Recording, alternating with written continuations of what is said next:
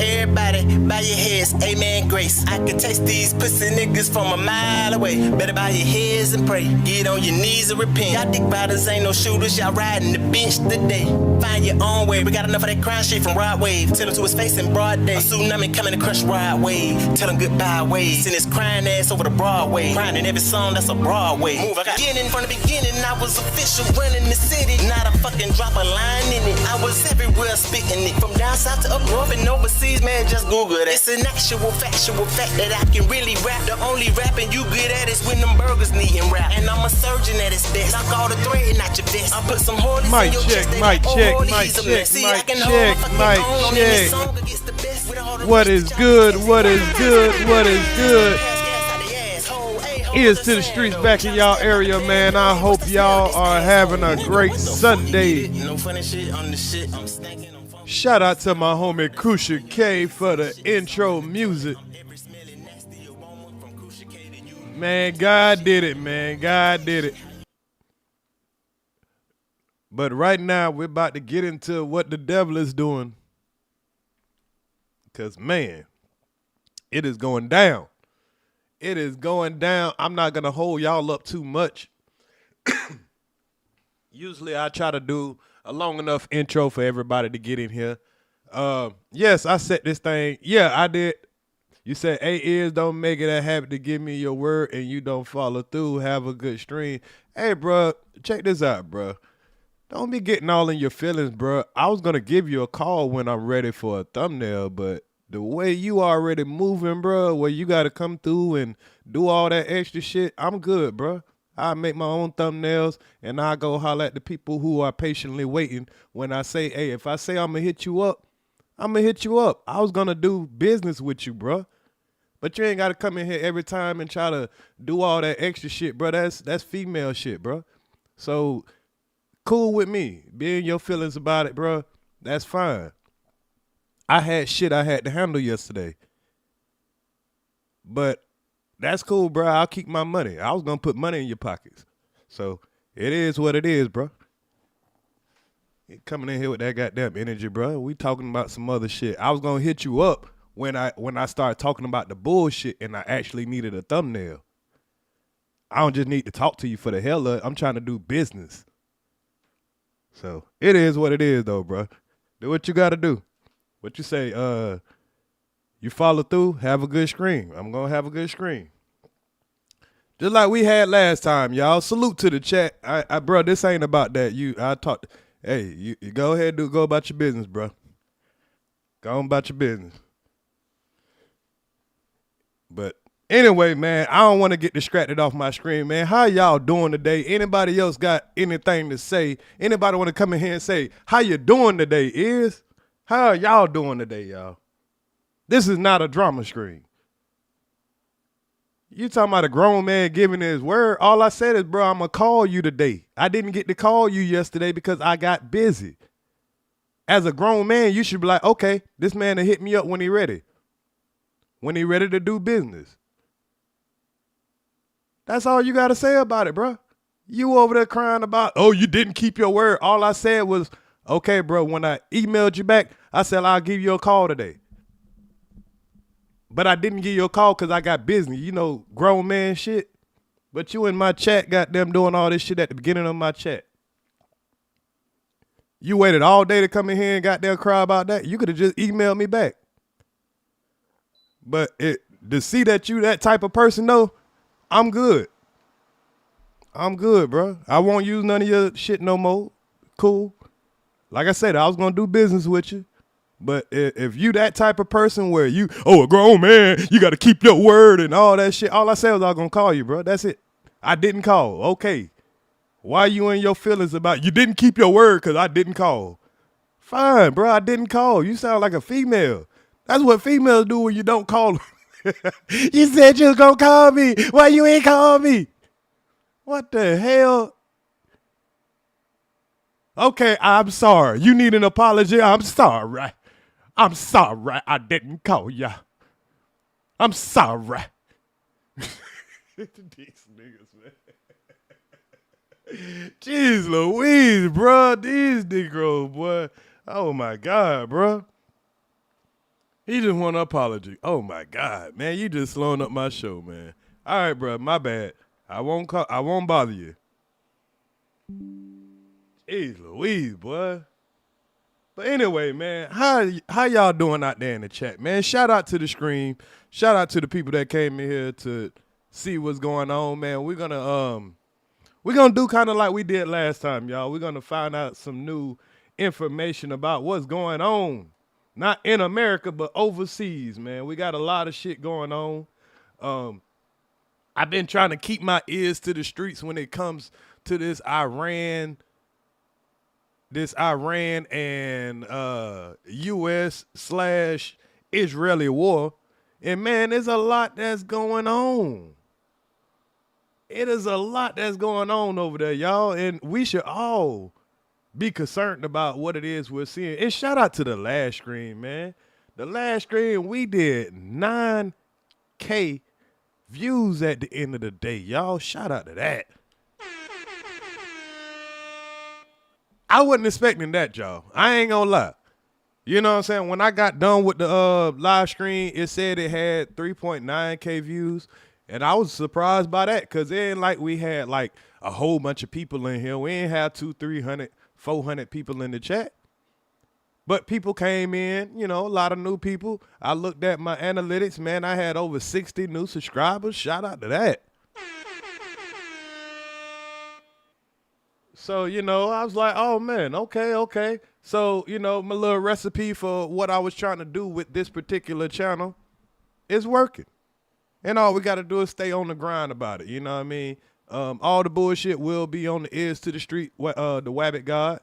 All the news, live streams going to be on here. And then when I clip up things, I'm going to put it on my Ears to the Streets urban news. That'll be where all the clips, all the uploads. Let's just put it like that. When I upload something, I'm going to put it on Ears to the Streets urban news. When I do shorts and stuff, I'm going to put it on urban news. But when we're going live about something, and it's not just about politics, about everything, we're going to be over here going live. I decided not to come on camera, but I got a still shot right here. Y'all know what I'm looking like, but I'm over here smoking on big blunt. So, you know, I don't want to get in trouble for my videos or whatever. We already going to get in enough trouble for talking about politics. Y'all know our government hate to hear us talk about what the hell be going on. They want to keep us in the dark.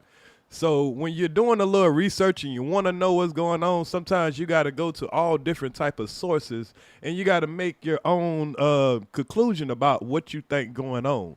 So that's what we're going to do, y'all. I am not trying to tell y'all what to think. I'm just giving y'all my observation. I want y'all to I want y'all to make your own observation. I need y'all to make y'all own observation. You know, Earz is not trying to teach y'all anything. I'm just giving y'all the news and let y'all decide what you think and how you come to it. Because, you know, a lot of people don't know where to get credible information from. And, you know, we see a lot of fake stuff going out here. We're in the age of AI, so we're going to get a lot of fake information. But we're in the age of everybody has a cell phone too, so a lot of things we get to see in real time. And that's something they didn't have the luxury of 30, 40 years ago, man. Even 20 years ago, like they could just tell you anything.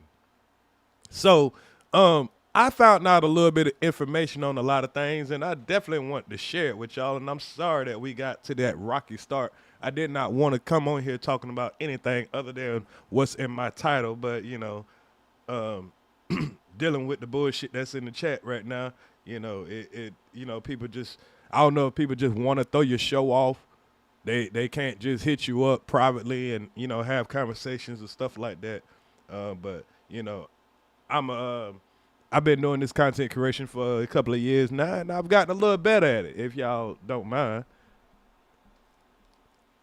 What you say is stressful already, but if this goes to ground war, yeah, and that's what we're going to talk about. We're going to talk about if this thing is going to go to a ground war where we're already talking about sending ground troops over there into, not our ground troops. I believe they're trying to send, the Kurds, the Kuwait some Iraqi troops, the Kurds, all of that stuff like that. They ain't like American troops, and they're probably gonna send like private what they call them, mercenary soldiers.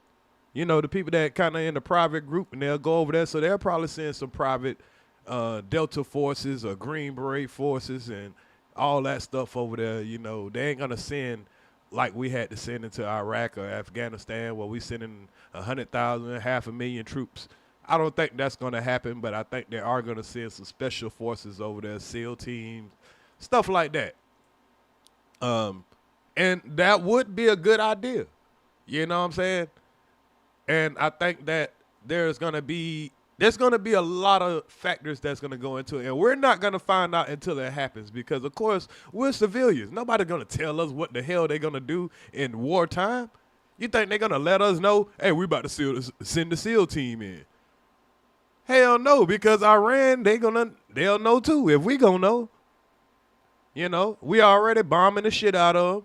You know, bomb, trying to get rid of everything, and then sending a couple of forces, SEAL team. They're right there by the coast, so they might have to go through a couple of deserts, cross a couple of mountains and shit. But, you know, they're going to have to do what they got to do. So it's going to be, I know one thing, they better get it done fast. Because right now, we need to stop the bleeding. Because right now, our pockets are bleeding. Yes. Our pockets are bleeding majorly. So let's get into some of the, you know, information that I happen to run across. I don't know if everything is true, so y'all do not say, oh, Earz, you ain't telling the truth. I'm just telling you what they showing, what people are showing across the world. And a lot of times I like to try to go look at some of the news sources from other countries, you know, because if, you know, because they're gonna report it from their side. We're gonna hear from our side. So, you know, let's just see what it is everybody's saying, and then we can make our own decisions. So, where should we start at, y'all? Where should we start at? Let's start at our elected officials. Let's see what they're saying first, okay? You know, we want to give our elected officials the first word on everything, right? I think that's fair. So let's go to maybe some of our elected officials like Pete, what his name? Pete Hegseth. Y'all know the motherfucker I'm talking about. I can't pronounce his last name. What, Hegseth? Pete Hegseth used to be the Fox News anchor. Trump gave him a job because, you know, he did enough, you know, gobbling. A lot of guys that, you know, as long as you do enough gobbling for Trump, you'll get you a head spot. So let's see what he had to say. You say, yeah, foreign news popping on YouTube war. Yeah, man, everybody is talking about this shit, man. I think I watched too much of the shit, man, because now I can't get the shit off my timeline. I'm talking about I can't get this shit off my timeline. Everything, I'm like, God damn, okay, I want to go back to watching this shit. But now every fucking news source in the world is popping up on my timeline. From India to goddamn the Iran, well, not the Iranian. Who else? I know India news is popping up on my shit a lot. I'm seeing some Chinese news on my shit. I'm seeing shit from Al Jazeera, fucking a whole bunch of names I can't even pronounce. All on my damn timeline. So we're gonna just look at some of everybody, man. We and make our own conclusions. So let's start here. To our steadfast partner, Israel, your mission is being executed with unmatched skill and iron determination. What? Hold the fuck up. I thought we was over there for us. According to them. So now you telling me we are over there for an Israel mission? Say that again one more time. Say what, boy? To our steadfast partner, Israel, your mission is being executed with unmatched skill and iron determination. Fighting shoulder to shoulder with such a capable ally is a true force multiplier and a breath of fresh air. Not really, because what do we get from Israel? I mean, that little tiny country, we get more for being friends with probably Iran. Shit. I would have rather been friends with Iran, knowing the type of shit they got right now. Shit. I'd have rather been friends with somebody else over there in the the Middle East, man, because it seemed like, and I'm not talking shit about y'all, Israel. I know it's illegal over here in Florida to talk shit about y'all. I'm just saying, like, y'all are not being a great friend right now. Y'all are a good friend. Y'all are cool. We like y'all. There's no anti-Semitism over here. We love y'all and everything. We're just saying that maybe y'all should calm down a little bit. Maybe y'all should, relax a little bit. All this pressure y'all putting on y'all self, I think y'all are, doing some self-inflicting wounds. This is just our opinion. We ain't trying to be mean. You know what I mean? I don't want y'all to goddamn, try to put me out of commission. I'm just a small YouTuber. But I'm just saying, bro, y'all doing a little too much. And you're costing yourself. We salute your courage and your contribution. So, now Trump over here, let's see what Trump got to say. Now, well, Trump ain't got nothing to say right here, but Israel, this the shit that y'all, no, this is Iran, I'm sorry. So, Trump been bombing the shit out of Iran. Booming the hell out of Iran. So this is what it's looking like over there in Iran right now. They ain't in no good shape. Ooh, shit. Imagine driving down your highway and you just trying to get home from work. This is what it looked like on your way home from work. Just imagine that, y'all.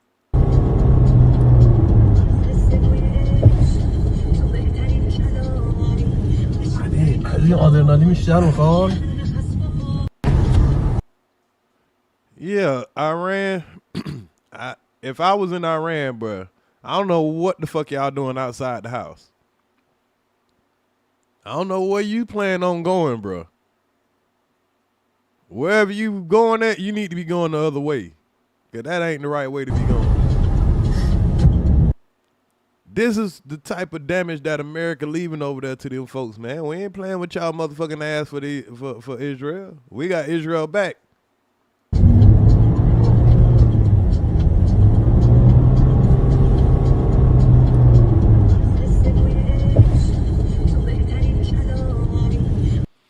But at the same time, Iran ain't bullshit neither, y'all. At the same time, Iran, hey, this is what it looking like. I'd probably rather it look like that in Iran, I ain't gonna lie, than to have my shit looking like this outside of my window. Cause this is what Iran doing to these folks. And this come from Russian news. Oh, shit. Oh, shit. Hold up. That shit just scared me through the computer. I ain't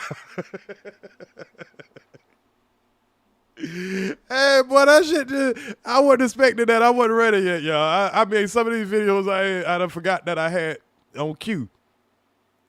Shit, boy, if I'm at my window and I see some shit like that, boy. But this is their defense, though, y'all. This is their defense. This is Israel shooting their interception missiles.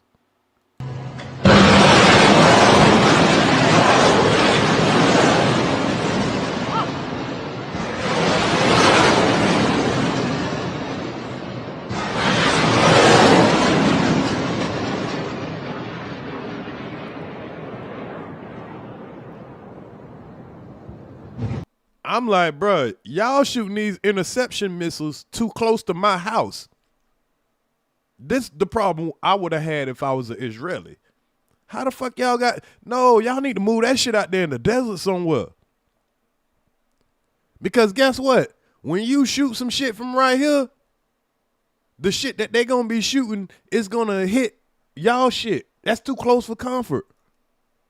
They shooting this shit out of the middle of downtown, seem like.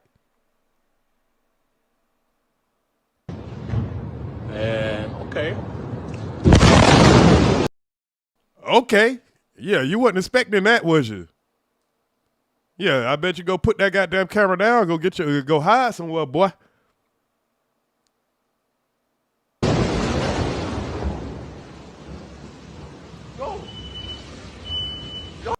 Oh shit. Now you see the problem with them sending those missiles out there is supposed to be stopping. These supposed to be interception missiles. But them bitches ain't intercepting a lot of shit no more. And I'm gonna show y'all why in a minute. That's why I say don't be shooting them shits by my house, cause guess what? You ain't gonna do nothing but make them damn detectives come blow up shit by me. Oh! Ja, bless, so no. Jag är i bällen. They blew that shit up. Y'all was just firing off missiles, and now all it took was like 30 seconds. Anyway, that wasn't even a whole 30 seconds. Han är i bällen. Jo. Han är i chock. Man, imagine looking out your window and this is all you see. That's crazy. Fucking chock. Han är fucking chock. Wow. Frag dig. Yeah, let's play that again. See, he was ready to beat on his chest. Yeah, take that, Iran. Until them motherfuckers sent some shit right back.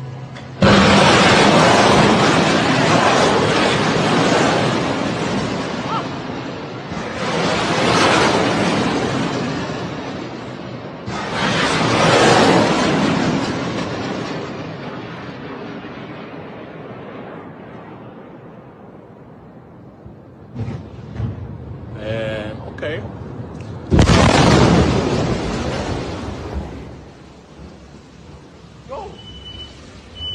Go! Ja, bless, so no. Jag är i bällen. Han är i bällen. Yo. Yeah. So, Iran, they're punching back pretty hard, y'all. I ain't lying. I am not lying. Iran is punching back with a hard punch. So we all want to know what the fuck is this that they punching back with, right? And it seems like there's a lot of weapons that they have a choice of. I think the weapons that they were shooting, they said that was their old shit. Yeah, that was their old shit. They new shit. I don't know if they ready for the new shit. So let's get an idea of what they new shit looking like. And this is called a cluster bomb. So let's see. I got a lot of videos that we can go through, y'all, that we can get an idea of what the hell going on. But let's just go here. I think that bomb that just hit them, I think that was one of those hypersonic missiles. Cause you ain't even see that bitch coming in.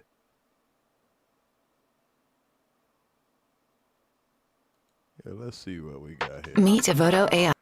We didn't even see that shit coming in. So let me pull up my next slide. So let's get an idea of what these cluster bombs and these hypersonic missiles are hitting on.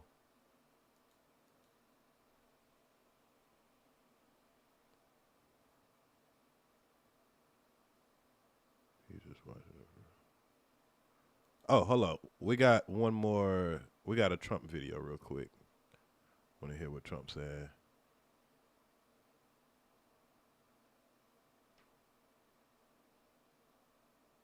Okay. Yeah, I got a couple of more videos. Hold up.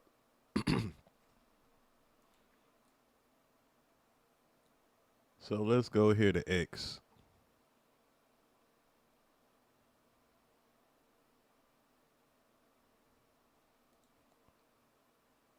So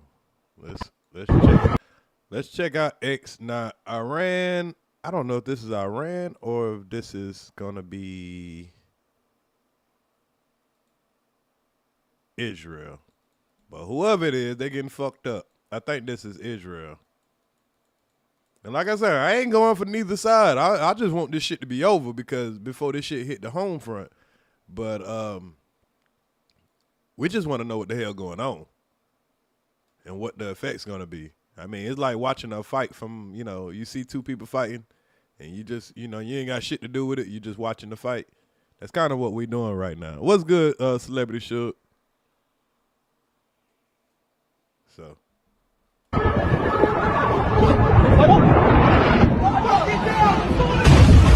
Oh, shit.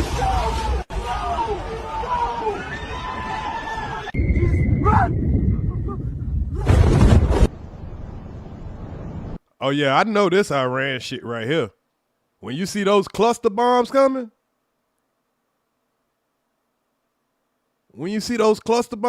yeah, that's Iran with the shit. Y'all should have left them folks alone.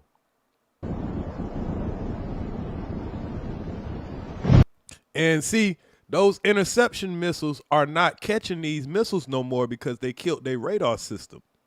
And we're going to not killed it, but they destroyed a lot of the American radar systems that tell them where these missiles are coming from. So that's like Iran is playing a strategic war. Now, we fucking them up. Don't get me wrong. We bombing the shit out of them. We fucking them up all type of way. But right now, it's like it's an even fight. It's like hitting your opponent with 1,000 cuts. You know what I'm saying? So it's like we're not dominating this fucking fight.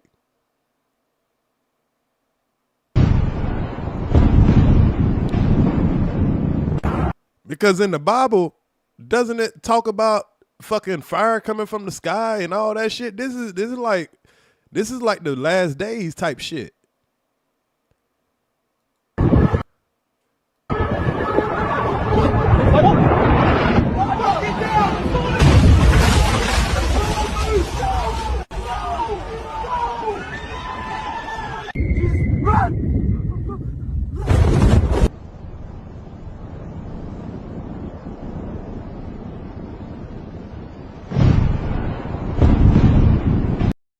Bruh, y'all motherfucking interception missiles are not intercepting. This ain't supposed to be happening. And we're hearing our government telling us, hey man, yeah, we done did this, we done did that, everything good. This don't look like everything good. I need some Iranians, not Iranians, I need some Israelis to tell me everything is good. Cause everything good over here in America, we cool. But everything ain't good for them folks if they got fucking fire raining from the sky.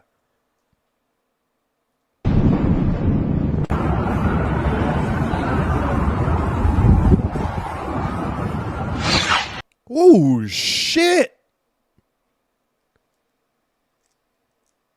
What the fuck? Hell nah, bro. See, this the type shit 20 years ago you wouldn't be able to see. They'll just tell you anything.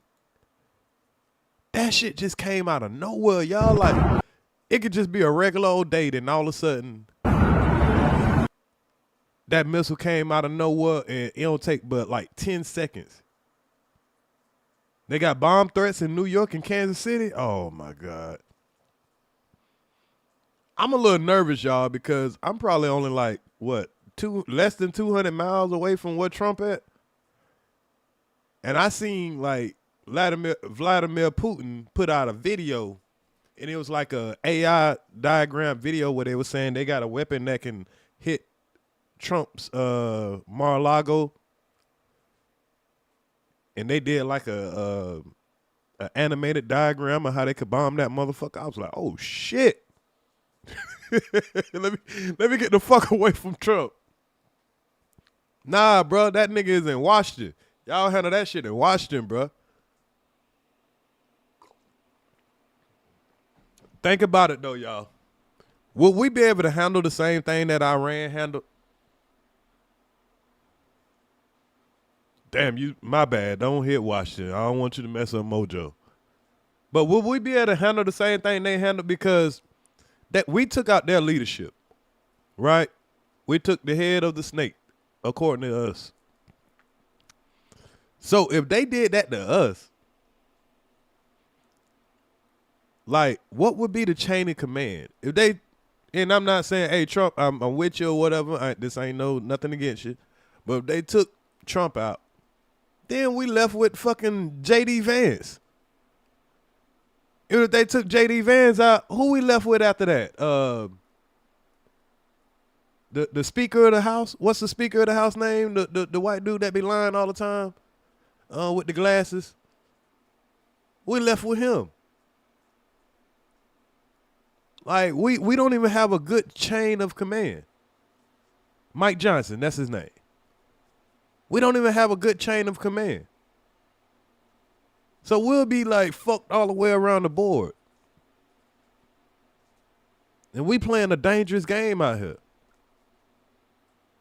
Newt Gingrich? Oh, hell nah. He been out. When they found out he was messing with them boys, they got rid of him.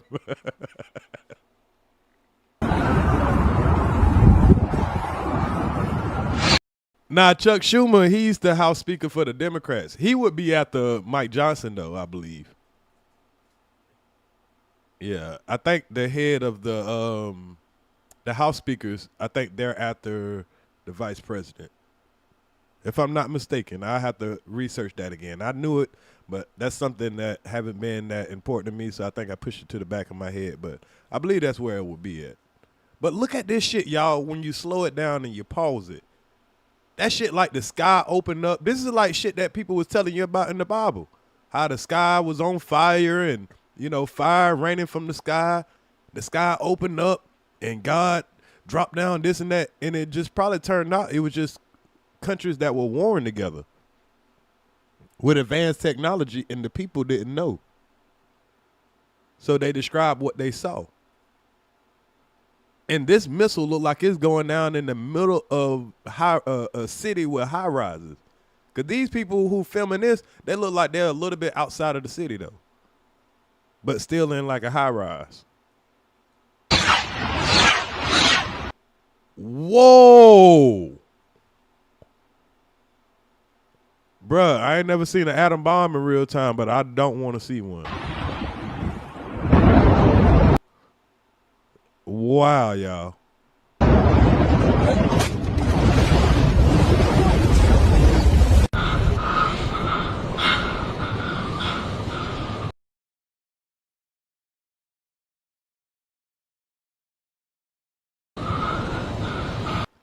I seen that shit coming in the water, y'all.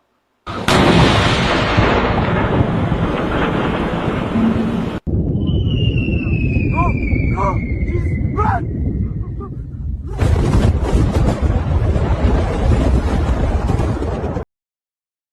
Hey, man, Iran them, they over there wilding out, y'all. Iran them over there and just wilding out. So just then, and unusual, China is recording the U.S. war live. The U.S. attacks on Iran have become a vulnerable military intelligence laboratory for China. Right, because guess what? China is watching all this shit and trying to see what it is America can do. They want to see all the weapons that America use. They hoping that America have to shoot as many missiles down as possible. You know why? Because after we done use all these missiles fighting with Iran, guess what? If they wanted to fight with us, if they wanted to send some missiles over here, we going to be short on missiles. It take us way longer to replace all these missiles and bombs and shit than we can actually make. It takes us years to make this shit. North Korea too, Russia too. All our ops, all these people we've been bullying, they're watching us deplete all our military strength to try to fight a country that we should have been done with them like Venezuela. Y'all didn't see us have to do all this with Venezuela. We went in that motherfucker, we was in and out. We grabbed their leader, nobody got hurt. And I think that boosted our head up when we did that. Cause we was able to go do that so easy. Oh, we could go do whatever we want to with anybody. And now we over here fighting like hell with these Iranians.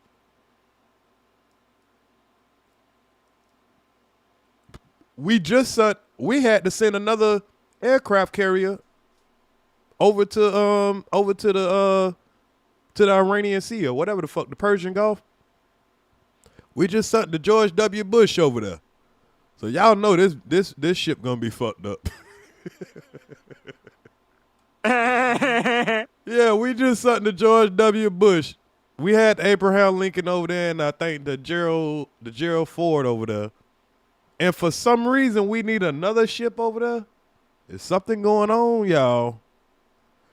We ain't feeling like we winning this war. Cause why would we have to send another multi-billion-dollar aircraft carrier over there if we just punishing shit? We got 2 of them over there already. We only got, I think, we got 12 altogether from my research. 3 of them are getting maintenance. So that leaves us with 9 left. And we got 3 of them right now that just had to go over here to the Middle East. So that leaves us 6 ships left. Now, you know, my nephew, he's over in Japan.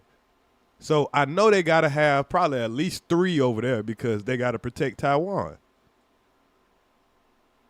So that leaves us, what, 3 left?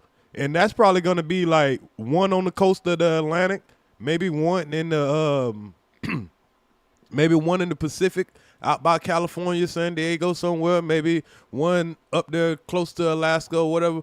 We're running thin. We're running our military thin, to be honest. In my opinion, I mean, I'm not on the inside, so I mean, maybe I don't know shit. But yeah, let's look at this real quick. Now, China is watching us. China is watching this war really closely, trying to see exactly how many missiles we're using, how many we can remake. They're seeing what's getting blown up, what kind of technology we're using, what type of technology we're not using, what's working against us and what's working for us. It's like scouting a basketball team that you're playing or scouting a boxer. You seeing what their, what their weakness and their strengths are.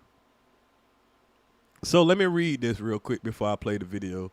The U.S. attacks on Iran have become a variable military intelligence laboratory for China. More than 300 Jilin-1 satellites are recording every detail, second by second, from mutation, refueling, and mission trajectories. Sorry, y'all. I'm going to butcher a lot of these words. I'm not the best reader in the world, especially with words I'm not familiar with, but hey, work with me. China is turning U.S. war doctrine into a database, including refueling times, air defense responses. According to experts, this data could give China a military research and development advantage that will last for decades. U.S. war tactics are being thoroughly analyzed. And I'm going to show y'all a person that I end up running across on YouTube that even he's doing the satellite analyzation. So it doesn't take a military specialist to even track the satellites and track the movements of the war and what's going on in the war. We in a different time, y'all. But let's see what China is looking at.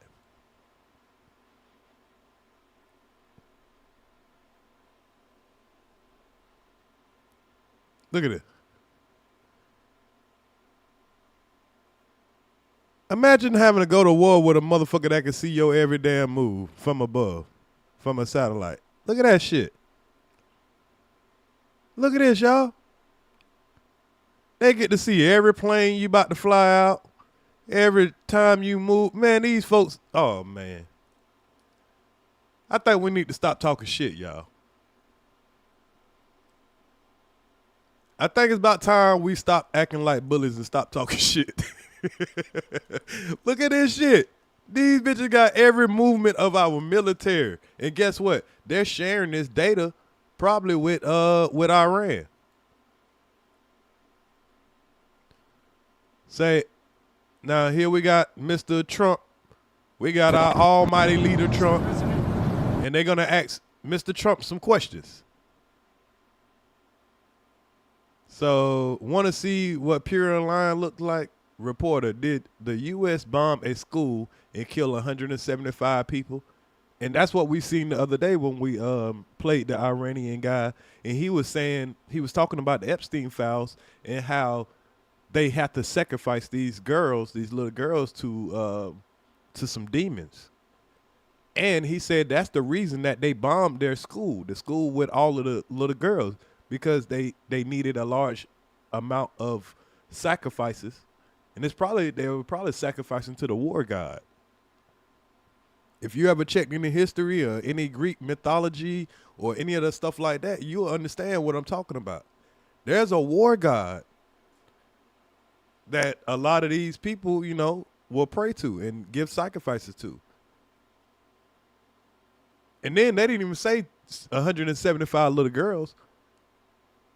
Trump, it was done by Iran. Reporter, is that true, Mr. Hexel? We're investigating. It was done by Iran, but we know this the type of shit Trump will do. Everything that happens, he gonna say it was the Democrats that did it.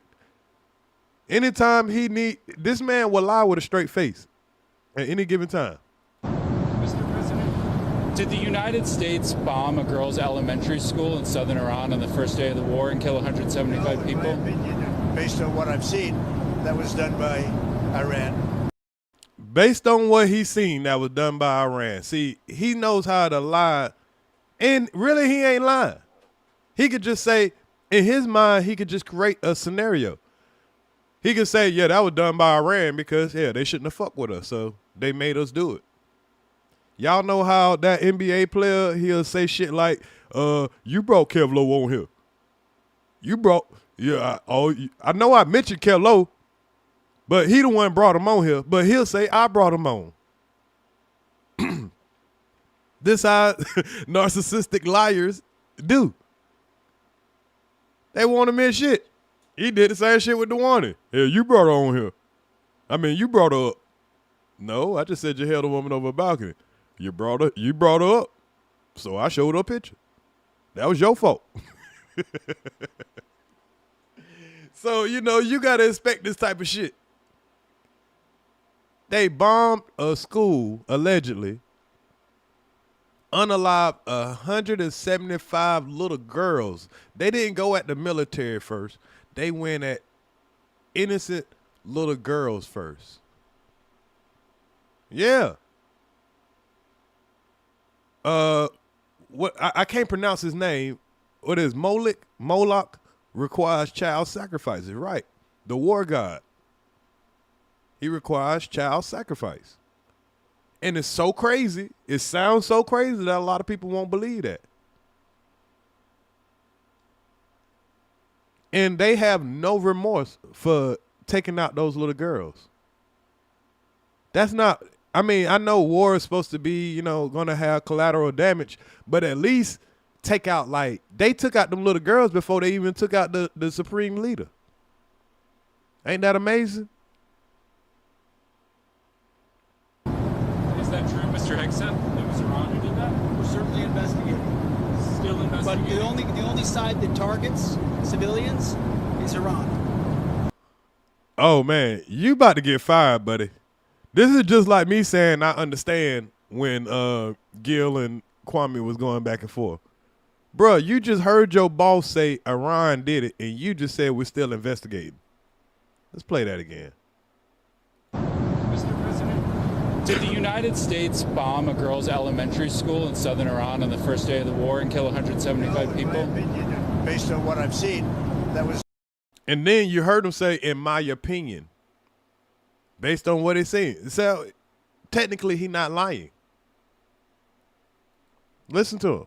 President, did the United States bomb a girls' elementary school in southern Iran on the first day of the Okay, my fault then. My fault, y'all. I don't want to be giving bad information. They got the leader first. I thought they was both on the same day. They got the leader and the girls, I believe. But if they got the leader first, my fault, y'all. I'm not, you know, I'm not saying everything I'm saying is 100% accurate. I'm learning right along with y'all. So don't say Earz out here giving bad information. That's why I let y'all hear it y'allself.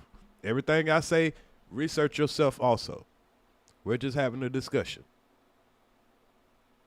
war and kill 175 people? Based on what I've seen, that was done by Iran. Is that true, Mr. Hickson? It was Iran who did that? We're certainly investigating. Still But investigating. the only side that targets civilians is Iran. He said the only side that targets civilians is Iran. These demons can sit there and say that with a straight face. He said, salute, Earz. In Hillary email, she was talking about sacrificing chickens. Oh, man, I believe that.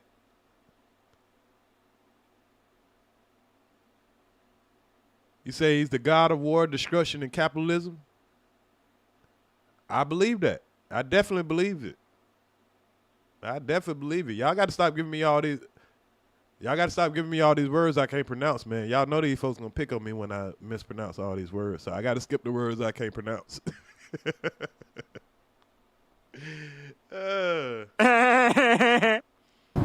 think it was done. We think it was done by Iran because they're very inaccurate, as you know, with their munitions. They have no accuracy whatsoever. It was They ain't got no accuracy. Shit, me and them boys ain't got no accuracy. Shit. You say they ain't got no accuracy. So you telling me they got such bad accuracy that they can bomb somebody right there in the same backyard, but now all of a sudden they got all the accuracy in the world when they hitting all their targets across the water? Get the fuck out of here, bro. Them folks got way more scholars than we have over here. But this the type of shit we deal with, y'all. Said, if y'all miss young Farrah breakdowns, you miss a lot on child sacrifice. Hey, I mean, yeah. I do a lot of, researching on it myself, but like I say, I can't remember all the names of the spirits and all that. I can understand more than I can teach it. So I wouldn't want to try to teach people and all that stuff about, a lot of names I can't pronounce and stuff like that because it end up sounding, too far off and all that stuff like that. But I definitely did a good bit of searching on a lot of these gods and false prophets.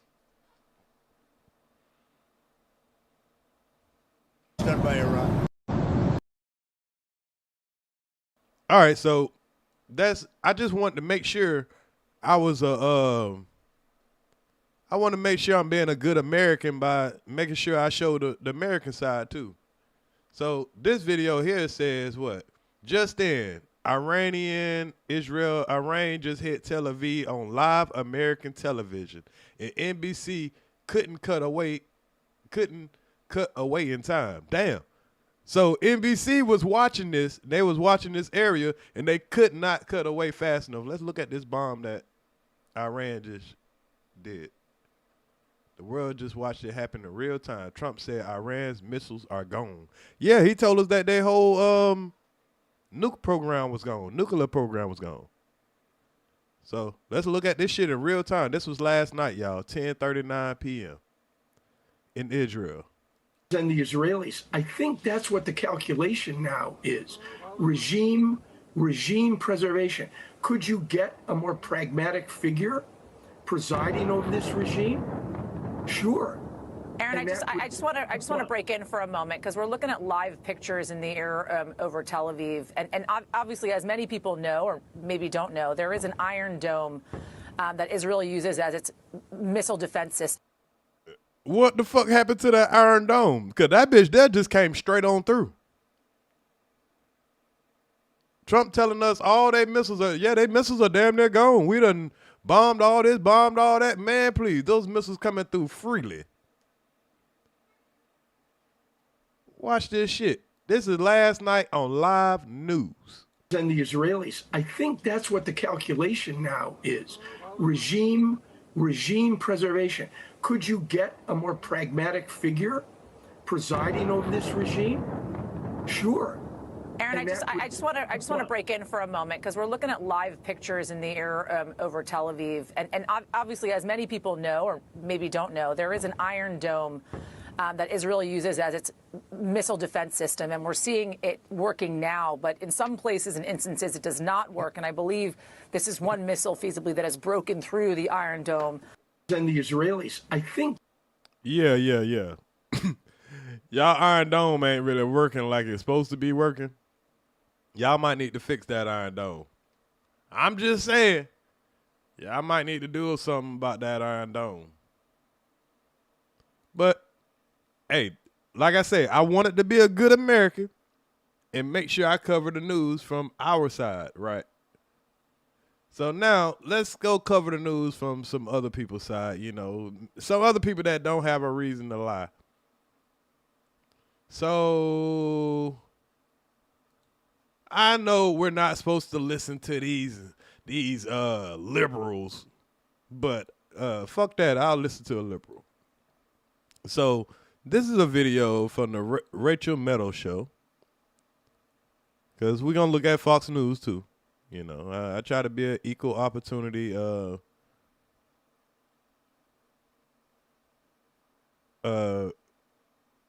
research, whatever the word you might want to call it. My bad. I try to look from all sides. If you only look from your if you only look from, you know, who you like, then you might get bamboozled a little bit. So, hold on, let me pull up.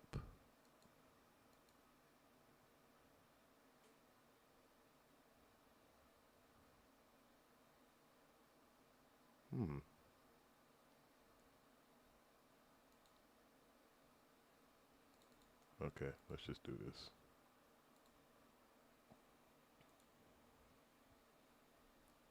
Give me 1 second, y'all. I gotta crop the screen, right? All right, here we go. Now this is I found some videos. Let's get into it, and I'm gonna get into the cluster bomb too, because I know I put that in the title. So we're gonna get an understanding about this cluster bomb. But let's get a kind of idea of what kind of strikes have been carried out. What targets have been hit. So this was from, I believe it was from yesterday. After Iran's Islamic Revolutionary Guard Corps released a dramatic statement announcing a new phase of its military operation targeting American positions across the Gulf. According to the statement, the latest wave of strikes involved a coordinated barrage of next-generation missiles and drones aimed at key U.S. military installations in the United Arab Emirates and Kuwait. Iranian commanders declared that the operation had inflicted heavy damage on critical military infrastructure, including radar systems. Radar systems, y'all. So I believe a lot of our news sources, and I ain't gonna say they're lying, but I think they're leaving out a lot of stuff because they got to keep us with the idea that we're the biggest, baddest motherfuckers on the planet. But right now, and the reason we seem like we're the biggest, baddest motherfuckers on the planet because we have a lot of technology. And one of our technology is having these radars that can detect a missile coming from every direction, right? But what happens when you take out those radars? What happens when you have a lot of soldiers and stuff that have been in relax mode? Like, this is not like the 70s and the 50s and all that, where you didn't have all these cell phones and people distracted and all that. Like, a lot of our soldiers, they going into the military not to go fight a war. They're going in there for the easy money. Half of them ain't doing their job. They on their phone. Y'all done had Iran over there with no internet, no power, no nothing. Them folks over there fucked up. So they're more focused, in my opinion. Not a lot of distractions, not a lot of lies. Just all faith. Right now, they're fighting on faith. They're fighting for their lives. We're not fighting for our lives. And Israel don't have enough people to, you know, really fight for their lives.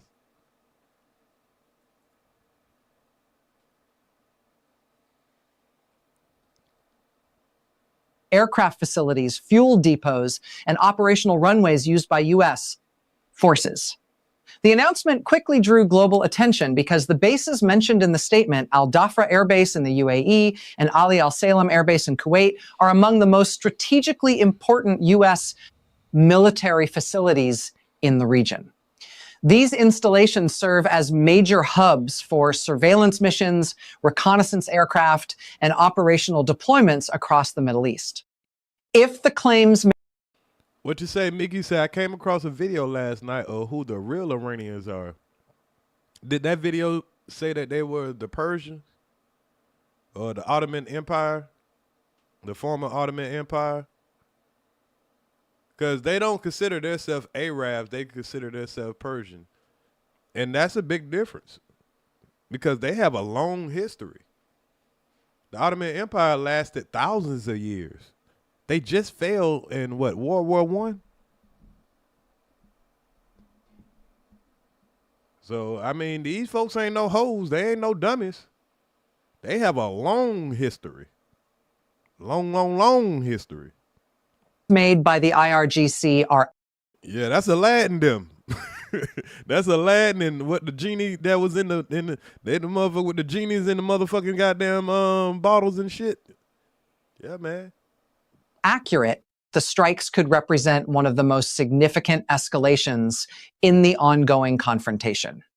Before we dive deeper into how these strikes reportedly unfolded, what exactly Iran claims was destroyed, and why these particular bases were targeted, make sure you hit the like button and subscribe to the channel so you don't miss the latest dramatic geopolitical developments.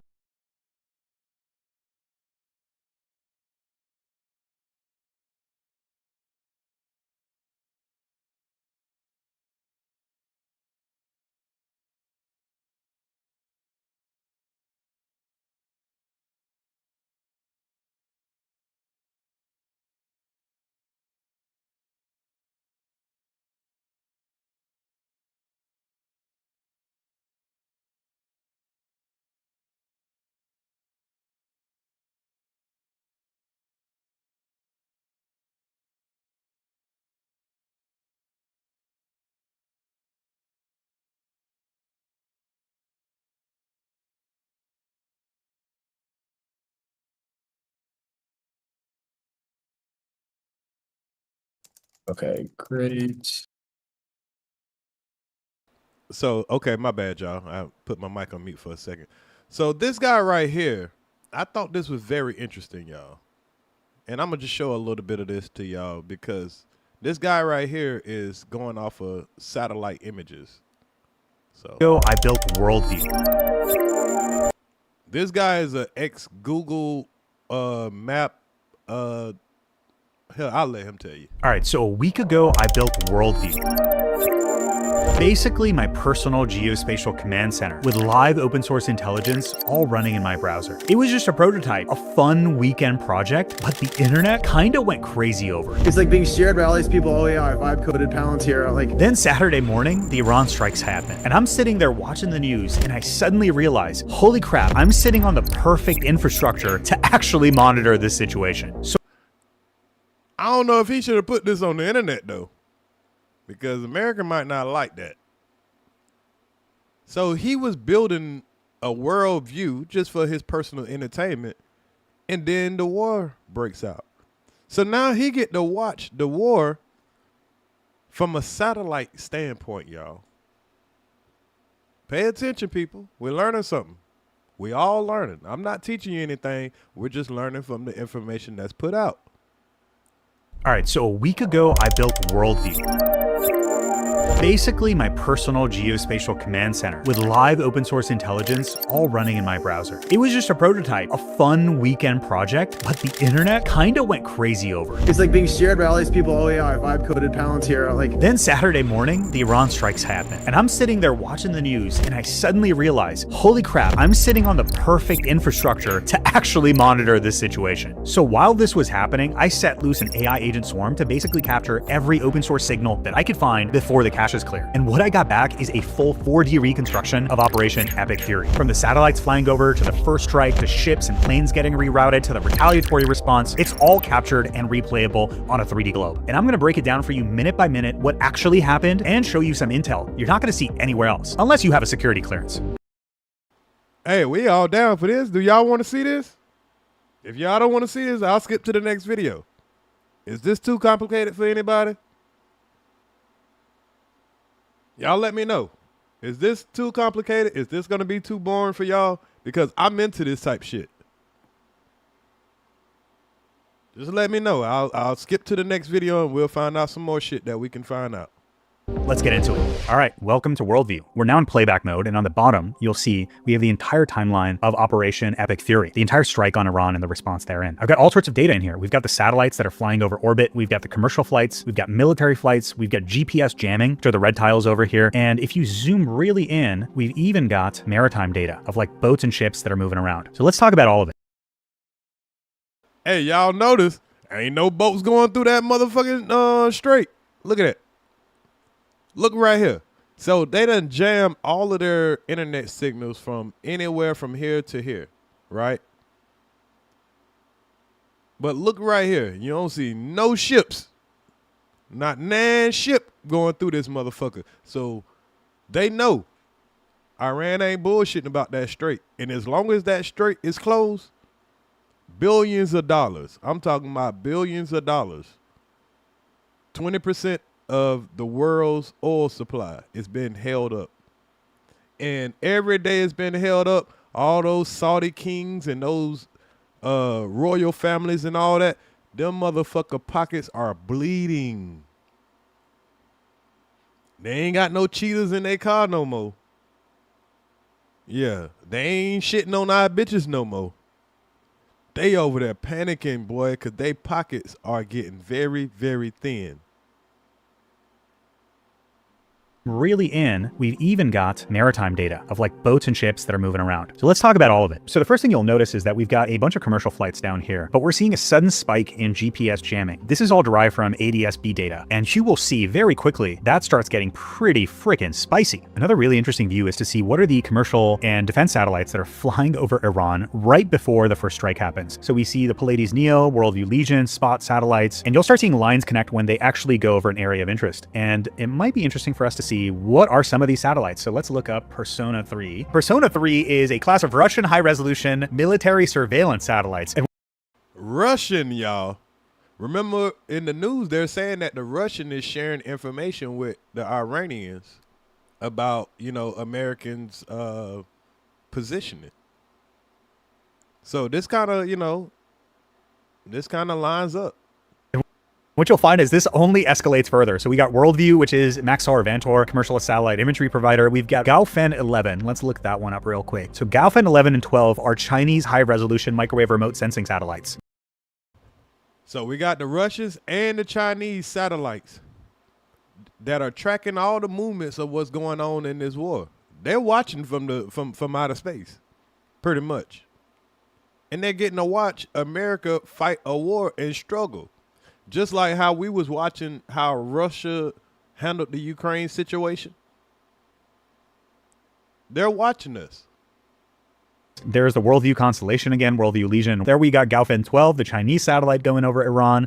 Directly over the point of interest. We got Capella and Gaofen. So Capella is a synthetic aperture radar satellite. The thing that was used to like map the stuff below the pyramids that's been going viral. And the cool thing about synthetic aperture radar is like it can see through clouds. So whether you have clouds or not, this thing will penetrate. Pleiades Neo, a really nice European satellite, another Chinese satellite. And so as we get to 0 hour here with the first strike, you'll see a lot of countries are interested in what's going down. Of course, you got the Chinese, we got the Russians, and let's take a second to look at this satellite over here. USA 234 Topaz. Wonder what that is. Oh, that's right. Cool. Very cool. All right, so we have 0 hour strike on the nuclear base in Iran and the Topaz military spy satellites going over. And then what's good, Brew Life? Right after you have a flurry of activity, the Chinese and the Americans making sure they're imaging what it is they bombed. So my guess is what's happening is the initial satellites are documenting the initial positions, and then right after events start escalating, you've got other satellites imaging what happened after the fact. So what you'll notice is other events pop up on the map. They're typically very closely aligned with satellites flying over. And there we go, Tehran's in internet blackouts. But the satellites fly over Iran just continues, especially as you see strikes in other parts of the country. And by the way, this doesn't include all the other spy satellites because a few of them just aren't tracked, or we only have the last known position for when, you know, open source folks are actually doing the tracking. And then, and as all the strikes complete, we got a completely new suite. We got the spy satellites going over, we got the commercial satellites, all of them. And by the way, like 90% of the business of most of these commercial satellite providers is the US government. And then it's like companies like Google, Apple, and Microsoft for maps and things like this. So very cool. I haven't seen anyone else really correlate satellite flyovers with these type of global events, which makes a ton of sense, right? Like what are the areas of interest that are being imaged? And what does that tell us about the various sites? So And then this tells us, man, if you got average people, you know, I ain't gonna say average because I'm the average person, but if you have, you know, these smart people that can see this stuff, imagine what sophisticated militaries like Iran can do, or China, or Russia, or the U.S. Another interesting thing that you'll notice here is, like, obviously we got a bunch of commercial flights, but as GPS jamming intensifies and we get closer towards 0 hour, notice how a bunch of these flights start redirecting. They're just going straight right, like, I'm getting the hell out of Dodge. I ain't going that way. But yet there are a few brave ones that trudge on. Let's see which ones those are. Let's see, we got THY 631 and VIR 354. And okay, this is... So through the whole country of Iran, you only got 3 airplanes that are brave enough to fly over the damn country. And yeah, they are definitely brave. Now we got Tehran in a freaking blackout. And you've still got a bunch of these flights that are stuck in the middle of this all. And imagine your whole country having a blackout. I don't want to imagine that, because if that happened in America, oh my God. Oh my God. A whole country with a blackout. These flights that are continuing, they're going full Leroy Jenkins. And this one is Turkish Airlines. They want to get to Turkey, which is on the other side, which kind of makes sense, right? Like, there's a bunch of commercial air traffic and stuff going on over here. But yeah, imagine being on these flights as shit's going down. Oh my God, that has to be absolutely crazy. Meanwhile, all these other flights that we saw that are getting the hell out of Dodge are just happy to be out just in the nick of time before Iran is declared a no-fly zone. Now let's take a look at the various airspaces getting shut down after the first strike happens. Very quickly, you'll see that as soon as Iran's a no-fly zone, Iraq is right next to it, right? Like, they're the next to go down. They're like, holy shit, get the hell out of Dodge. This is about to go crazy. And you'll see Iraq pop up over here. So their airspace is largely cleared out, and then the other Gulf countries are going to follow suit. So you'll see right as we get to about here, Kuwait closes down its airspace. These are... Yep. Because you know why Kuwait closed down their airspace? Y'all know those 6 U.S. soldiers that lost their life?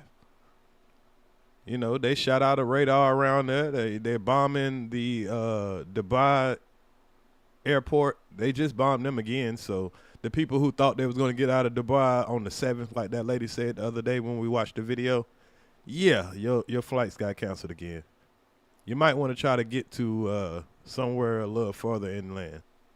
Are Iran's retaliatory strikes, right? So the U.S. has air bases all over the place, right? Including in Bahrain and Qatar. And you'll see they're going to get targeted next by the Iranis. So there we go. That's the 5th Fleet. That's a military base run by the U.S. that got hit. You get all... That got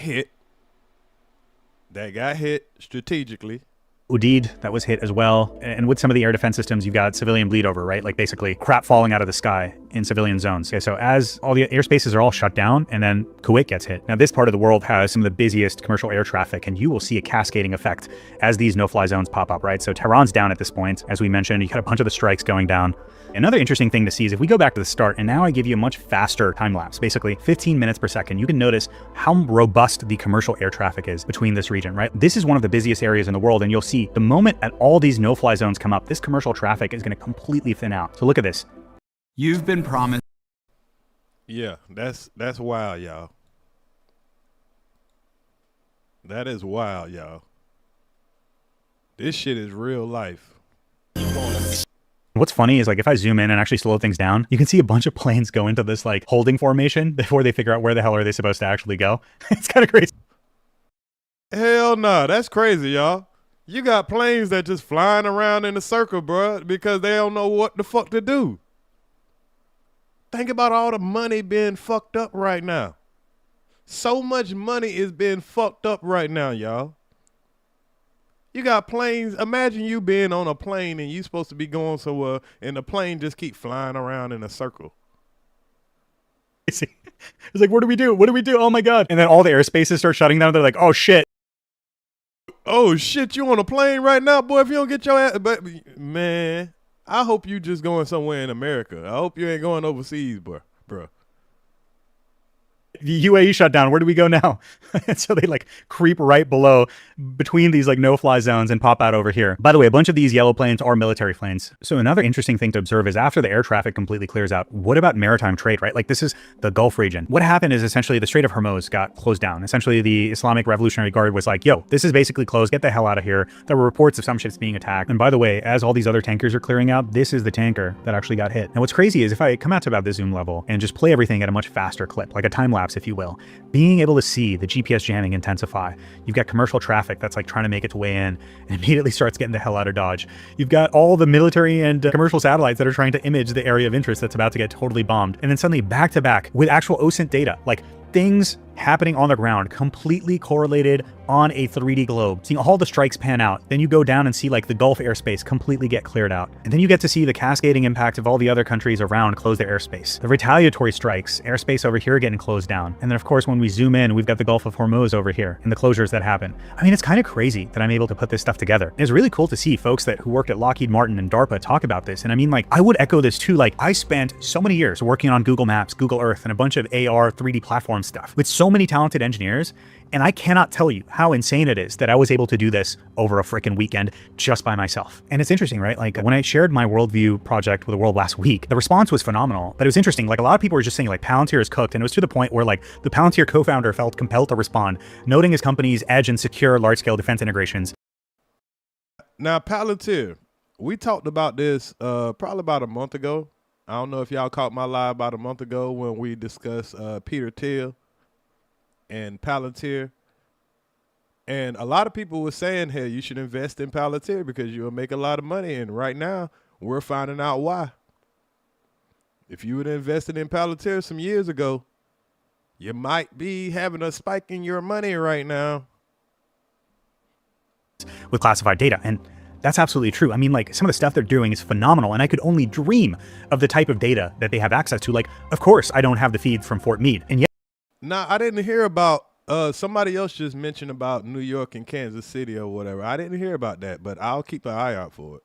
Yet it's kind of insane how complete of a picture you can put together without proprietary data fusion, just by taking advantage of the open source intelligence that we all have access to. I mean, to me, this is more compelling than any journalistic coverage that I've seen of the events that are playing out. Okay, Brew Life, you say Jamaica? Okay, so you might be good. You might be good. I think Kwame just came from Jamaica. I don't know if it's the same as Jamaica.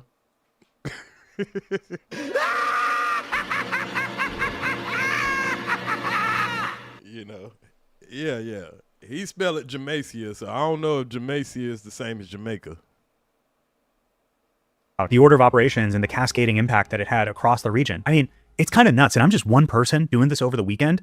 Holy crap, y'all. We are in a new era. And the response to this has kind of been crazy. Like people on the OSINT side that want this, on the journalism side that want it, folks that just want to monitor the situation on a big ass monitor, kind of like what we're doing right now. What's been particularly crazy is defense tech founders hitting me up, wanting to partner, saying that the capabilities that I'm showing are like leaps and bounds in terms of visualization above systems that the Department of War is buying. Like, oh Lord, that's sad. That's kind of sad that a guy at his house, you know, is doing this, and now the military is reaching out like, hey, man, can you help us? Yeah, man, shit, we got some motherfuckers here, but shit, you got some shit that we need. It's this funny thing where the government has access to some of the most exquisite sensor systems on the planet, like satellites that can literally capture a license plate or your face from space. But the software itself, it sounds like, hasn't completely caught up. But for the rest of us who want to monitor something in the most immersive way possible, feeling like you got access to like a freaking keyhole satellite or Argus IS overhead imagery system, this is the spot for you. And I'm excited to share. I'll be opening up Worldview in April. So stay tuned for that. Everyone that's been emailing me for access to help out, keep it coming. You can find my email online. And if you haven't seen my previous video about Worldview itself, you can check that out over here. Stay tuned for a lot of cool projects like this. I've got like 6 other items on the Worldview roadmap that are gonna be freaking amazing. So you're gonna wanna stay tuned for that. Anyway, if you enjoyed this video, please be. But yeah, I enjoyed that video. You know, it's not that long or whatever, but you know, the fact that, you know, there's people that can monitor what's going on right now, that's a little scary. That's just a little bit scary. So let's find another video to kind of get an idea of what's going on. Let's find another video. Oh, matter of fact, let's go to the video so we can understand what these cluster bombs are capable of. Shockwaves spread across the Middle East. Hold up. Hold on 1 second, y'all. Let me get my playlist back up. Y'all make sure y'all hit the like button, man. Actions from the Israelis. This is. We're gonna look at a little bit of Professor Ying also. So let's see what we got.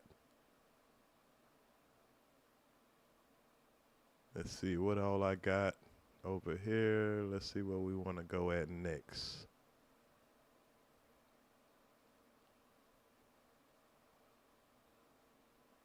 Okay, yeah,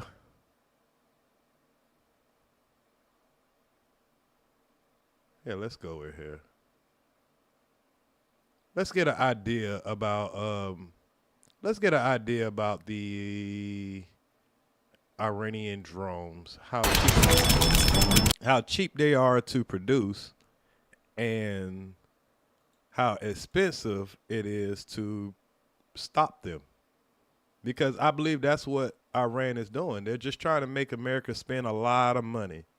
So let's go to CNN. I know nobody believes in CNN, but hey, I think it's you know, sometimes we can check out all sources. I think we can check out all sources. We're gonna look at some Fox News too. Tom, how significant is the concern that U.S. air defense may not be able to intercept many of these Iranian drones? It is significant, and it is growing, Pam. Wolf, let's take a look at what the U.S. is doing right now. They're fielding a previously unused military asset. I'm going to show you a life-size model that we bring into our virtual studio here. Hey, man, that's cool as a motherfucker, man. They got the virtual studio, so they about to tell us a little bit about what they know about what Iran got going on. This is the Nukes drone, low-cost unmanned combat attack system. It is, as you can see, about 10 feet long, about an 8-foot wingspan. It weighs about 180 pounds. It's powered by a propeller back there, which means very low heat signature, hard to track.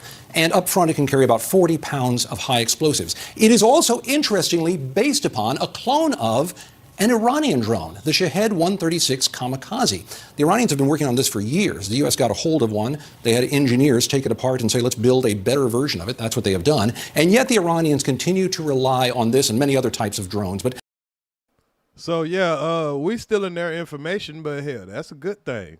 Now, can we reproduce it the same way they do? Well, I don't know about all that, but let's see. This one in particular they rely on for several reasons. One, compared to a missile, which requires a great big launch platform that can be targeted and taken out, and then the missiles are no longer useful. This can be launched from the back of a truck, from the middle of a field, from a boat, compared to a missile, which requires a big production facility, which also can be targeted and destroyed. These can be made in many covert locations all over that are hard to track down. And compared to a missile, which will cost at least $1 million, sometimes several million, this is cheap, only about $20,000 per unit. So when we look at these maps out here where you see places where drones have hit or missiles have hit, every time a drone is hit, it doesn't necessarily mean just one drone was launched there. Instead, squadrons of things are launched. They send many of them in precisely because of what you said at the top, Wolf, because if you have a system out there that can't stop all of them, you only need 10% to get through to do a tremendous amount of damage, as we have been seeing in these videos in various places. One of the concerns here is also that the cost of the systems to stop these is higher than the cost of the drones. In many ways, military analysts say the Iranians have been preparing for many years for just this type of conflict. So, though they didn't want to have... Yeah, they've been preparing for this shit. Yeah, they was waiting for the fuck shit. A war necessarily, now that the war has come to it, their use of drones is forcing the U.S. to fight a type of battle that the Iranians would prefer, even as the U.S. tries to turn that weapon back against them. What we're seeing play out here is essentially a war of attrition. It's the ability of the Iranians to launch missiles and drones versus the supply of U.S. and Israeli interceptors that can. So we got a U.S. retired Army vet that's going to kind of explain what's going on. Knock them out. Now, President Trump said a couple days ago, and rather absurdly, that there's an unlimited supply of missiles and interceptors and munitions, and that's simply not the case. But there are some signs that the Iranians had a lot of capabilities, but it's definitely being degraded. I mean, on the first day, they launched 350 missiles. On the second day, 175. On the third, it looks like about 125, and only 50 yesterday. So there's definite signs that they're being degraded. The other thing that they're working on is the launchers, the missile launchers. They started the war with perhaps 450. The IDF is claiming perhaps at least half of them have been knocked out. But they still have a lot of drones, a lot of missiles. the drones can be very, very dangerous. And we've seen play out in Ukraine. Of course, the Iranians were providing a lot of drones to the Russians. So it's probably going to evolve into a war of attrition. The ability of the Iranians to continue to mount attacks using their missiles, what's left of them, and the drones, and the United States racing against time to try to knock out their capabilities to deliver those munitions. Two sources have also. And the problem with that is, like he said, they're racing against time. The longer this thing goes on, the more we're in trouble, or the more that Israel is in trouble. Because we're supposed to be doing this to protect Israel, but right now it's looking like we can't really protect Israel. Also told CNN that at least one of America's Gulf allies is already running low on crucial interceptor munitions. Let's bring in Haley Britsky, joining us live again out of Washington. So one of the issues, Haley, with these Shahed attack drones that Iran is using is that they're designed to fly low and slow, which allows them essentially to evade air defenses. Walk us through it and walk us through what sort of options the U.S. has to be able to counter that. Yeah, so like you said, these can sometimes evade air defenses a little bit easier than Iran's ballistic missiles. And we know that attack drones are frequently used by Iran and its proxies throughout the region. We've seen them target U.S. forces for quite a while now. And Secretary of Defense Pete Hegseth, Chairman of the Joint Staff General Kane, apparently telling lawmakers, according to these sources, that, kind of downplaying the concerns about this, but at the same time saying that they likely would not be able to catch all of them because Iran has so many of them. And I really have to iterate here how. And we definitely been seeing that, man. These folks been sending these cluster bombs, and like I said, we're going to get into the cluster bombs in a minute. But, yeah, you can't catch all of them. And if only 10% get through, that's 10%. That's out of 100. If 10 can hit their targets, that could be a big problem. How big of a deal that is, how striking of an admission that is, given the resources, the money that the U.S. has poured into the counter-drone problem. Since watching...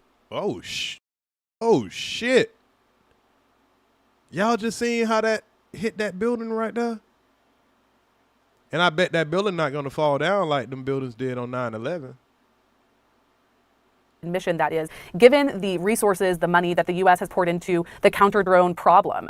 Since watching Ukraine's war against Russia, the U.S. military has been very aware of the threat of drones. They've been training on these cheaper drones, getting defense industry to build more of them so that the U.S.'s arsenal had them as well. So this was a really big issue that the U.S. military has seen coming, but essentially telling lawmakers that it was more of a problem than they anticipated. And we've seen the very real cost of this, right? Just a few days ago, 6 U.S. service members killed in what was a suspected drone strike on a facility they were working out of in a port in Kuwait.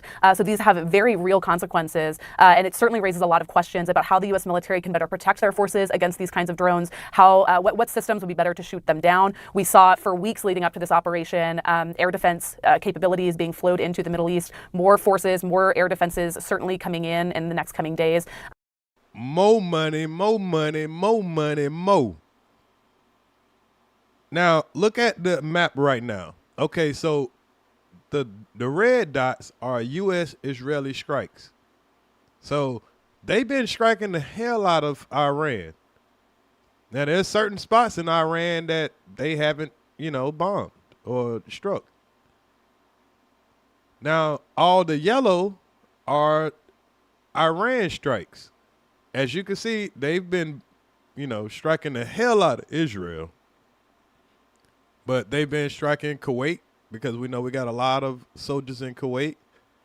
Bahrain, which is, where some U.S. military bases are. Qatar, which is where a lot of U.S. bases are. The UAE. So they've been hitting major targets. They ain't got to just be doing a whole bunch of hitting strikes on places that, probably ain't doing shit anyway. They're hitting strategic places. So it raises a lot of questions that the military will have to answer about how to protect their forces and why those steps had not been taken enough leading up to the beginning of this operation. A really important data point that they got out quite early was the idea that in terms of the one-way attack drones, that the Shahed, the cheap, effective, longer range drones that you can fire for not a lot, that often are taken down by highly expensive Gulf air defense systems, that they've seen a 70+% drop in those since the early days of this conflict. I say the early days were 4 days in, but since the start, and the missile attacks are now down 80% plus from that time as well. Here's the siren, I'm afraid, Becky, we have to move in as a result. And that, interestingly to me, shows that we're dealing with a potential here that the Iranian infantry is reduced, or it's been hit on the ground by this persistent set of airstrikes, or potentially that they're conserving what they do still have in order to be able to protract this conflict over a number of days. But it gives you a slight sense of the timeline, really, of what the limits on Iran might be, how the US is perceiving that. And then we had this. Hey, he ain't doing like that dude did the other day when we was watching. The old boy sat out there. Yeah, old boy sat out the other day. Buddy here, he ain't about to take that chance. This other change they talked about as well. Let me just guide my cameraman, Luis, through here. That the United States, are moving from a focus on precision munitions to potentially being in stand-in positions, where some military experts have said that's going to enable them to use unguided munitions, dumb bombs. Imagine being able to build an app with your... Hey, old boy got the hell on real fast. He damn near to his bunker by the time he done with that video. Yeah, we had to end that video real fast. He ain't about to try the same thing old boy tried, where he sat around and just, we just, everything's okay.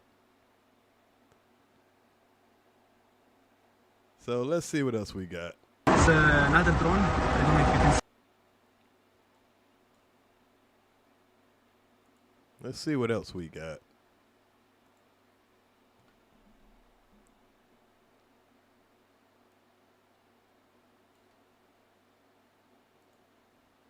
It's another drone. I don't know if you can see or not. It's coming to the airport again. Yeah, straight to the airport. Oh my God. Yeah. Oh shit. This is the airport, y'all. Imagine you being at the airport thinking you about to get out of Dubai and then some shit like this happen. Yeah, straight to the aircraft. Straight to, Ya Allah.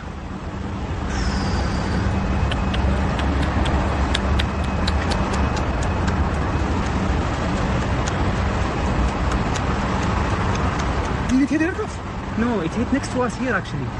Come on, see it? A single warhead. It carries 20 to 50. All right, so let's get an understanding, y'all, of what these cluster bombs can do.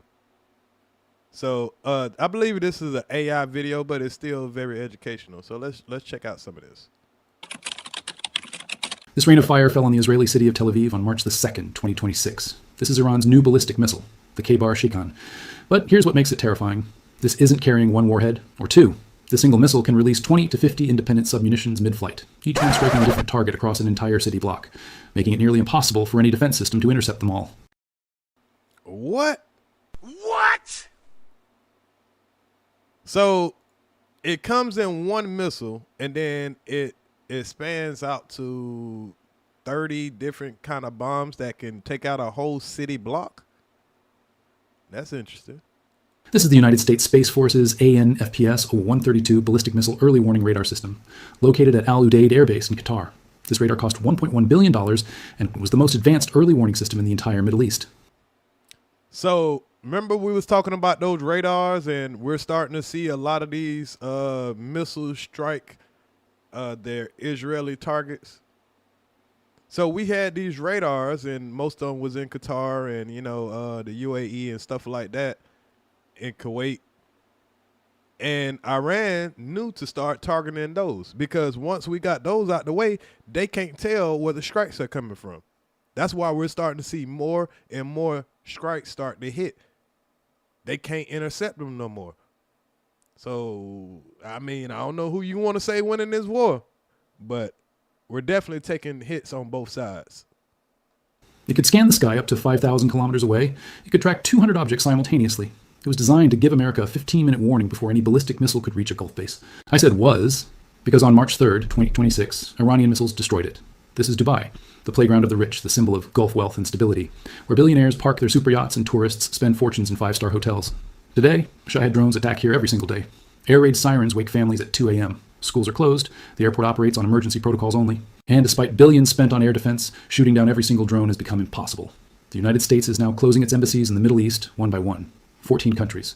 American diplomats evacuating. Citizens told to leave immediately. Meet the USS Abraham Lincoln, a Nimitz-class aircraft carrier. 100,000 tons of American naval power. 70 combat aircraft. 5,000 American sailors.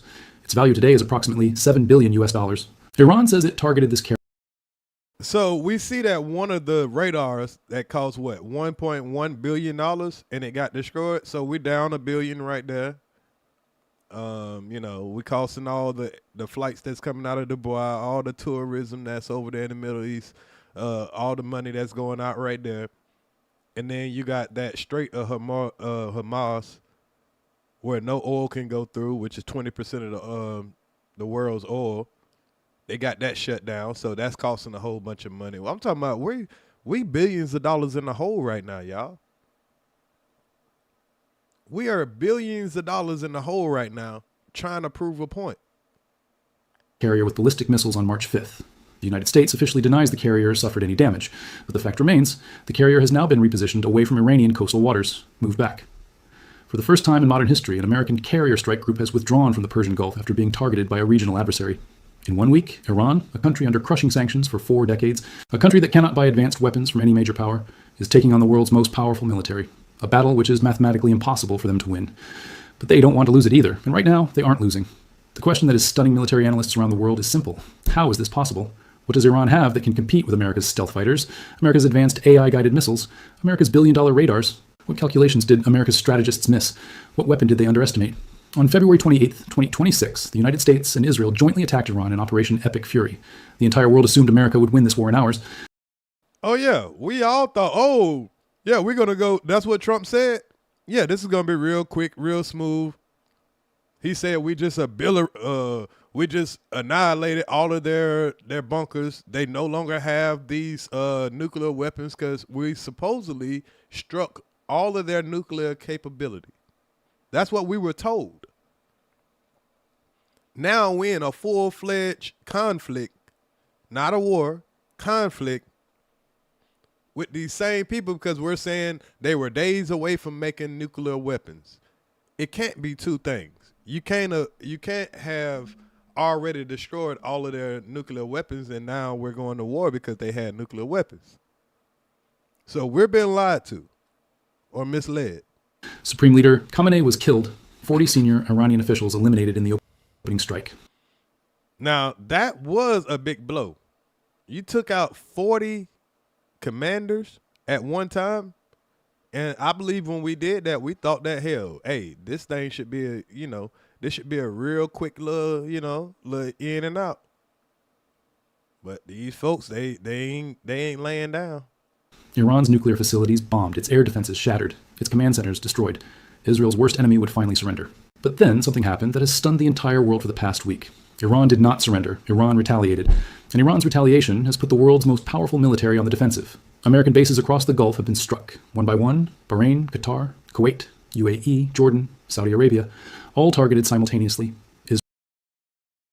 And we just heard that from our own news source. So this little AI Chinese guy, he's been dropping videos like crazy. And his shit has been very accurate. That's why I keep showing y'all his videos. All of his videos have been very accurate. I've double-checked, triple-checked, quadruple-checked, checking our sources, checking other countries' sources. Everybody is saying the same thing. We've having radars taken out. We've having air bases bombed. We've had batteries taken out, like all kind of stuff. And they're not going after a whole bunch of useless shit. They're going after the most important shit. These folks strategically were ready to take on a superpower. Israel itself has faced the largest missile barrage in its history. How can this be possible? This is because Iran has built one of the most advanced and most affordable missile and drone arsenals in the world. And it's not that this was hidden from America. The IRGC released a video in March 2025 that stunned defense experts around the world. Iran has an entire underground missile city, kilometers-long tunnels in which every missile sits ready on its launch platform. No one knows. What?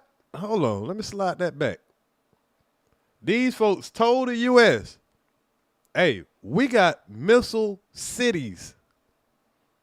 Not missile houses, not storerooms. We got cities underground, far, far, far underground. Because you think they didn't calculate how far that those bunker busters that we've been making, how far that they can go underground. And that's why Trump said, yeah, we bombed them and, Yeah, we hit all their nuclear facilities. But you think them folks didn't go and hide their shit in some really, really good places? Now just imagine this, y'all. And I know this is just an AI drawing, but I'm pretty sure this is similar to what they shit look like. They got these bitches for days, for months, for years. They've been making these shits for 30 years. From some research that I looked at, I don't know if I can find the video, but they've been doing this. They've been making these bombs 100 per month since 1984. That's when I was born, y'all. So they've been putting these things together and building their underground facilities for 40 years. Ready for the shit. Entire underground missile city, kilometers-long tunnels in which every missile sits ready on its launch platform. No one knows how many such tunnels Iran has built. No one knows how many kilometers of underground infrastructure exist. Remember, I don't know. No one knows. Somebody probably know.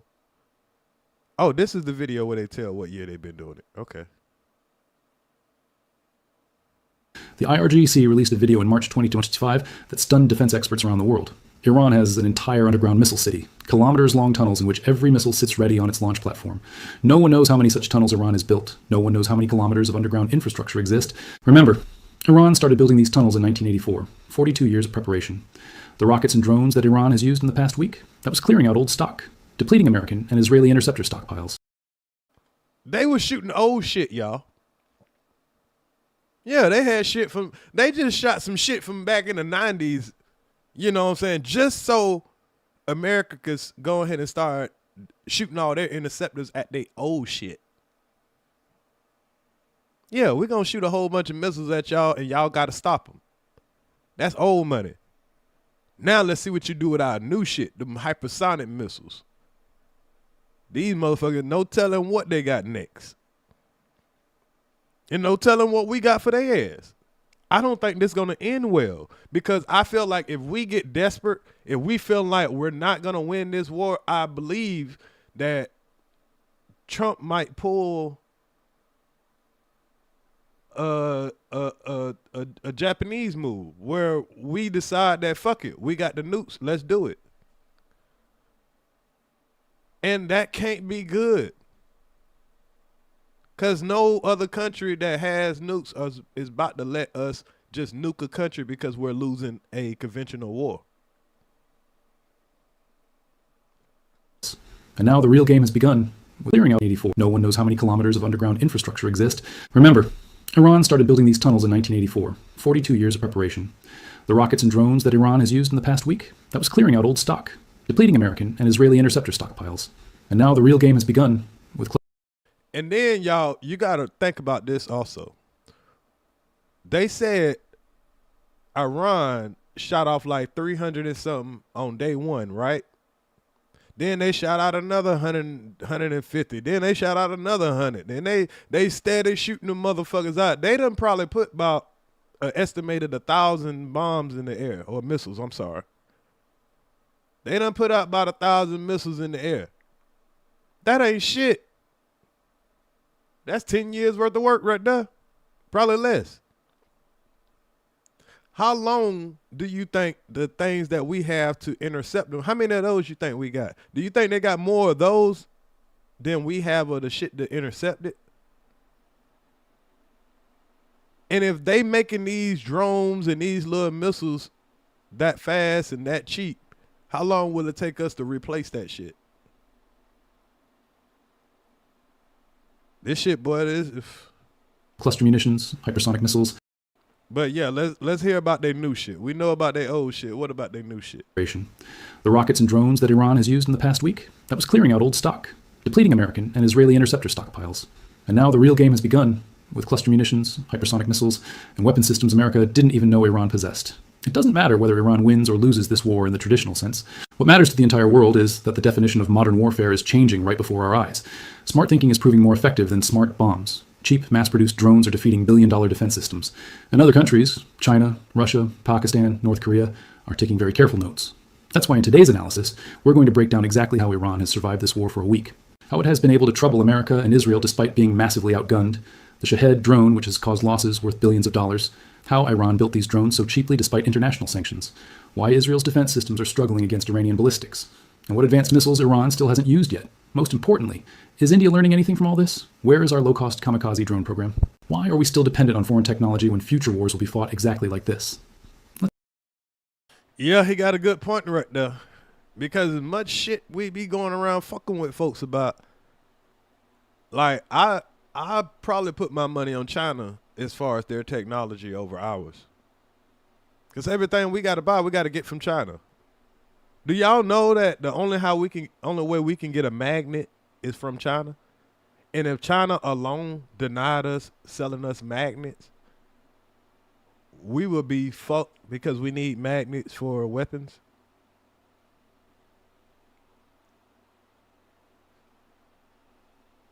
And that's a story for another day, but that's crazy. Let's find out. When Iran launched its first wave of drone and missile attacks on February 28th, just hours after Khamenei's assassination, American analysts must have smiled and thought, what is this? You're going to fight us with these ordinary Shahed drones, these old subsonic missiles that move so slowly we can shoot them down with our eyes closed? And they were right. In that first wave, American and Israeli air defenses achieved a 97% interception rate. Yep, and they was bragging on that. Yeah, man, we just shot down all. We got the Iron Dome. We got the Iron Dome. Yeah, they can't shoot through the Iron Dome. We could just intercept anything that they said. They just thought these folks were just sitting over there making old school ass 1980 ass missiles. And as soon as Iran done noticed that y'all done used a lot of y'all interceptors, okay, you want to play rough? Out of 320 drones and missiles Iran launched, only 9 got through. Minimal damage, a few craters, some broken windows, nothing strategically significant. The Pentagon officials briefed reporters that Iran's attack had failed comprehensively. Israeli defense minister called it a demonstration of Iranian weakness, not strength. But Iran was playing a completely different game. And America is only understanding this now. Those 320 drones and missiles that Iran launched in the first wave, let me tell you what they cost. Each Shahed 136 drone costs between $20,000 and $30,000 to manufacture. Iran's older Fateh 110 missiles cost approximately $100,000 to $500,000 each, depending on the variant. Now let me tell you what it cost America to stop them. The THAAD Interceptor missile costs $12.7 million per shot. Damn! Per shot? Hell nah. And this is all facts, y'all. Y'all can please go double check what y'all hearing right now. Per shot. And this is a crazy thought, man. And it's a scary thought, but I'm going to say it. Fuck it. What if China had some type of technology where they can actually get a fleet of drones to make it all the way to America? Right? Hear me out. What if they can create some type of battery drone that can go the distance and can, even if it only made it to the coast of California, right? Kamikaze drones. That mean the drones, you know, they gonna crash and blow up. And they sent like 10,000 of them jokers. Before them bitches got over all they did is move around and swarm in all different type of directions. And them motherfuckers made it to America. And we got to depend on our government to shoot all of them down before they get over here. After they done spun all they goddamn missiles fucking with Iran. Like, there's shit that can happen, y'all. We living in some scary times right now. And it ain't that these folks want to take us out, but they starting to see we are so damn stupid over here that we keep propping up the stupidest people to the planet, and we're becoming a cancer to the planet by supporting the dumb shit that we support. Other countries are getting smarter, creating scholars. Now, they do be having some fuck shit going on, but shit, we got to tighten up. The Patriot PAC-3 costs $4 million. Israel's Arrow 3 costs $3.5 million. Iran's older Fateh 6 drone costs that are running a completely different game. And America is only understanding this now. Those 320 drones and missiles that Iran launched in the first wave, let me tell you what they cost. Each Shahed 136 drone costs between $20,000 and $30,000 to manufacture. Iran's older Fateh 110 missiles cost approximately $100,000 to $500,000 each, depending on the variant. Now let me tell you what it cost America to stop them.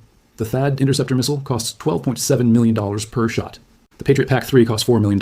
Israel's Arrow 3 costs $3.5 million. Even the cheaper Iron Dome interceptors cost $50,000 each. Do the math. Iran spent roughly $15 million launching that first wave. America and Israel spent over $400 million shooting it down. Shit. Boy, those some big numbers, y'all. This is how you know what I'm saying, you beat somebody with their own game. You make their biggest asset their biggest weakness. Because you're forcing us to spend $400 billion, or $1 million, I'm sorry, to stop your 15? How long could that go? All they got to do is state, man, we all about to be fucked up. By next year, we about to be broke as hell. Gonna cost $50 for a loaf of bread. And that was just day one. Iran wasn't trying to cause maximum damage in Wave 1. Iran was conducting the most expensive field test in military history, forcing America to reveal exactly which defense systems were deployed where, how they responded, what their reload times were, and most importantly, how quickly American interceptor stocks would deplete under sustained pressure. And now we kind of expose our hand to these other countries, in my opinion. That's a little nerve-wracking, I ain't gonna lie. By March 2nd, day 3, the real attack began. Let me show you a map that explains why every military analyst said Iran's missile program could never threaten Israel effectively. Look at this. U.S. Air Force fighter jets patrol in a continuous combat air patrol around Iran's borders. They can provide early warnings of any launch. Any missile or drone Iran fires can first be intercepted by American military bases in Iraq, Kuwait, Bahrain, Qatar, and the UAE. Yeah, that's how it was. That's how it was until... all positioned in a defensive ring around Iran. If Iranian missiles survive that first layer, they have to fly through Syrian and Jordanian airspace. By then, Israeli Air Force F-35s can intercept them there, hundreds of kilometers before they reach Israeli territory. After surviving all of that, these missiles then have to penetrate Israel's legendary multi-layered defense system Arrow 3 in the upper atmosphere, David's Sling in the middle layer, and Iron Dome at close range. It seems like a lose-lose situation. All missiles will be shot down before reaching Israel. Launching them is a waste of resources. But Iran has spent 40 years studying this exact problem, and Iran found the solution through economics, not technology. Let me introduce you to a defense analyst named Kelly Grieco from the Stimson Center in Washington. In February 2026, she published research that should have terrified Pentagon planners. She calculated the cost ratios in a sustained Iran-Israel missile conflict. For every $1 Iran spends on a cheap Shahed drone, America and its allies have to spend $20 to $280 defending against it. Hey, that math starting to add up. This is a new type of warfare. This is amazing. When you think about it, the art of war. Depending on which interceptor system engages it, Iran understood this game of economics and quantity perfectly, and Iran built its entire military strategy around it. A Bloomberg report revealed something extraordinary. After the first major wave of attacks on March 1st, Qatar privately informed the United States that if Iran continued firing drones and missiles at this rate, Qatar's Patriot interceptor stockpile would be completely exhausted within 4 days. 4 days.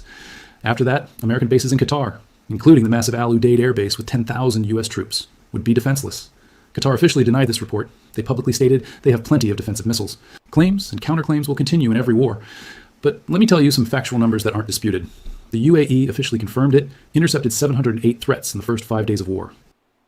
708 threats. Let's do the math along with Asian guy. Now that he done told you how much it costs per dollar, per weapon, missile to shoot off for them and for us to stop it. If you stopping 700 threats, that means you spending, shit, what, 15 million per threat? At least $1 million per threat. 708, even if only half of those required high-end interceptors. And even if they use the cheapest variant at $1 million per shot, that's $354 million spent in 5 days, just on the UAE's defense alone. Now multiply that across every Gulf state. Bahrain, Qatar, Kuwait, Saudi Arabia, Jordan, all being targeted simultaneously, all burning through interceptor stocks at unsustainable rates. The United States produces approximately 500 Patriot PSC-3 interceptors per year, total, for the entire world. Iran manufactures an estimated 3,000 to 5,000 military drones per year, plus hundreds of ballistic missiles. Secretary of State Marco Rubio confirmed this nightmare scenario publicly on Capitol Hill on March 4th. He stated that America produces 6 to 7 advanced interceptor missiles per month across all types. Iran produces approximately 100 ballistic missiles and thousands of drones per month.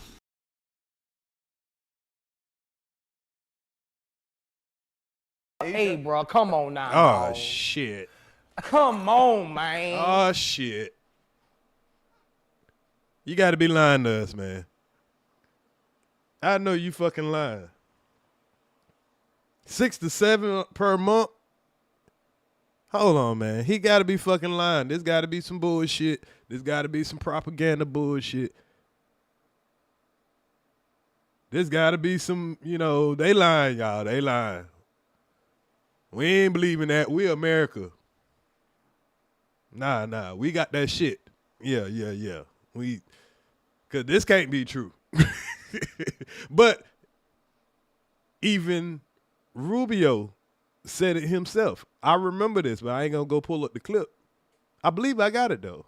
I actually believe I got it. I have to look. Plus hundreds of ballistic missiles. Secretary of State Marco Rubio confirmed this nightmare scenario publicly on Capitol Hill on March 4th. He stated that America produces 6 to 7 advanced interceptor missiles per month across all types. Iran produces approximately 100 ballistic missiles and thousands of drones per month. Let me repeat that. America produces 6 to 7 interceptors monthly.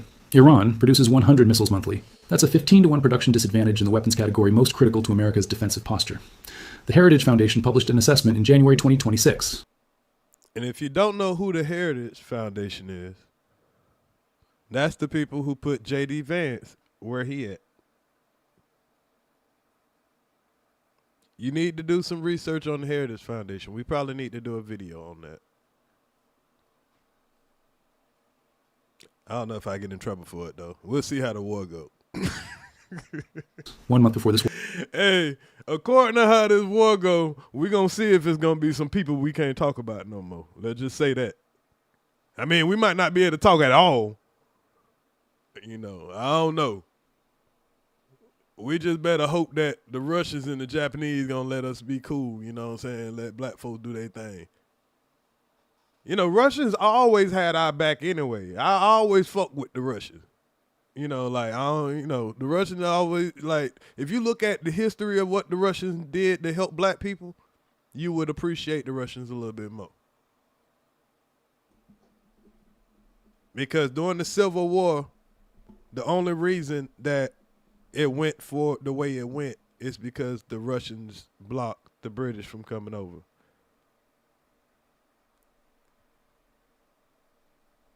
But, I mean, it could have been for their, something that benefited them, but it benefited black people. So that's history for another day.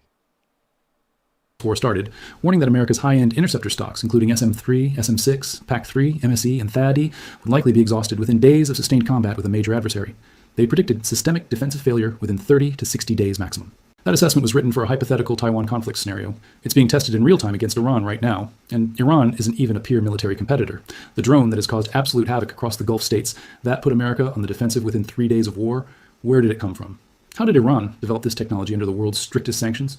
For this answer, let's rewind to December 4th, 2011.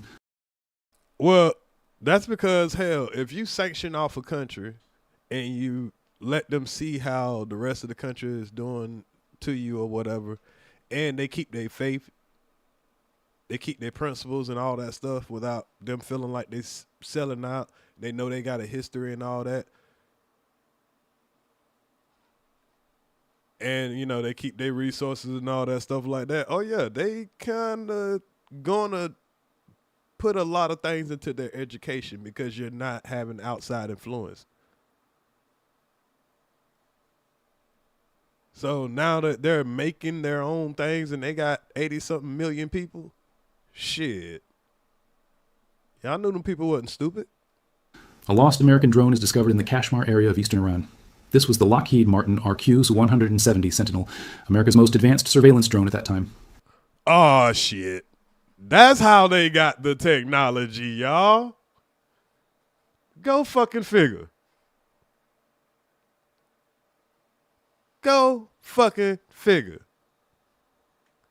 They didn't have the shit until we had a little spy drone over there that wasn't worth the fuck.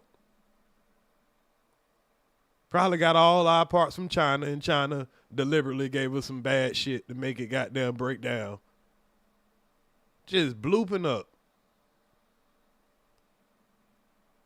Who did that shit? It had to be Obama. Had to be Obama. Shit, he had 8 years.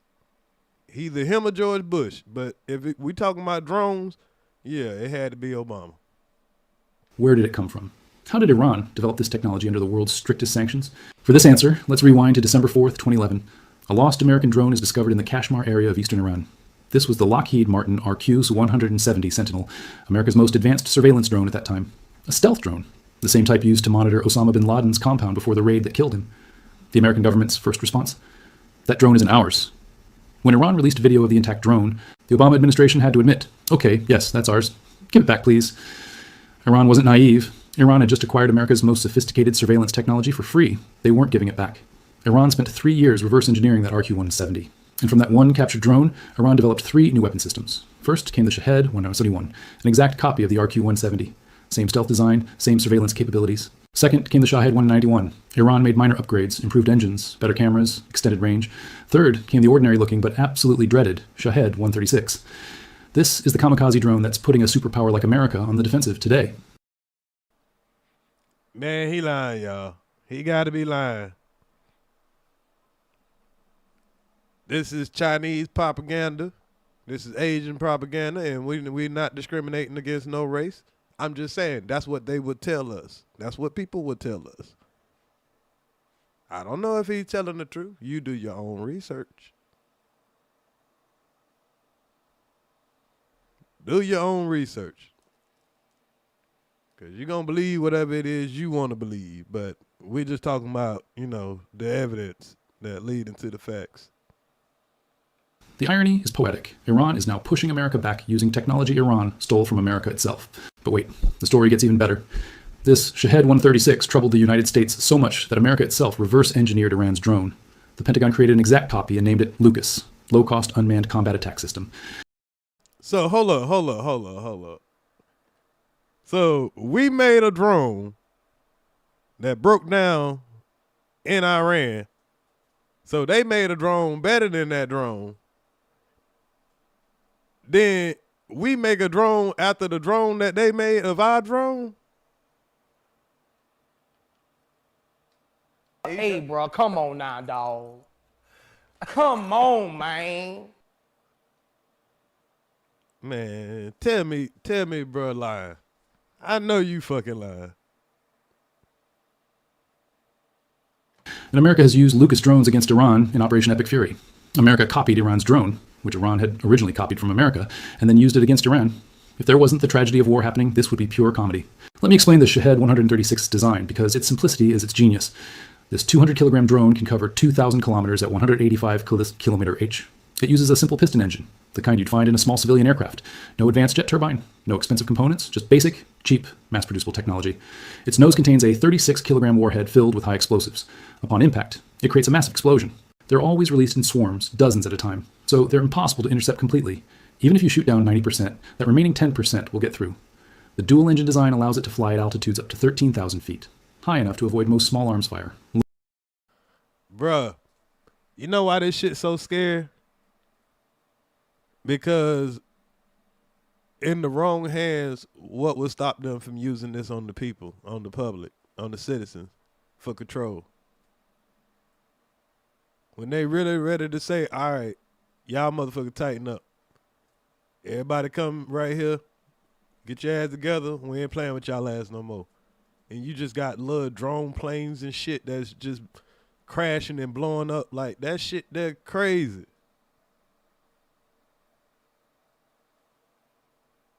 Low enough to avoid long-range radar detection until it's very close to the target. And here's the critical part. Iran can manufacture these drones at industrial scale. Best estimates suggest Iran has a stockpile of 15,000 to 20,000 Shahed drones ready to launch.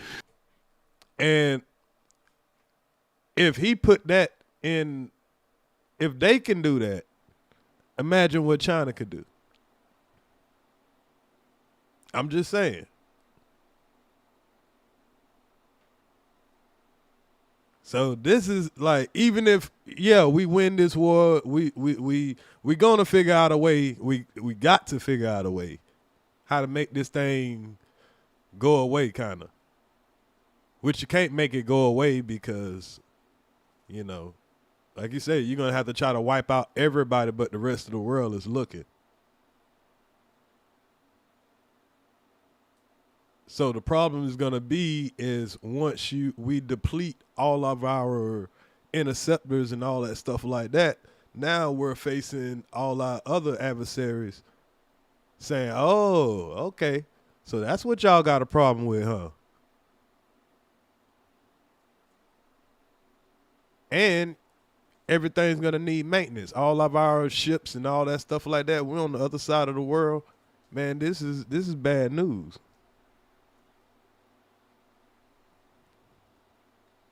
And they're producing 200 to 300 more every single month.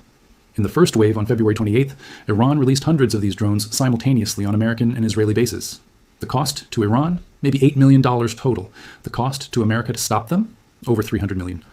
Even if you successfully defend, your bank account empties catastrophically fast. U.S. and Israeli interceptor stockpiles depleted significantly after the first 3 days of attacks. Reload shipments were being rushed from American stockpiles, but that takes time. Days, sometimes weeks for advanced systems. And then came March 2nd. Wave 2. This time, Iran didn't just launch cheap drones. Iran launched from its main artillery sophisticated ballistic missiles that American intelligence didn't even know Iran possessed in such quantities. The Fatah-2 hypersonic missile, the K-Bar-Shikan with multiple independent warheads, the EMAD precision-guided ballistic missile, all launched simultaneously with hundreds of drones. And then these are some of the ones we're starting to see actually get through from the videos we've seen. Like, you can stop these single missiles and all that, nigga. This shit about to get, the more you get tough, the more they get tough. Man, somebody better get to that motherfucking table and say, hey, man, all right, check this out. Let's just get this oil. Let's go get this money.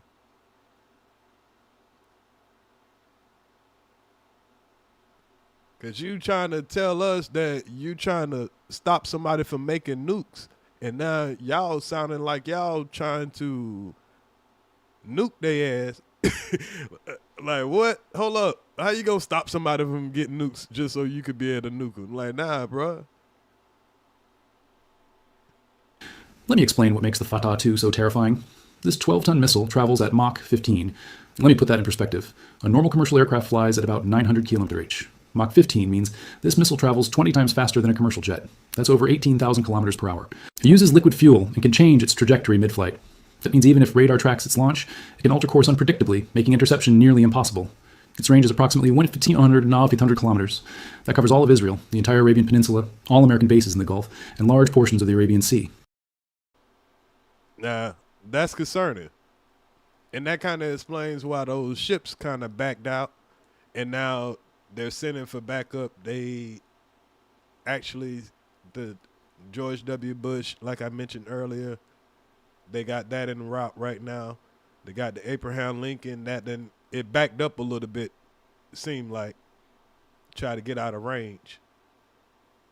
But I think they're just out there to try to have the backup just in case things, just so they can try to get inland real quick.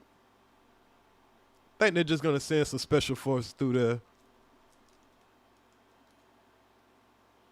Keep them surrounded until, mercenary get to, I don't think they could cover all that land, though, that fast.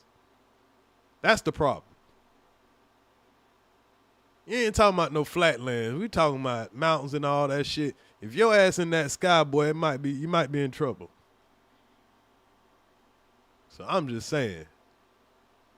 90 million people, man, shit. They if they can get 1 million in the army and working special forces, I mean, come on, you still talking about a big military. When this missile strikes, it hits with the force of a small earthquake. The explosion doesn't just destroy the target, it obliterates everything in a 100-meter radius. Israel has tried to suppress photos and videos of the damage. The Israeli government's social media deliberately shared photos showing minor damage. Oh, look, the missile just created some potholes in the road, nothing serious. But independent journalists and satellite imagery show a different story. Entire buildings reduced to rubble, military installations completely destroyed, the kind of devastation you'd expect from weapons of this caliber. Tel Aviv's multi-layered defense system fired 10 interceptor missiles at a single Fata 2 on March 2nd. All 10 missed. The missile struck its target, a suspected Israeli intelligence facility in northern Tel Aviv, with precision. Iran didn't build this missile force overnight. This is the result of 42 years of methodical preparation. The story begins in 1980. See, and that's... Hold up, yo.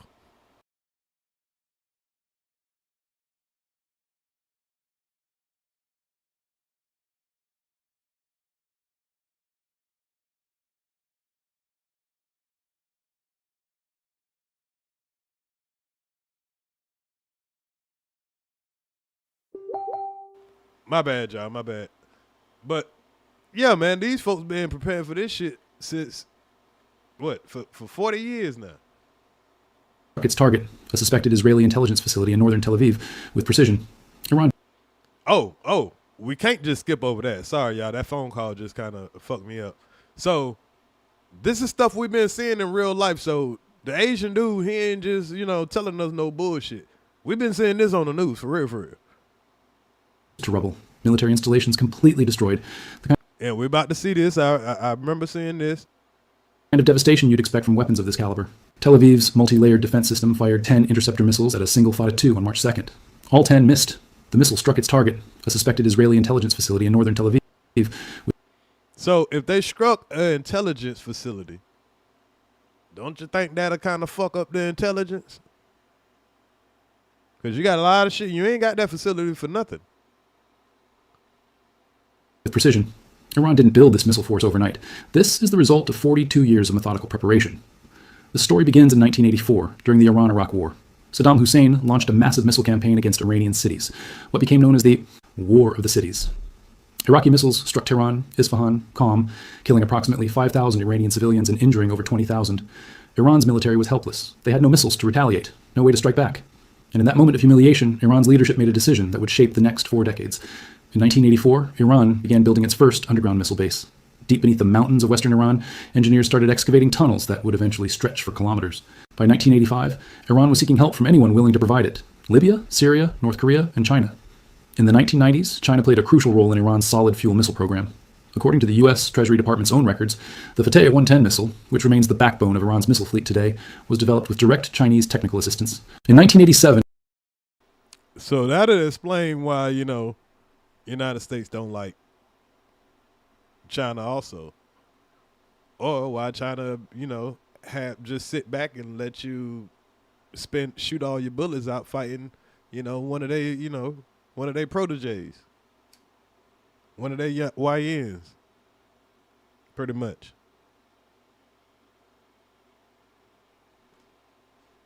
We fighting little baby wars and shit trying to be bullies.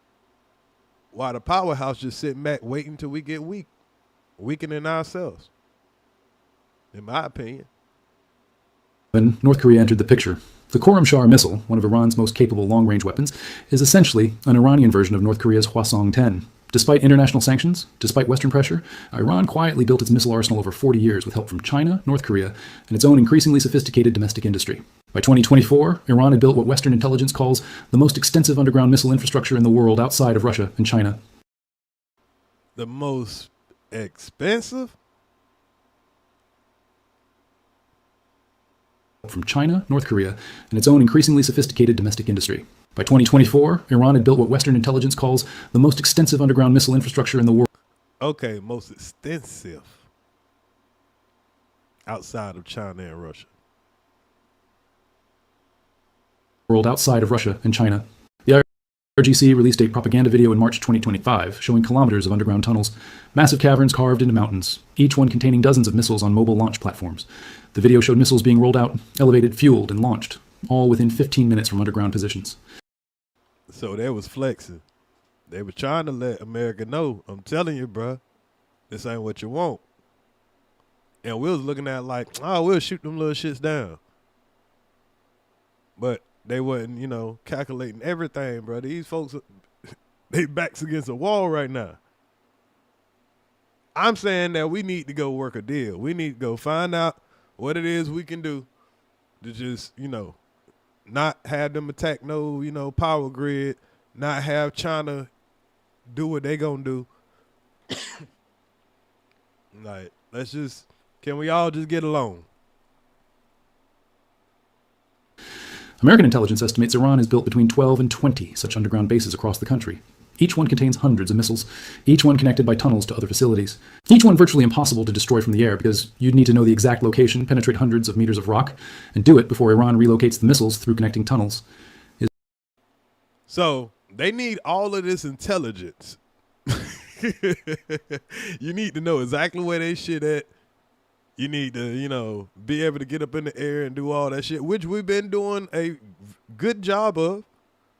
We've knocked out a lot of their stuff. The aircraft, the Navy, I don't know how many boots on the ground, though. That's the problem. And without you actually getting in there and finding out, if you don't know who's in charge, you don't know where they hiding at. And you got, allegedly, the Russians and the Chinese with satellites going all the Russian and the Chinese, we in their area now. They're doing the same thing that we're doing, but they're giving them inside information as soon as you come across that border. These satellites are telling them where y'all coming from. And they're allies with Pakistan, so y'all ain't coming in from Pakistan's side. They ain't got to worry about that. Pakistan got their back. We might still have some people in Afghanistan, but remember we left Afghanistan? Yeah. If you was gonna do this, you should have did this before we left Afghanistan. So I don't think we can go back to Afghanistan and try to come in from Afghanistan. That ain't gonna work. But I wouldn't be surprised if Afghanistan wanted to, help them. I'm just saying, it's kind of a bad situation. I don't know if they thought this all the way through. Israel got a taste of this arsenal last year in June 2025 during Operation Midnight Hammer. In that 12-day conflict, Iran fired more than 550 ballistic missiles and over 1,000 drones at Israel. Even then, there were reports that Israel's interceptor stocks were critically depleted. America had to rush emergency shipments of PAC-3 and Arrow interceptors to Israel. And on June 24th, 2025, Donald Trump announced a ceasefire on social media. So when we had the little back and forth a couple of months ago, when we was dropping the big old bombs and we were trying to flex our muscles and blow up saying that we got rid of all of their nuclear bombs, then you want to call a ceasefire and everything good. Because y'all noticed that them interceptor missile was, running low real fast. That was just a little test run. Both sides agreed to stop launching missiles at each other. Iran publicly acknowledged this week that accepting that ceasefire was a strategic mistake. The ceasefire gave America and Israel 9 months to rebuild interceptor stockpiles, repair damaged systems, and prepare for the next round. Iran says it won't make that mistake again. Until recently, the whole world talked about Israel's legendary Iron Dome as if it were an impenetrable force field, the defense system that no missile could breach, the shield that protected Israeli civilians from every threat. Let me explain how Israel's multi-layered defense actually works, and why it's struggling right now. The system has 4 layers, each designed to intercept threats at different altitudes. Now, everybody pay attention, man. Everybody want to know what this Iron Dome about. If you don't know what this Iron Dome is, this is how it works. Double check the information, though. Triple check it. And why it's struggling right now. The system has 4 layers, each designed to intercept threats at different altitudes. Layer 1, Arrow 3. This is the highest layer operating in space, literally outside Earth's atmosphere. Arrow 3 can intercept ballistic missiles up to 100 kilometers above the Earth's surface. It's designed to destroy incoming warheads before they re-enter the atmosphere. Each Arrow 3 interceptor costs $3.5 million. Israel has approximately 200 of them total. Layer 2, Arrow 2. Operating in the upper atmosphere, Arrow 2 handles medium to long-range ballistic missiles between 20 and 50 kilometers altitude. It travels at Mach 9, roughly 11,000 kilometer range, and uses a direct hit to destroy the target. The problem? It can only engage 14 targets simultaneously. When Iran launches 100 missiles at once, simple math shows the limitation. Layer 3, David's Sling. This system intercepts missiles with ranges between 40 and 300 kilometers. It uses stunner interceptors. So out the gate, you could take out about, 17 of them jokers on a good day. And then remember they said that the fighter jets, they try to, that's the first line of defense. So let's say you get about 25 out the way and you got 100 coming. Missiles that destroy targets purely through kinetic impact at high speed without any explosive warhead. Cost per shot, $1 million. Israel has fewer than 500 stunner interceptors in total inventory. Layer 4, Iron Dome. The famous Iron Dome handles short-range rockets, mortars, and drones from 4 to 70 kilometers away. Here's what most people don't understand. Iron Dome doesn't intercept everything. Its computer calculates the trajectory of incoming rockets. If the system determines a rocket will land in an empty field or at the desert, it lets it fall. Iron Dome only intercepts projectiles heading toward populated areas.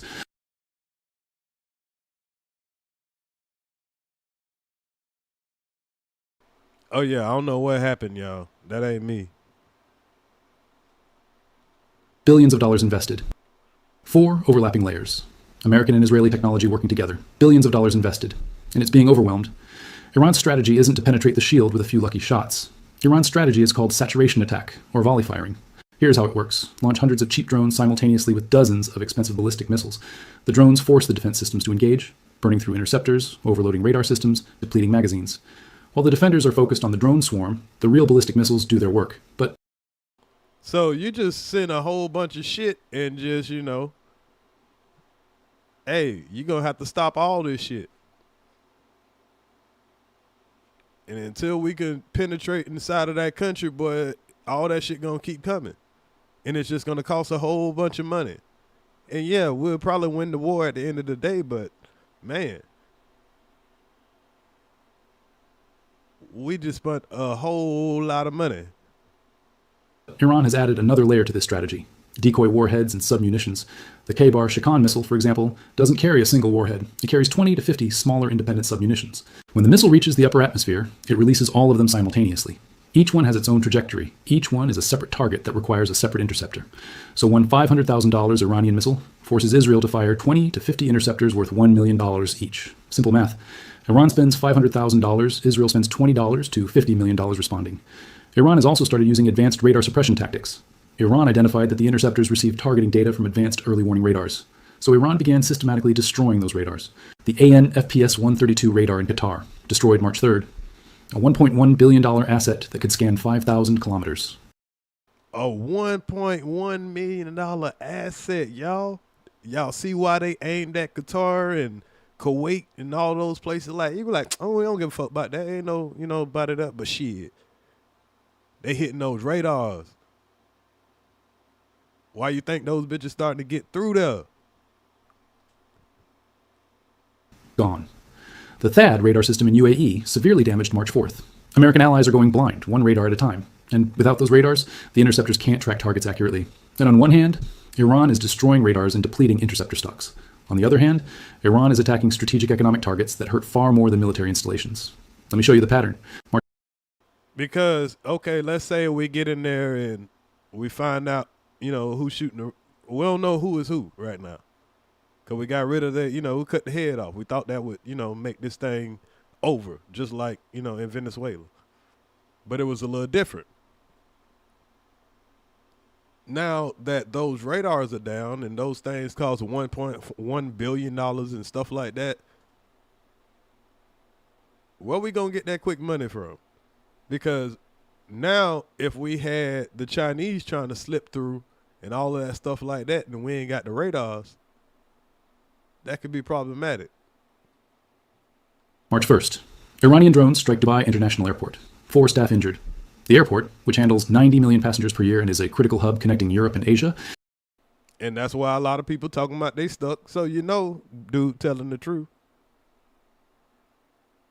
We've been looking at all the people that's been stuck over there. Now, I got to do an update of people that are still stuck over there, but I believe there's a lot of people still stuck over there because they bombed this thing twice, I believe. Or struck. I'm sorry, not bombed. Is forced to suspend operations for 48 hours. March the 2nd. The port of Jebel Ali in Dubai is struck. This is one of the world's 10 busiest container ports. The economic impact of even a few hours of disruption runs into hundreds of millions of dollars. March 3rd, Qatari LNG facilities are hit. Qatar is the world's largest exporter of liquefied natural gas. Now, we definitely went over this the other day, how when they hit Qatar, it was about those natural gas fields. I mean, those natural gas and oil out in the fields that were wide open. Salute, Christio. So you're attacking places that can hurt their pockets. Not only you can't get this oil through this strait, now even if you could get it through, you can't even make your oil, or you can't even fix your shit because we're shooting bombs and got drones. So you can't even get to the part of repairing shit. And even if you open this strait, y'all ain't even gonna have no oil to even goddamn pass through this motherfucker. So even if we do, all of a sudden now we got this security that we're offering, this insurance that we're offering to these ships. It ain't gonna be shit to ship. Unless it's Chinese and Russian goods. European countries depend on Qatari LNG to replace Russian gas. When these facilities shut down, European gas prices spike 42% in a single day. March 4th, Saudi Arabia's Ras Tanura oil refinery, one of the largest refineries on Earth, is attacked by drones. The largest on Earth, not in the country, on Earth, the whole planet Earth. We got a big ass one in Texas, but it's bigger than that. Attacked by drones. You ain't got to lose nan life. Just fucking up the money. Saudi Arabia shuts it down as a precaution. Oil prices jump another 8%. This isn't random targeting. This is economic warfare. Iran is hitting the infrastructure that makes the Gulf economies function, and every attack sends shockwaves through global markets. Insurance companies respond immediately. Lloyd's of London increases war risk premiums for vessels transiting within 500 nautical miles of Iranian waters. Some tanker captains simply refuse to enter the Persian Gulf at any price. The Strait of Hormuz. I would be one of those kind of captains. I don't give a fuck what you paying. I ain't taking shit through there. Through which 20% of the world's oil passes daily, effectively slows to a fraction of normal traffic. Not because Iran physically closed it, but because shipping companies won't risk $100 million tankers in a war zone. Oil prices climbed from $72 per barrel before the war to $89 per barrel by March 5th. JP Morgan analysts warn that... And I think it's at 95 now, and I'll have to double check. It might be at the 100. I think that's the number that they're fearing. $100 a barrel. That if disrupt... But 150 is going to be, we ain't going to be able to sustain that. Disruptions continue. Brent crude could hit $120 to $150 within weeks. Every dollar increase in oil prices translates to higher fuel costs globally, higher transportation costs, higher food prices, inflation that affects every country on Earth, including countries that had nothing to do with starting this war. By March 5th, day 6 of the war, Trump faces a situation that no American president has confronted in decades. Every option is bad. You say I just seen on the news they said a barrel of oil is over $100 for the first time since 2002. Oh, man. Yeah. I remember a time where it was like $4.89 a gallon, man. I'm talking about that was a time where I was hurting too. Ooh, I was delivering pizzas and stuff. Man, we in a time where people making a living off Ubering and stuff like that. I got to travel and all that like that, man, please. Man, the price of everything about to go up. I wonder if they're going to start paying more. Every path forward carries catastrophic risks. Option 1, escalate further. Launch even more strikes against Iran. Carpet bomb suspected missile sites. But where? Iran's missiles are in underground tunnels. Mobile launchers can be relocated in hours. American intelligence doesn't know where 70% of Iran's missile inventory is located at any given time. 70%? They don't know what. So the shit that we're, thinking that we're getting, we only know of 30% of their shit. And we're depending on our satellites to, kind of tell us what is what.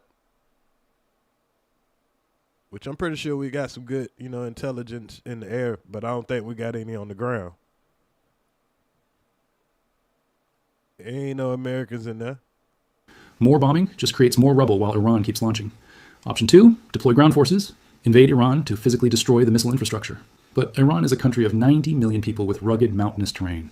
American military planners estimate a ground invasion of Iran would require 500,000 plus troops and would make the Iraq War look like a brief skirmish by comparison. 500,000 troops they would need? Oh, hell no. We ain't got that. We ain't got that. Nah. Hell no, we ain't got that. They talking about sending 5,000 troops in there. Man, if y'all don't sit y'all ass down somewhere, 5,000 troops, and y'all need 500. All right. General Mark Milley, Trump's own former chairman of the Joint Chiefs, privately warned that a ground war with Iran could do to America what Afghanistan did to the Soviet Union. Option 3, accept a ceasefire and negotiate. But how do you negotiate from a position of strength after your aircraft carrier withdrew from the Persian Gulf? After your $1.1 billion radar was destroyed? After your ally shot down 3 of your own F-15s by friendly fire? The optics of negotiating now look like defeat. Yeah, that was embarrassing. Your own ally shot down your own planes by panicking. And ain't it funny? No, it ain't funny. It is messed up. But the same place that accidentally did that, that's the place where the people lost their life. Ain't that a coincidence?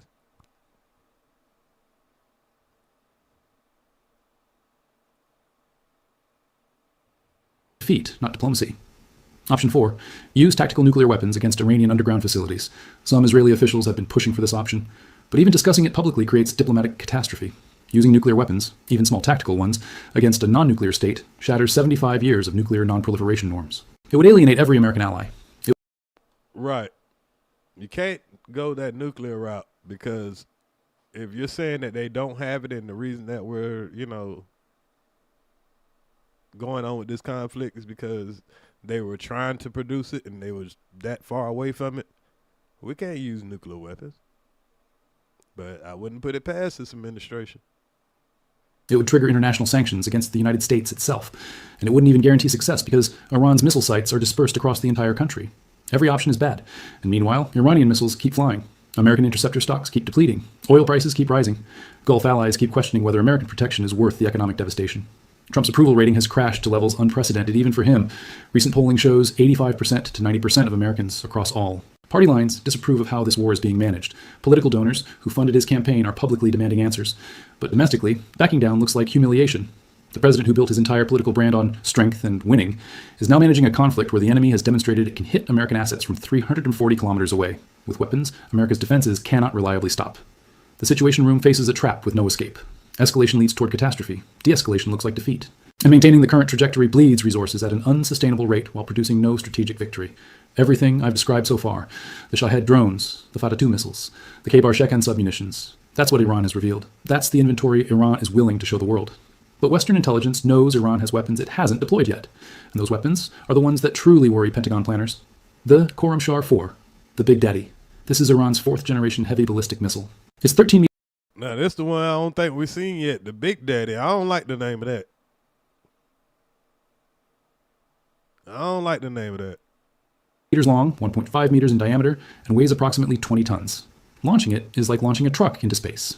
Its official range is 2,000 kilometers, but some analysts believe the actual range could be 4,000 kilometers, which would put all of Europe within striking distance from Iranian territory. It can carry a warhead weighing 1,500 to 1,800 kilograms, 3 times larger than most ballistic missiles. The explosion from this weapon would level several city blocks. In terms of speed, Khorramshahr-4 can reach Mach 16 outside the atmosphere and Mach 8 when inside the atmosphere. No existing defense system has demonstrated reliable interception of targets moving at those speeds. Iran hasn't used Khorramshahr-4 yet in this conflict. But the fact that it exists in Iran's arsenal completely changes calculations about strategic targets. If Iran decides to strike American bases in Poland or Germany, Khorramshahr-4 could potentially reach them. The hypersonic glide vehicle. Western intelligence agencies believe Iran has developed a hypersonic glide vehicle capability, though Iran has never publicly confirmed this. Unlike traditional ballistic missiles that follow a predictable parabolic trajectory, hypersonic glide vehicles can maneuver unpredictably at speeds above Mach 5 while remaining in the atmosphere. They can dodge interception attempts. They can change targets mid-flight. If Iran possesses this capability and chooses to deploy it, every American naval asset in the region, including aircraft carriers, becomes vulnerable to weapons that no current defense system can reliably stop. So I don't know if it's a great idea to bring out another $7 billion naval ship to a mountain war? Because it's going to risk more money getting fucked up. Like, we're already fucking up a lot of money. I think the cheapest thing to do is just, just gracefully bow out. I know that a look weak, but I mean, it'll spare the American people.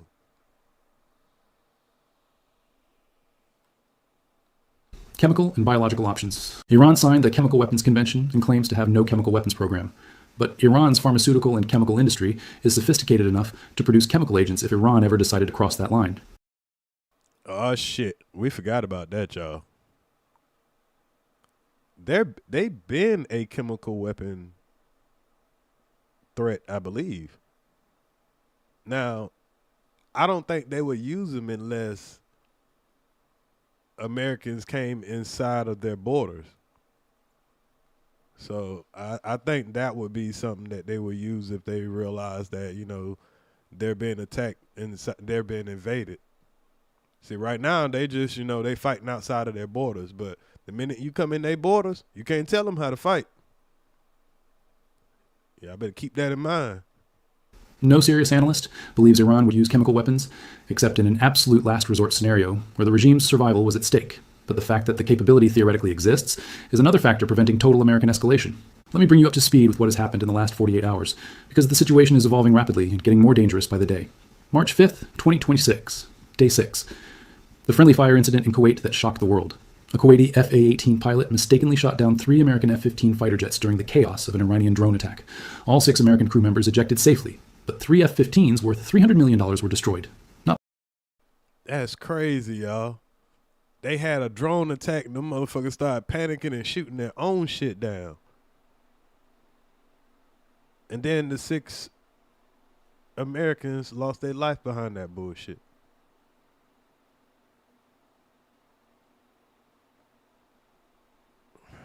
Not by Iran, but by America's own ally.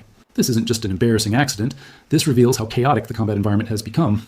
When your allies are shooting down your planes because they can't tell friend from foe anymore, the operational situation has broken down completely. That same day, Iranian drones struck a tactical operations center at Port Shuaiba in Kuwait. 4 American service members were killed. The total American death toll now stands at 6 killed. Okay, my fault. It wasn't that same place, but it still happened. From a drone attack. And 18. And no Iranians lost their life. These are just regular everyday Americans just trying to, get a check, and they losing their life because you want to take out their spiritual leader behind something that a lot of people don't believe is true, because you told us that when y'all did it the last time, the program was done with. If it wasn't done with, you should have just said it wasn't done with, but you said it was done with, so we don't expect people to have to lose their life behind something, so now it seems like a lie. Seriously wounded in 6 days of combat. On the Iranian side, the death toll from U.S.-Israeli strikes has reached over 555 killed, according to Iranian Red Crescent, though the real number is likely much higher, as many casualties haven't been recovered yet from bombed facilities. March 6th, 2026. Day 7. The economic warfare escalated dramatically. Iranian drones struck Qatar's LNG facilities, forcing a temporary shutdown of production. Qatar is the world's largest LNG exporter. European natural gas prices spiked 42% in a single trading session. Germany, France, Poland, all scrambling to secure alternative supplies. That same day, the Strait of Hormuz crisis intensified. Over 200 vessels, oil tankers, LNG carriers, container ships are now anchored outside the strait, refusing to transit. Not because Iran has physically blockaded it, but because maritime insurance companies have either canceled coverage or increased premiums by 500% to 1,000%. Damn.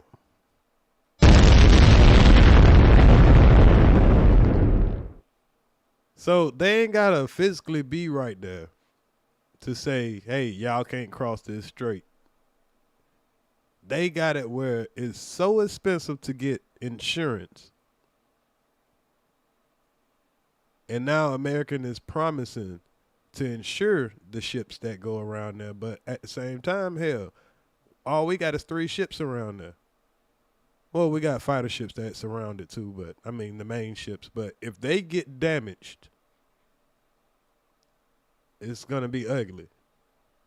And we've already suffered damage to radar systems and everything. And, you know, I believe in the American military. We spent a lot of money on it. But, you know, and maybe this could just be propaganda. I don't know. But, I mean, the news is saying it. Everybody's saying it. And, yes, we've done a lot of damage to them also. But the damage we're sustaining, and I don't see a clear future in the near future that's going to make up for the economic loss that we're going to have to suffer for. Maersk, the world's second largest shipping company, officially suspended all transits through the Strait of Hormuz until further notice. When the world's largest shipping companies refuse to move cargo, the global supply chain begins to fracture. Oil prices hit $89 per barrel on March 6th, a 24% increase since the war began just 1 week ago. JP Morgan analysts are now warning that if the Strait disruption continues for 3 to 4 weeks, Brent crude could exceed $120 per barrel. Some worst-case scenarios predict $150 to $200. The diplomatic front. Italy proposed a ceasefire on March 4th. Iran rejected it within hours. Iran's position is clear. American and Israeli strikes must stop completely and permanently before any talks begin. They just told them, hey, we ain't hearing shit. Talking about a ceasefire. Nah. Don't want a ceasefire, nah, bitch. That's how them folks feel. Fuck it. Y'all took out their spiritual leaders. Y'all been taking out a lot of their commanders and all that stuff like that. They don't give a shit about that. Did you take out a spiritual leader? They ain't really hearing that.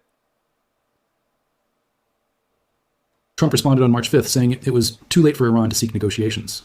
He also made an extraordinary statement, saying he knows exactly who should lead Iran next, implying regime change remains the ultimate objective. If both sides have ruled out diplomacy, then this war runs its full course. And nobody knows what full course means when one side has But the problem is, he's talking about regime change. But who the fuck want to be a leader in their country right now? You telling the people that they need to go, you know, take over their country and all that, but nobody wants to be the leader over there right now.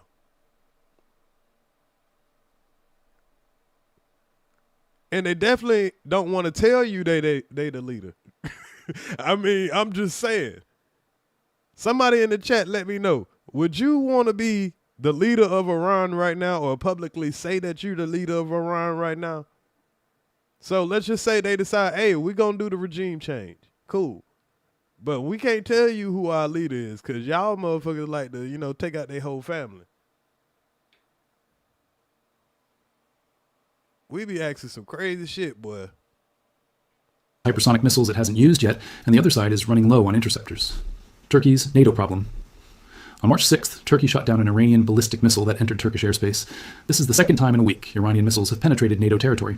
Turkey has not invoked NATO Article 5, the Collective Defense Clause, but the legal framework now exists for NATO to enter this conflict if Turkey chose to invoke it. One more Iranian missile landing on Turkish soil, one miscalculation, and the entire Western alliance could be pulled into this war. So right now, NATO is not in this war because this is kind of a, you know, U.S. type of thing. But being the fact that Turkey then got a, they say, hey, we don't want that, don't have that shit fly on my motherfucking country, or we gonna be forced to enter the war. Talking to Iran. But they don't want to get in this shit. This bullshit. But if they do get into it, and I think, now that I'm thinking about it, hell, we might have did that shit on purpose. So we can force NATO to come and help us. Like, hey, man, look, he hit you too, bro. You gonna let that nigga talk about your mama? He talked about our mama. And you're like, ah, man, now we got to help this nigga. So that'll give another border that the United States and their allies can attack Iran by, you know, invoking that NATO got to come and help. Because think about it. We put so much money into NATO. They got to be thinking, hey, so y'all motherfuckers ain't going to help? Y'all see we need y'all help? They be like, man, we over there helping y'all in the Ukraine? That's y'all shit. That ain't our shit. We need you over here. So now we at a point where we fighting on two fronts, and yeah. France moves into position. France has ordered its nuclear-powered aircraft carrier Charles de Gaulle to reposition from the Baltic Sea to the Mediterranean. French See? Now you got the French trying to come over here with the shit. They about to surround Iran ass, but it's about to cost so much money, and they about to pull a lot of people off of the front over there in our Ukraine, and we're just about to milk all our resources, deplete our military. That's what it's looking like, in my opinion. Rafale fighter jets have already deployed to regional bases. France isn't at war, officially. But France is moving its most powerful military assets to within striking distance. The American embassy evacuations. The United States has now issued level 4 travel advisories. Do not travel for 14 countries in the Middle East and North Africa. Man, don't go across that water, period. America has made it where we can't go no fucking well no more. American embassies in Kuwait, Bahrain, UAE, Jordan, Lebanon, Iraq, Syria, Yemen, Oman, Egypt, Tunisia, Algeria, Morocco, and Libya have either closed completely or reduced to skeleton emergency staff only. When America evacuates diplomatic personnel from 14 countries simultaneously, that's not caution. That's an admission that the United States cannot guarantee the safety of its own citizens across an entire region. The Interceptor crisis.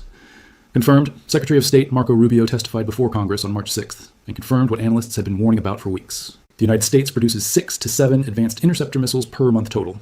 Iran produces approximately 100 ballistic missiles and thousands of drones per month. That's a 15-to-1 production disadvantage in the weapons category, most critical to defending American bases and allied cities. The UAE alone used over 700 interceptors in the first 6 days.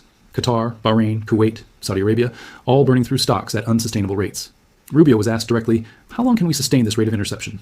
His answer, weeks, not months, unless we dramatically increase production or reduce the rate of incoming threats. Israel's suppression efforts. So I think that's the plan right now, to try to reduce the rate of incoming threats. And that's why they're talking about boots on the ground. But boots on the ground from America would need an approval from Congress. But if this situation works out with Turkey, well, we can pull them into this shit. That'll give us that border right there, and then we can use their boots on the ground and provide the, naval fleet and the technology and the Air Force and all that stuff like that.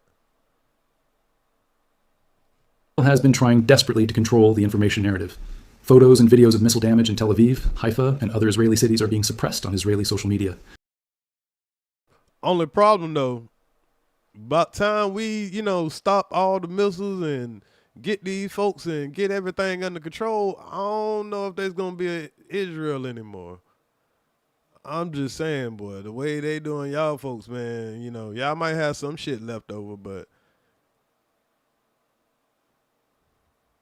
The Israeli government is sharing carefully selected images showing minimal damage, potholes in roads, broken windows. But satellite imagery from commercial providers and independent journalists on the ground show a different story. Entire buildings destroyed, military facilities reduced to rubble, the kind of damage you'd expect from modern ballistic missiles with precision guidance.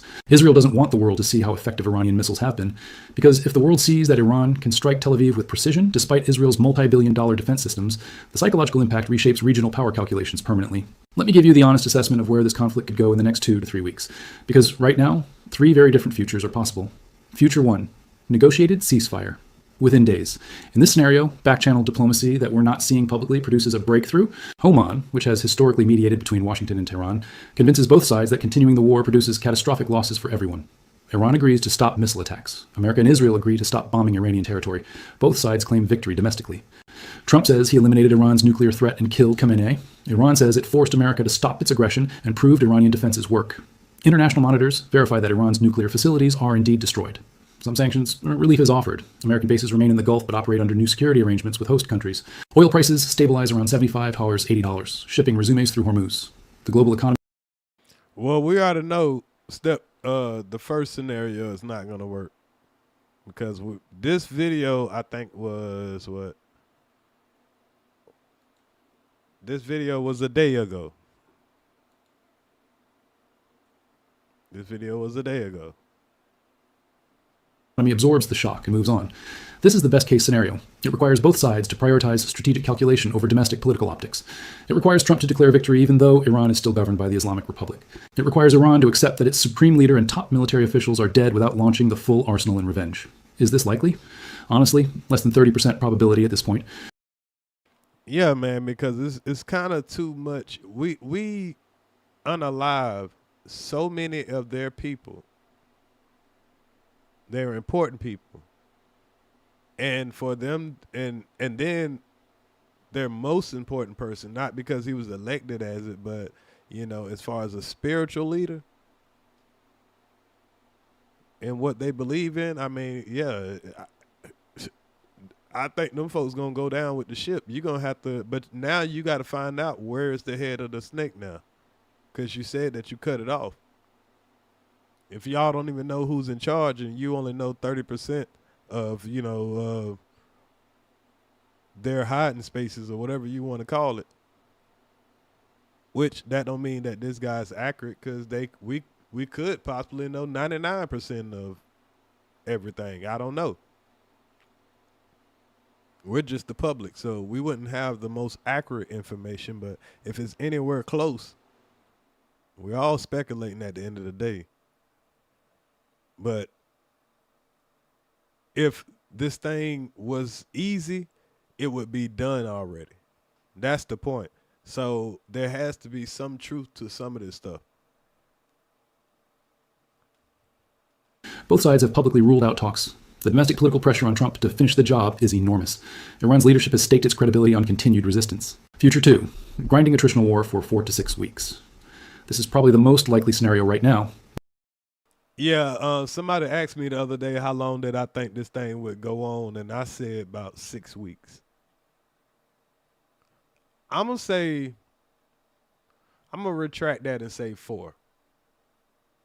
I'll say 4 to 6. I'll say 4 to 6.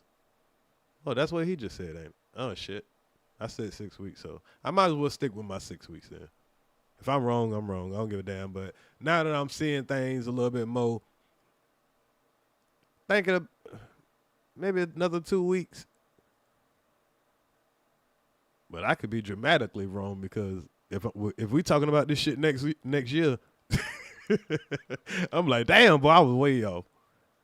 But I said the other day about six weeks. Maybe 50% to 60% probability. The war continues at roughly the current intensity. Iran launches 100 to 200 missiles and drones per day. But I don't really see them giving up. I don't see them giving up no way, shape, or form. Like, even if we come to an agreement, who the fuck is going to come up and say, hey, we need to talk to y'all? If y'all done took out everybody that you know of.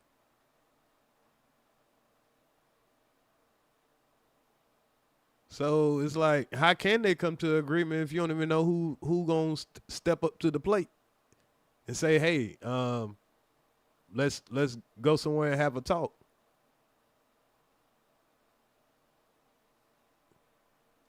America and Israel conduct air strikes targeting Iranian military infrastructure, underground facilities, and weapons production sites. American Interceptor stocks deplete further. Emergency shipments arrive from U.S. stockpiles, but not fast enough to fully replenish what's being used.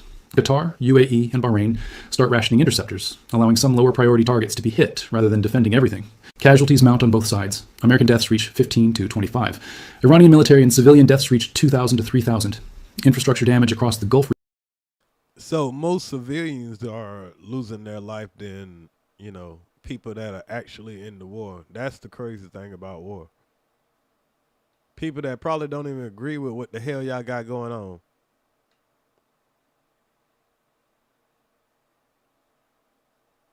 Region runs into hundreds of billions of dollars. Oil prices climb to $100 to $120 per barrel and stay there for weeks. Global inflation picks up again. European economies that just recovered from the Ukraine war energy crisis face another shock. Asian economies that depend on Gulf oil pay enormous premiums. Trump's approval rating continues falling. By week 4, if American casualties are mounting and oil prices are destroying the economy, domestic political pressure for some kind of resolution becomes overwhelming, even if it's not a clean victory. Iran's economy suffers enormously, but the regime survives. The IRGC becomes even more dominant in Iranian politics. Hardliners are strengthened. Any moderate voices are silenced. By week 6, both sides are exhausted. American interceptor stocks are critically low. Iranian missile inventory is depleted by 60% to 70%. Neither side has achieved decisive victory. Both sides are looking for an exit that doesn't look like total defeat. An uncomfortable ceasefire emerges, not because anyone wanted it, but because neither side can sustain the current pace anymore. Future 3, catastrophic escalation. This is the nightmare scenario. Yeah, this don't sound good.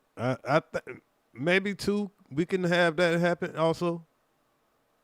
You know, they both just, but I don't see Iran saying, nah, yeah, let's just cease fire because we running out of weapons. I think them folks like, nah, bro, y'all done took out too many people. I could be wrong though. Probability, maybe 10% to 15%, but non-zero and rising. Iran deploys weapons it hasn't used yet. The Khorramshahr-4 heavy ballistic missile strikes a major American base with a massive warhead, killing dozens of Americans in a single strike. Or Iran successfully hits a U.S. Navy vessel with a hypersonic missile, causing major casualties. American domestic outrage demands overwhelming retaliation. Trump, facing political annihilation if he looks weak, authorizes strikes against targets he had previously ruled out. Israel, seeing an opportunity to permanently eliminate Iran's nuclear and missile capabilities, pushes America toward more extreme options. The conversations about tactical nuclear weapons that were previously theoretical become operational discussions. Iran responds by activating its full proxy network. Hezbollah launches everything it has at Israel, potentially 10,000 plus rockets per day. The Houthis... Per day? 10,000 rockets a day? Yeah, that'd be crazy. I don't think that can happen. Because they would have to pull out like 10,000 trucks or something like that. I mean, I don't know. Escalate attacks on commercial shipping in the Red Sea. Iraqi militias target American forces in Iraq with sophisticated weapons. Regional war spreads. Saudi Arabia gets pulled in. Turkey faces a decision about whether to invoke NATO Article 5 after repeated Iranian missile penetrations of its airspace. Oil spikes to 150 plus per barrel. Global recession begins. Stock markets crash. The international community pressures America to stop, but stopping now looks like defeat after having escalated so far. This scenario doesn't end quickly or cleanly. It produces generational consequences. For the Middle East, for the global economy, for American credibility worldwide. Nobody wants this future. But wars have a way of producing outcomes nobody wanted through a series of escalations that each seemed rational in isolation. Let me end with the big picture, because this war is going to reshape military thinking for decades, regardless of how it ends. In 2003, when America invaded Iraq, the model of modern warfare was shock and awe, overwhelming technological superiority, precision-guided munitions, complete air dominance. The war was won in 3 weeks. In 2026, Iran is demonstrating a different model, attritional asymmetry. You don't need to match your enemy's technology. You just need to make it economically impossible for them to maintain their technological advantage. Smart bombs meet smart thinking, and smart thinking is proving far more effective than anyone predicted. Other countries are watching very carefully. China is taking notes on Iran's drone swarm tactics for potential use against Taiwan. Yep, because when China go for Taiwan, we're going to have a hard time trying to protect Taiwan also. And trying to convince the American people that we want to go to another war for another country again. Because we going to pay the price. And who's going to convince us then that it's okay? Russia is learning how to better deploy mixed drone missile salvos in Ukraine. North Korea is studying how Iran has survived total international isolation while building a missile force that can challenge a superpower. The future of warfare is becoming clear. Mass-produced cheap drones that overwhelm expensive defenses, underground infrastructure that's impossible to destroy, from the air, economic warfare targeting industrial infrastructure, not just military bases, deliberate depletion of enemy resources through cost-imbalanced exchanges, strategic patience over decades, not just tactical superiority in battles. This is not the future we were promised in the 1990s when America dominated the world with stealth fighters and aircraft carriers. This is a future where a medium-sized regional power can challenge a superpower by being strategically clever rather than technologically superior. And the most important lesson? Technology alone doesn't determine military outcomes. Strategic patience, economic calculation, and asymmetric thinking can defeat superior technology if you're willing to plan for decades rather than demanding victory in days. Iran has been preparing for this fight for 42 years. America assumed superior technology would win the war in 48 hours. 1 week in, Iran is still standing, still launching, still forcing the world's most powerful military to make impossible choices between bad options. That's not a victory in the traditional sense, but it's definitely not a defeat either. Yeah, that's definitely not a defeat. They're definitely earning the respect of the world for one. Because, like I say, dealing with them should have been like dealing with Venezuela. We went there. Within 24 hours, we had Buddy in Rikers Island. Got everything that we so-called wanted, whatever.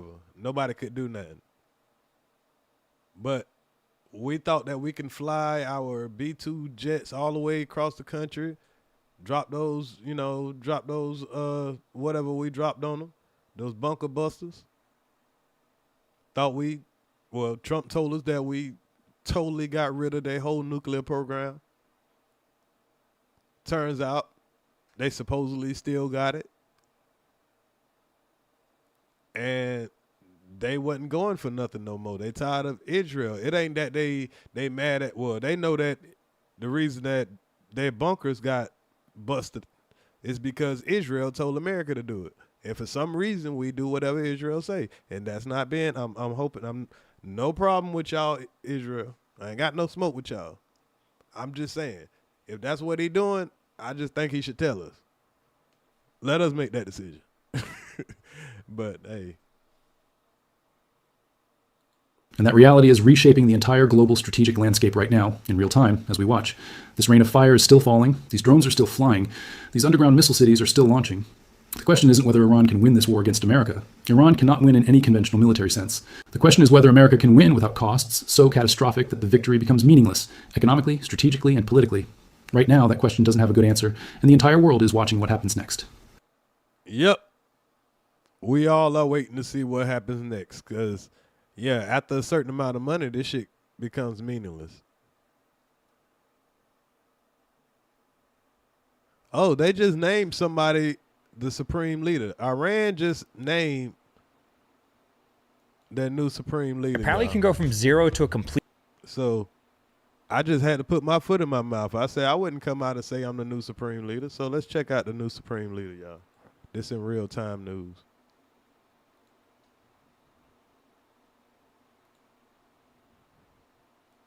Supreme Leader Mojtaba Khamenei. He's the son of the late Supreme Leader Ayatollah Ali Khamenei. I want to bring in CNN's Jeremy Diamond, who is standing by in Tel Aviv as we get this breaking news. Jeremy, what are you hearing from your sources? Man, he got to be just the front of this, but you know, hey, I get it. Somebody got to do the negotiation. Yeah, Jessica, this is just in from Iran's Assembly of Experts. This is the body of senior Iranian clerics responsible for electing the next supreme leader. And they have now chosen, just over a week after the assassination of the Ayatollah Ali Khamenei, they have chosen his son, Mojtaba Khamenei, as his successor. He is a 56-year-old who is known for having close ties to the Iranian Revolutionary Guard Corps. And he will, in large part, his selection here will in large part be viewed as a continuation of his father's rule, and quite a hardline kind of stance for this Iranian body of experts to be choosing as the next supreme leader of Iran. The two. So they just automatically put a jacket on him. Oh, he the son of such and such. Hey, he probably gonna just go on with the same shit. See, y'all still with that bullshit. How y'all know that man don't want to goddamn come in peace? How you know he didn't not agree with his father? And he might have a different approach to this. Y'all already ready. See, this is why nobody wanted to goddamn step up and say that they're the leader of Iran. Y'all already talking like you ready to do some fuck shit. Two other candidates who had been in the running to potentially be named as the next supreme leader were viewed as the more moderate candidates. And so clearly these senior Iranian clerics choosing to kind of continue the legacy of the Ayatollah Khamenei, who ruled for decades in Iran, by choosing another Khamenei, Mojtaba Khamenei.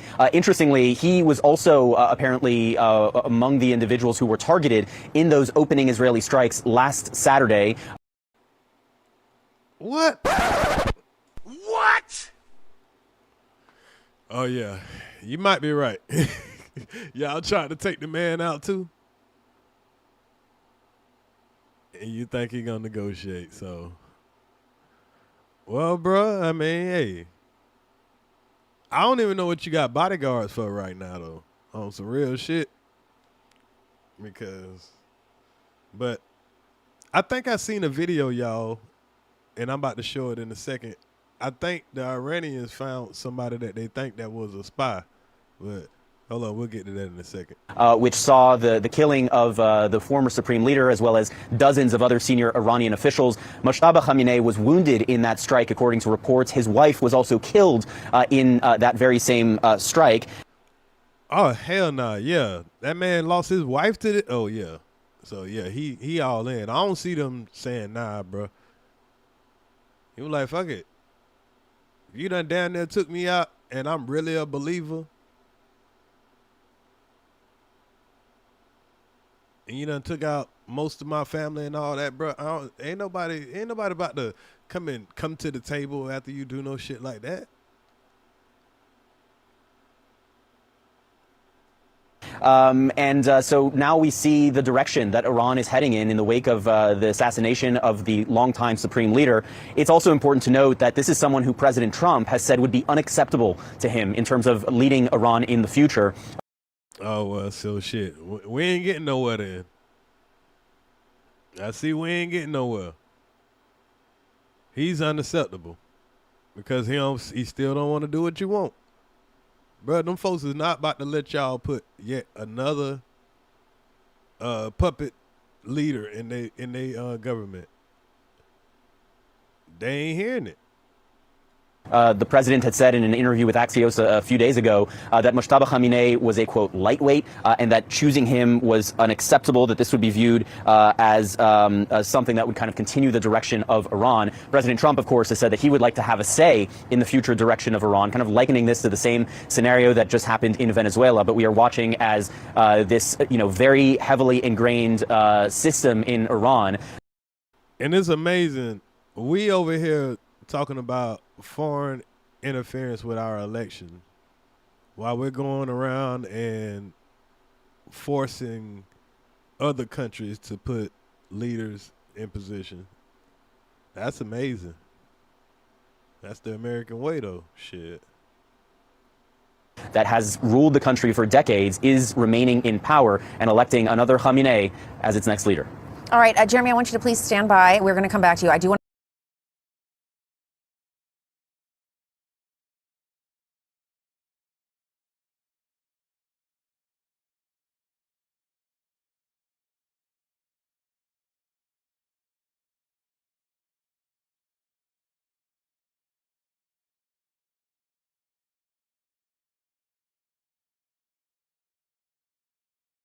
to this war, to winning this.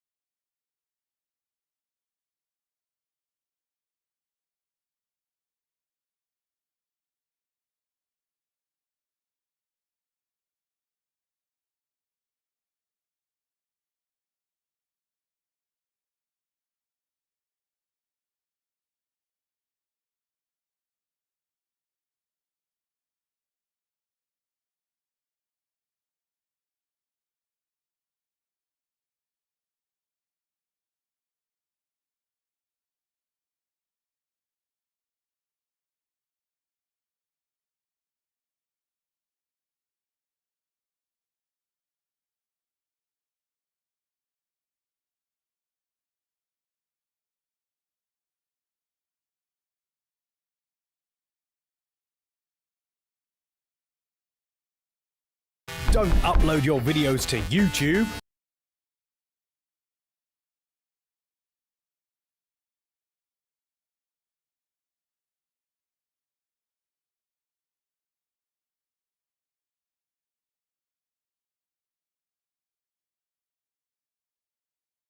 Oh, sorry about that. Sorry about that, y'all.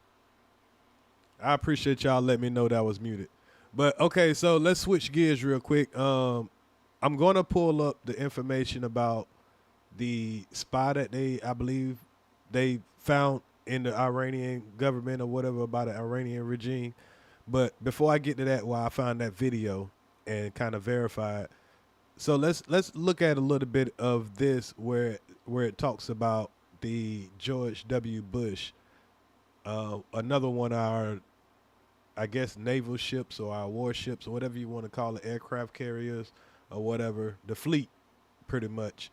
And they're on their way to that same part of the world, even though we already got 2 ships over there. So for some reason, we feel like we need more reinforcements. And we also heard that, what was it, the Italians that were on their way over there also. So.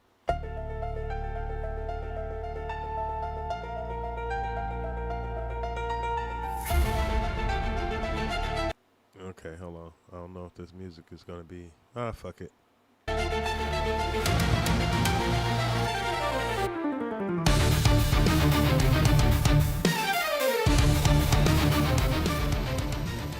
A powerful signal of expanding U.S. naval muscle in the Middle East.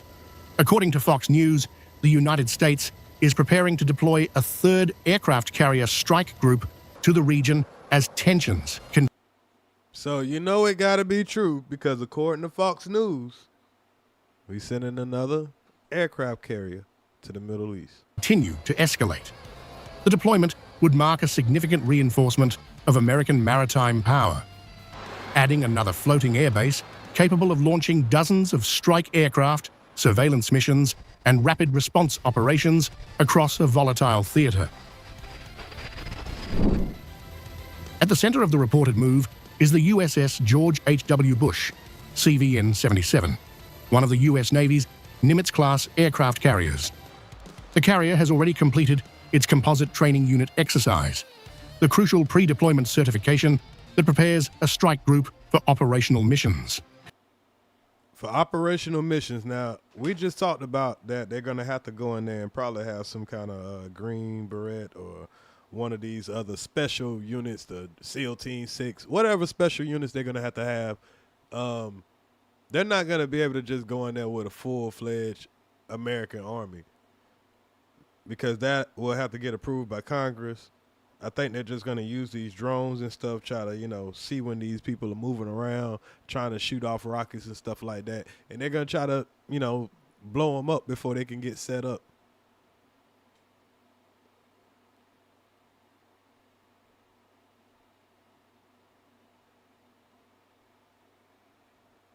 With that phase concluded, the carrier and its escort fleet are now considered ready for forward deployment if ordered. If deployed, the USS George H.W. Bush would significantly expand the U.S. naval footprint in Middle Eastern waters. Aircraft carriers serve as mobile command centers and launch platforms for large-scale air operations, carrying dozens of fighter jets and supported by guided missile destroyers. According to the report, Washington's move signals an intention. A major geopolitical revelation is sending shockwaves through security circles. A report by the Washington Post claims Russia has been providing Iran with intelligence on U.S. military assets across the Middle East. And we all believe that because even a guy on YouTube can tell you where all the satellites are, and you can see the satellites from the Russians and the Chinese. And he's showing that, hey, you can see all these satellites going. You can see the American one also. And you can see the activity when all the planes are moving around and, everything on the ground. But, hell, even the average guy can show you that. So imagine what the military has. According to the report, the shared data allegedly includes sensitive details on American naval vessels, fighter jets, radar installations, and troop deployments, information that could significantly enhance Tehran's awareness of U.S. military movements in the region. The intelligence flow, according to officials cited in the report, is believed to be circulating through channels linked to the Islamic Revolutionary Guard Corps cyber network. The development suggests a deepening layer of strategic coordination between Moscow and Tehran at a time when regional tensions are intensifying and military activity across the Middle East is sharply escalating. So they're pretty sure that Iran is working with Russia. They're definitely pretty sure that they're working with Russia. But right now, Russia and America does not have to, not America, but Russia and China, they don't have to really get out there and beat on their chest. Yeah, we got y'all back. They're kind of just letting them, do their own thing and let Israel and America just, deplete their resources. It's kind of obvious right now.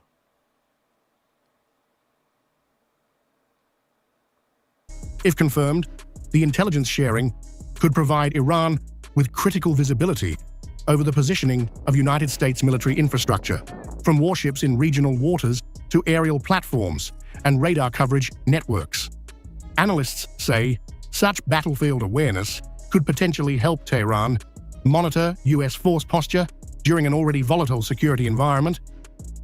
Despite the explosive nature of the report, officials at the White House have publicly downplayed the significance of the alleged intelligence exchange. U.S. authorities indicated that while they are aware of the report's The information shared does not appear to have immediate tactical impact on American military operations. Okay, so y'all, I found the video that I found some information on how they end up finding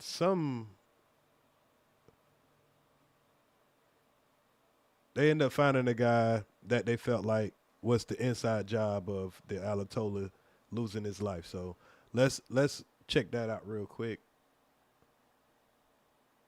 Damn, boy, they is going ape shit right now, boy.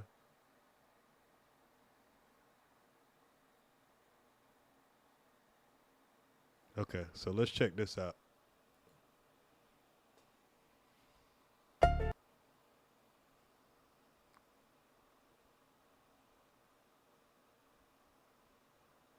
Now, first, before we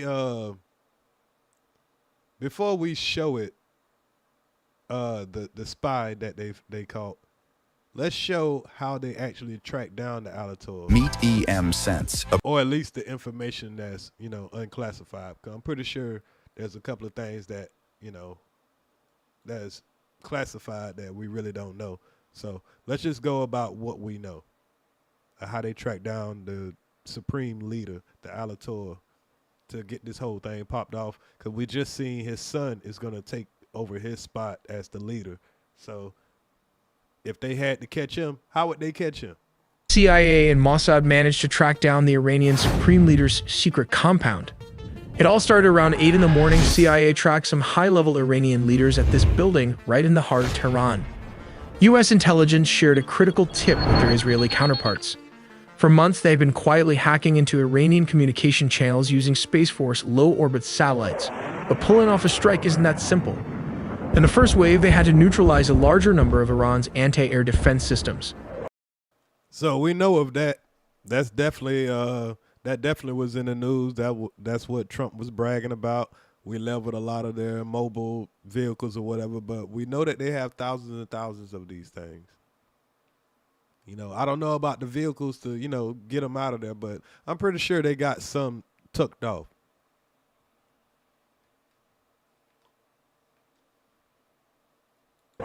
This critical step cleared the airspace for a massive strike force of around 200 Israeli jets.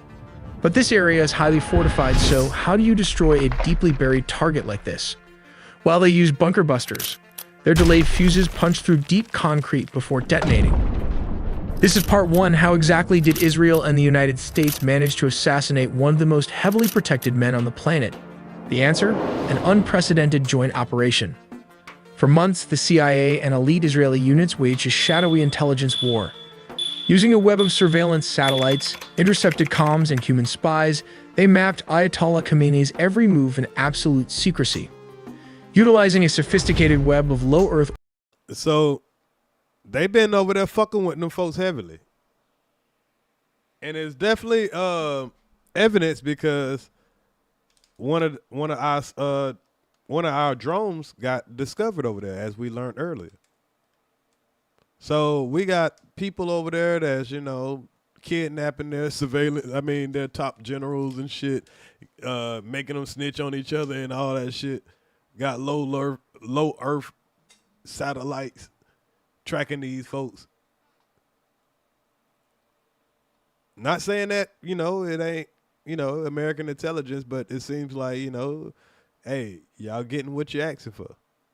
Orbit surveillance satellites, intercepted encrypted communications, and highly placed human assets deep within the regime.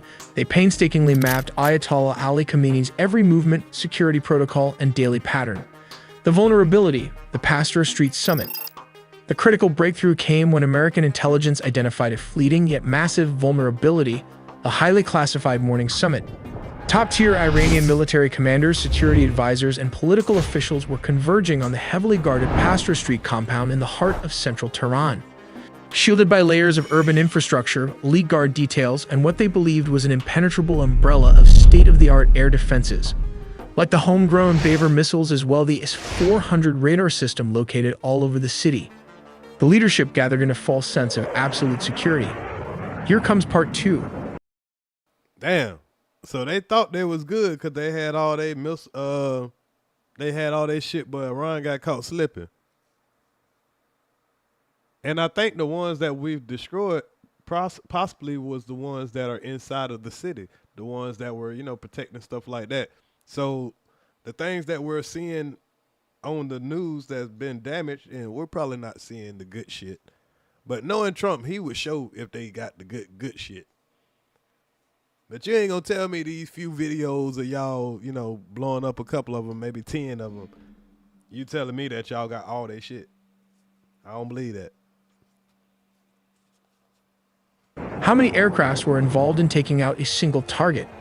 The focal point of the operation was Beit Rabari, Khamenei's highly secure official residence and centralized office compound located in the heart of downtown Tehran. While they used around 200...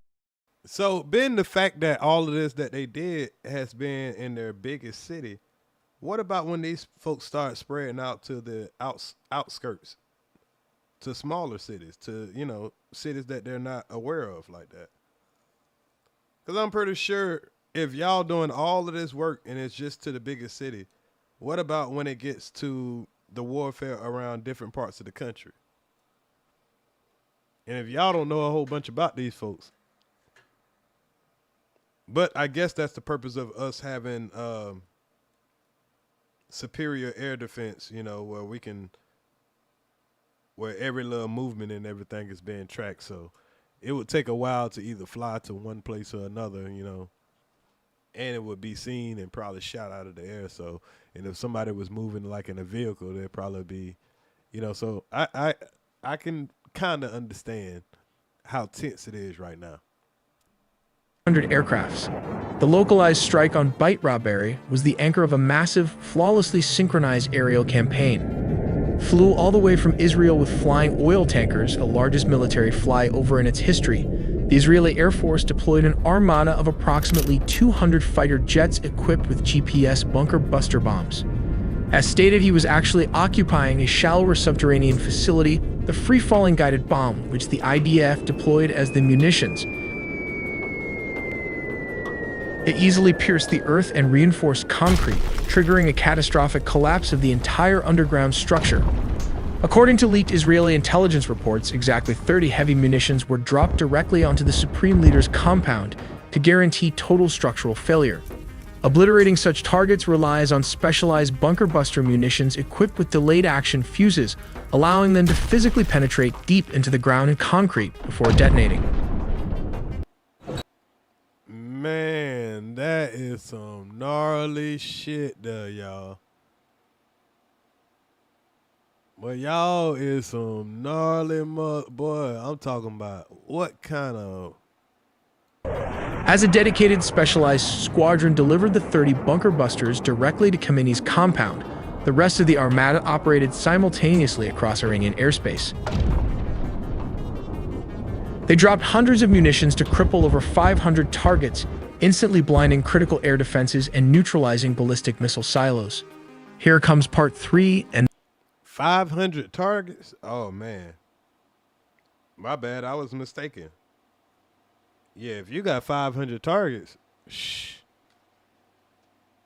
But that got to be a big blow. That got to be a huge blow. Not saying all the targets was, missiles that could shoot down, but, they probably was strategic places. And this is Iran's mistake. How the Iranian made a very big mistakes to protect its leader.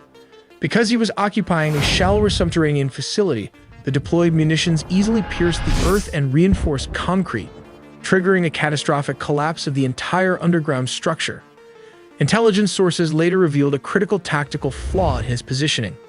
He was not sheltering in one of the compound's 2 deepest maximum security bunkers facilities that would have required the heaviest, highly specialized U.S. ordnance to crack. If he had switched places, he would have been at least safe. And here is part 4, how many were exactly killed. While the complete list of eliminated targets is still undergoing global intelligence assessment, the strike successfully decapitated Iran's operational leadership in a single devastating blow.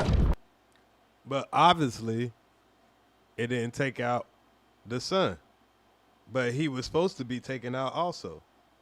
So I wonder if right now if the United States and Israel are finding out that he's alive, but they were supposed to take him out. Hell, the leader might still be alive. I mean, I don't know. Y'all was supposed to take him out, but he's still alive. Well, he might be a clone also. We don't know. This shit get crazy. The truth is stranger than the fiction. Killed alongside Khamenei were top-tier military figures, most notably Major General Mohammad Pakpour, the head of Iran's Revolutionary Guard, and top national security advisor Ali Shamkhani. Those some top dogs, though. Yeah, they took out the top dogs. Tragically, the blast also claimed the lives of several of Khamenei's family members who were present. But the first wave with 200 jets and U.S. Tomahawk cruise missiles did not just hit his compound. The U.S. cruise missiles was the one to take out anti-air defense system, while the 200 IDF jets took out the Iranian leadership. All in all, U.S. and Israeli forces struck approximately 2,900 targets across Iran, according to U.S. Central Command, in just one day. Reports suggest the CIA... Damn! I see why those folks... If they did that much, though, how are these folks still firing off missiles? So this got to be a very disappointing moment. If this is 100% true, we can all go do our own research. But if you did this much damage, you got rid of the top dogs, spent all that money doing that, and this motherfucker still fucking shit up? CIA allegedly penetrated Iranian communications by bombarding them with spam calls, jump calls, and online breaches. This data doesn't just result in spam and scam attempts. It can also affect your insurance rates and ultimately will lead into a regularly scam real-time plans. Copy the link, click data is with the link plan. In the midsection was used to penetrate layers of get 60% off on an annual plan. But what weapon was used to penetrate layers of concrete? Well, they have this bunker buster bomb. It has a laser sensor at the front, and just behind that are adjustable fins. In the midsection, there is a warhead that weighs approximately 650 pounds containing tritonal explosive. This is a mixture of 80% TNT and 20% aluminum powder. Finally, we have the retractable fins at the rear. Hey man, this is some gnarly shit. That's some crazy shit. You gotta be sent from the devil to sit around and try to think of this shit. Some shit that cause destruction. The fact that these folks want to sit around here with weapons like this, and I'm talking about any country, the fact that we even need shit like this. To give you a better sense of its size, comparing it to a person can be helpful. The casing has a length of approximately 19 feet long, which translates to around 5 meters. This section is made of an artillery barrel, which is very strong, and has a diameter of 14.5 inches, which translates to around 37 centimeters, making it relatively narrow. They intentionally made the smaller cross-sectional area. This means the bomb displaces less material, whether earth or concrete, as it penetrates layers of reinforced bunkers or building, thus allowing it to travel further to almost 100 meters. At first glance, it appears to be an ordinary 6-story residential building, complete with a solar-paneled roof. However, there's more to this structure than meets the eye. What makes this building particularly noteworthy is its underground basement, which is rumored to contain a network of tunnels. These tunnels are believed to serve as emergency escape routes, adding... Yeah, somebody had to tell them the exact time that they can drop this, where that guy would be there. Like, they caught him in the perfect spot. Somebody in that room had to tell him, hey, drop it right now. He gonna be right there in the room, because he could have been anywhere. Adding to this, and that would have been a waste of money. Site's strategic importance. We've put together a few different scenarios to help you better understand the IDF's assassination tactics. The CIA and IDF would employ spies and agents to gain information on a high-value target. With a clear line of sight, the operative waits for confirmation that the high-value target has arrived at the meeting point. This target reportedly arrived at underground headquarters in the southern suburbs for a meeting with several top leaders. Hey man, this remind me of that a Hitman when I be on my Hitman shit. But I'm pretty sure they got video games where like war games and stuff like that where you can call in airstrikes and whatever. The tip-off was allegedly received by Israeli officials on the afternoon of Saturday, September 27th. And it's probably the dude that we're about to find out about in a minute, the spy. A fighter jet was expected to target and illuminate the building using its laser targeting pod, focusing on one of the specific buildings. Subsequently, a dozen of F-15 jets dropped not one but 80 bombs of various types. Damn! 80 bombs?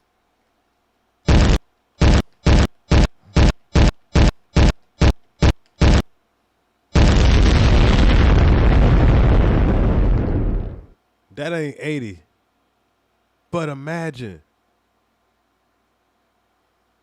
I got it. That's $80 million right there also. Plus the $2 million apiece for each jet. We're talking about like $300 million. How much money you think this operation cost? And it still didn't stop the problem.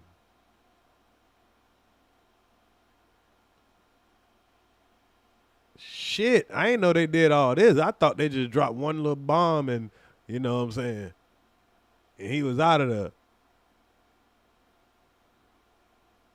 You telling me y'all did all this shit and these motherfuckers still bucking? The tip of the spear would have been the bunker buster bomb that can penetrate through this 6-story building, leveling all 6 structures to the ground and in the process eliminating Hassan Nasrallah in the action. Let's consider scenario 2. If an Iranian spy had not assisted the IDF, a Mossad agent or soldier might have been nearby, confirming Nasrallah's location or possibly illuminating the target with a ground-based laser. In this case, GPS coordinates would have been transmitted to the IDF. Once ready, the F-15 jets would have dropped around 80 bombs of different types, leveling the entire 6-building complex. The reason for dropping so many bombs was to ensure the elimination of a high-value target like Hassan Nasrallah. Unfortunately, the collateral damage resulted in a significant number of innocent civilian casualties, a tragic cost associated with this operation. And they don't give nah fucks how many innocent people that just had a government job, that had a family, they was just going to work. They can't control where they was born at. They went to college. They did everything right in life. They might not agree with what they boss do, but hell, they got to feed their family. They just came to work. They just came to work. You drop 80 damn bombs, you know damn well that's going to take out a lot of people.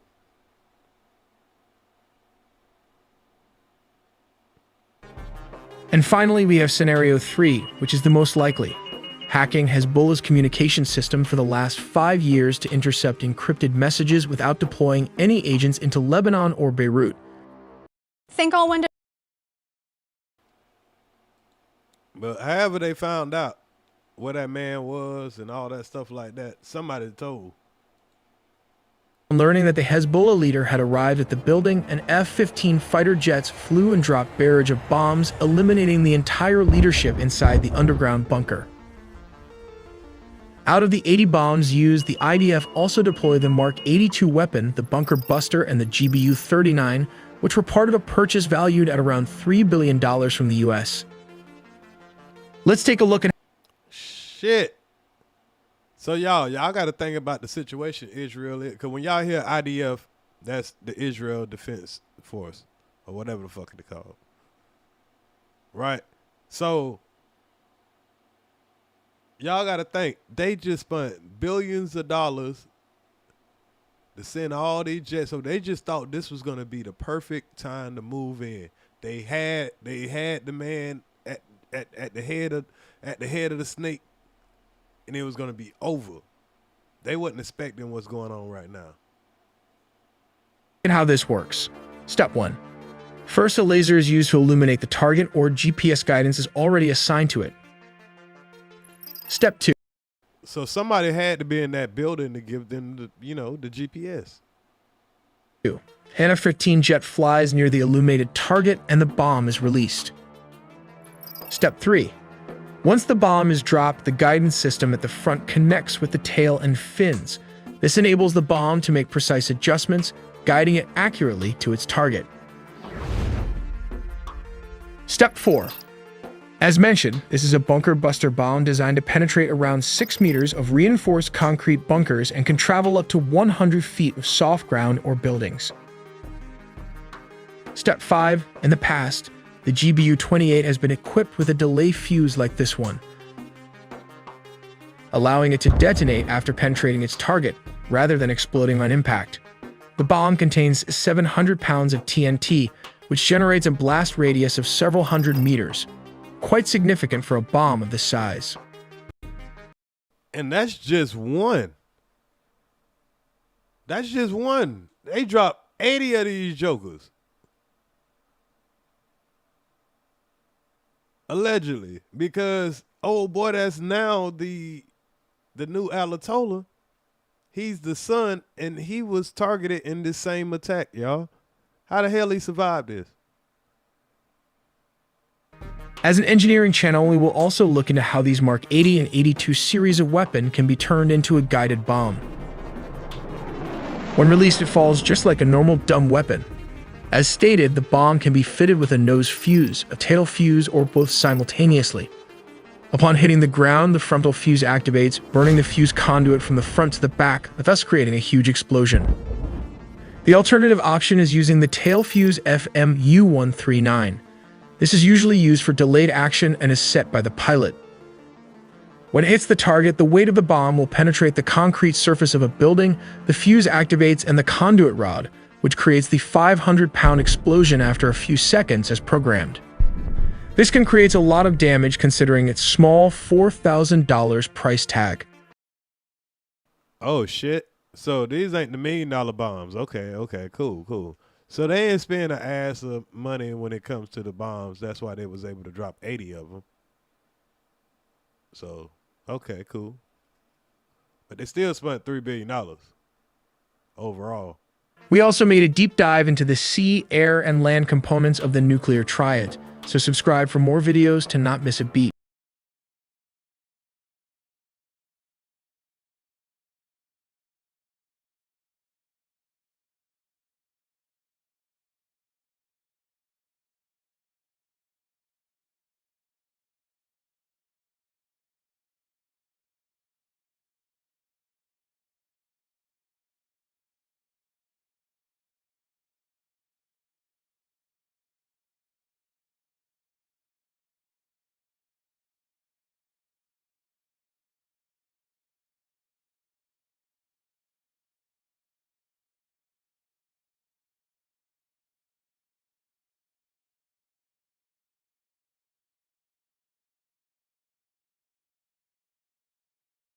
What they've done in Gaza.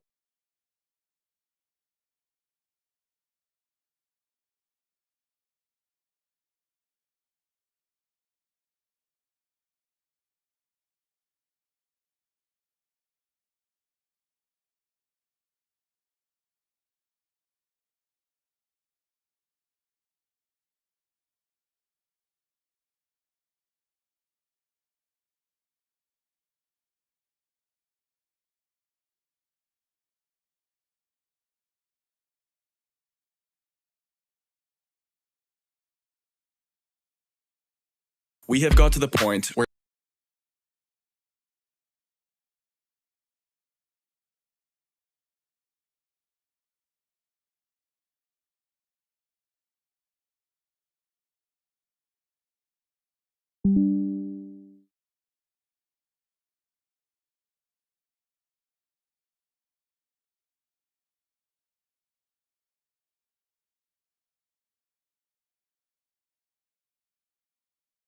Oh, sorry, I'm on mute. I'm going to let this play a little bit, y'all.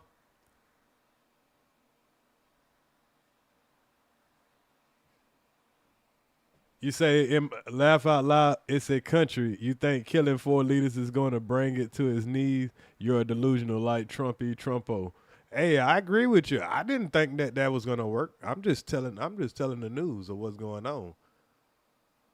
If you watch my channel, you'll know my position on all this, So, and a lot of things I say, I'm just being sarcastic so I don't get in trouble by our leader, our also great leader, I don't want to get in trouble for whatever I say. You can't just say whatever you want to. So, let's go, America. Let's get them. Let's get them, America. Well, yeah, let's kick ass. But anyway, let's see what's going on with this spy.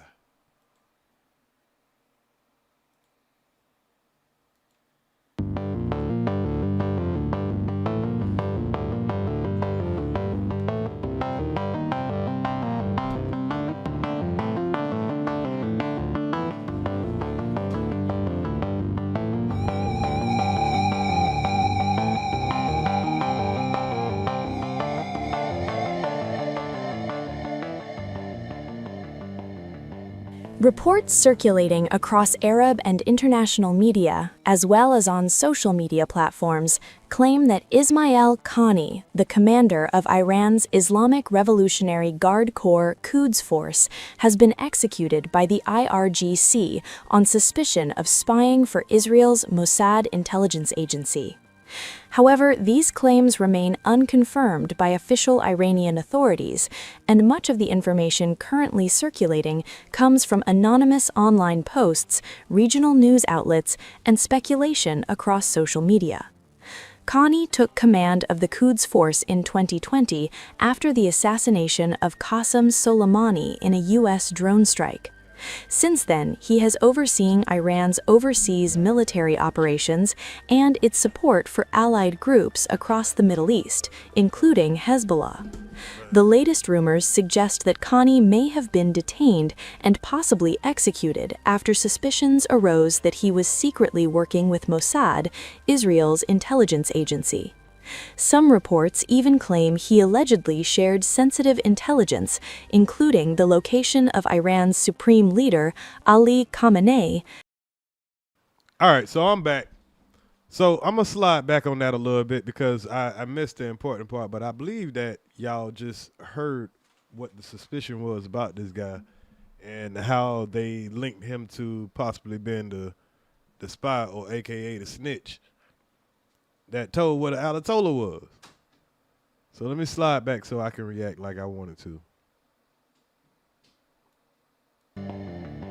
Reports circulating across Arab and international media, as well as on social media platforms, claim that Ismail Qani, the commander of Iran's Islamic Revolutionary Guard Corps Quds Force, has been executed by the IRGC on suspicion of spying for Israel's Mossad intelligence agency. Damn! And they ain't waste no time. They ain't talking about take you to trial and all that shit like that, nigga. They in times like this, they getting rid of you out the gate.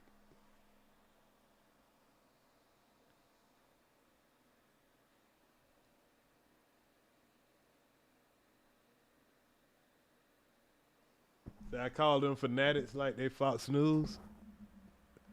Who I call fanatics like?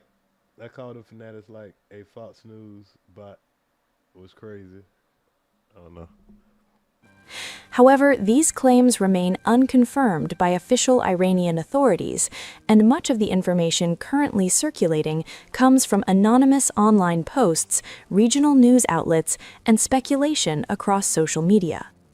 Qani took command of the Quds Force in 2020 after the assassination of Qasem Soleimani in a U.S. drone strike.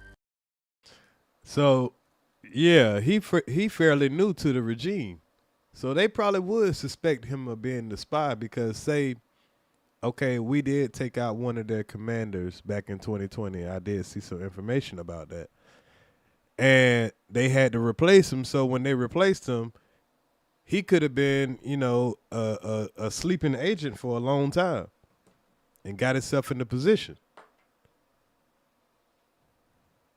Since But they probably was already suspecting, buddy. then, he has overseen Iran's overseas military operations and its support for allied groups across the Middle East, including Hezbollah. The latest rumors suggest that Khani may have been detained and possibly executed after suspicions arose that he was secretly working with Mossad, Israel's intelligence agency. Some reports even claim he allegedly shared sensitive intelligence, including the location of Iran's supreme leader, Ali Khamenei, during recent military tensions involving Israel and the United States. And that makes most sense because, you know, as we just seen in that little diagram, and I'm not saying that I mean, not diagram, but PowerPoint or whatever you want to call it. If any of that was true, how they found him, it had to be somebody on the inside. And if everybody died, except for a couple of people, I'm kind of going to be a little suspicious of that. Even when it comes to his son, that's now the leader. I wouldn't be surprised if he came to well, I would be, because I think, I don't know, those people are committed to their family. So, you know, being that how they did that, and you know he's 50-something years old, he ain't no you know no young boy. He's been around for 50 years, so he was a kid when you know the actual Iranian thing happened back in 1979. So he knows how far their country have come. He's had to grow up under the sanctions and the pressure of, you know, the United States. So, you know, I don't think them people would have made him the leader if he wasn't that guy. According to these allegations, such information may have allowed Khani to avoid targeted strikes while others around him were killed. But so far, no credible evidence has confirmed these accusations. Several media outlets have referenced the rumors. A report by The National, a UAE-based newspaper, cited unverified online claims suggesting Khani had either been detained or executed by the IRGC on suspicion of espionage. Other outlets have repeated similar claims, pointing to his survival during multiple assassination attempts and military strikes in recent years. So them folks like, nigga, you ain't keep getting away. You the only one keep getting away, so we gonna go ahead and take you out. Or they could just be capping. They could just make it look like he's, you know, deceased, so they won't target him. It could be a strategy. If it is, I think it's a good strategy. I don't know if they're gonna go for it. But how you gonna target somebody if you make them think that that person is gone? Hey, well, now we got a new leader. And don't be surprised if they come to some kind of agreement within today or tomorrow with the so-called new leader. Could be a trap. The speculation also gained momentum because Khani has reportedly survived several high-profile attacks that killed other Iranian-aligned leaders. Some analysts question whether this was simply coincidence or something more. Similar allegations about Khani's loyalty have circulated before. In 2024 and 2025, reports claimed he had been placed under investigation or house arrest by the IRGC following intelligence breaches that severely impacted Iranian-backed forces in the region. Oh, yeah, they already had their eye on him. And right now, they can't take no chances. At the time, those claims were never officially confirmed. Online discussions have further amplified the rumors. Posts across platforms such as X, Reddit, and other social media sites have claimed that Khani may have been Iran's highest-ranking alleged spy for Israel. However, many of these posts rely on anonymous sources and remain unverified. As of now, Iranian state media has not confirmed Khani's detention, execution, or death. The absence of official statements has fueled speculation, but has also raised the possibility that the rumors may be part of disinformation campaigns or wartime psychological operations. which I just said. Now, I haven't watched this video yet, and I know it's AI generated, but you still put in the information that you found or in a news article, and then you allow it to put together a presentation of video. So it doesn't mean that you can't get the information of it, or just to at least get your mind jogging and thinking of might be what's going on. But I have the actual people saying this too, not just the AI, but this is easier learning. But we're definitely gonna see the other sources too. So Khani, believed to be in his late 60s, remains one of the most important figures within Iran's military leadership. If the allegations were ever proven true, it would represent one of the most significant intelligence breaches in Iran's modern history. okay, so I seen some. Let's see what the folks over there saying, because these people, they had something to say they damn self. So let's hear what they said. It's so easy to become a podcaster with Rivers. And I'm getting this off of the World News. World Prime News. That's what this channel is going to be, that we're going to see this video. So I'm hoping it's not an AI video. The killing of Iran's supreme leader has triggered one of the most dramatic and uncertain moments in the country's modern history. The airstrike that struck a heavily protected underground facility in Tehran not only eliminated the most powerful political authority in Iran, but also set off a wave of suspicion, retaliation threats, and internal investigations that now stretch across the country's security apparatus. As Iran vows revenge against its enemies abroad, a parallel drama appears to be unfolding behind closed doors, an intense search for a suspected spy who may... So they're talking about the same guy. They're talking about the same guy. So this is a real story that, we just seen on the AI version of the video. But they know that there's a spy within the circle. And it's probably this motherfucker that keep getting away. He don't never get killed. Pause. He always survive. Unfolding behind closed doors, an intense search for a suspected spy who may have helped foreign intelligence locate the supreme leader. Okay, so he's saying the intense search for it. So they knew it was him, and he's been on the run, and they've been trying to find him. And I think that I got a video where they caught his ass.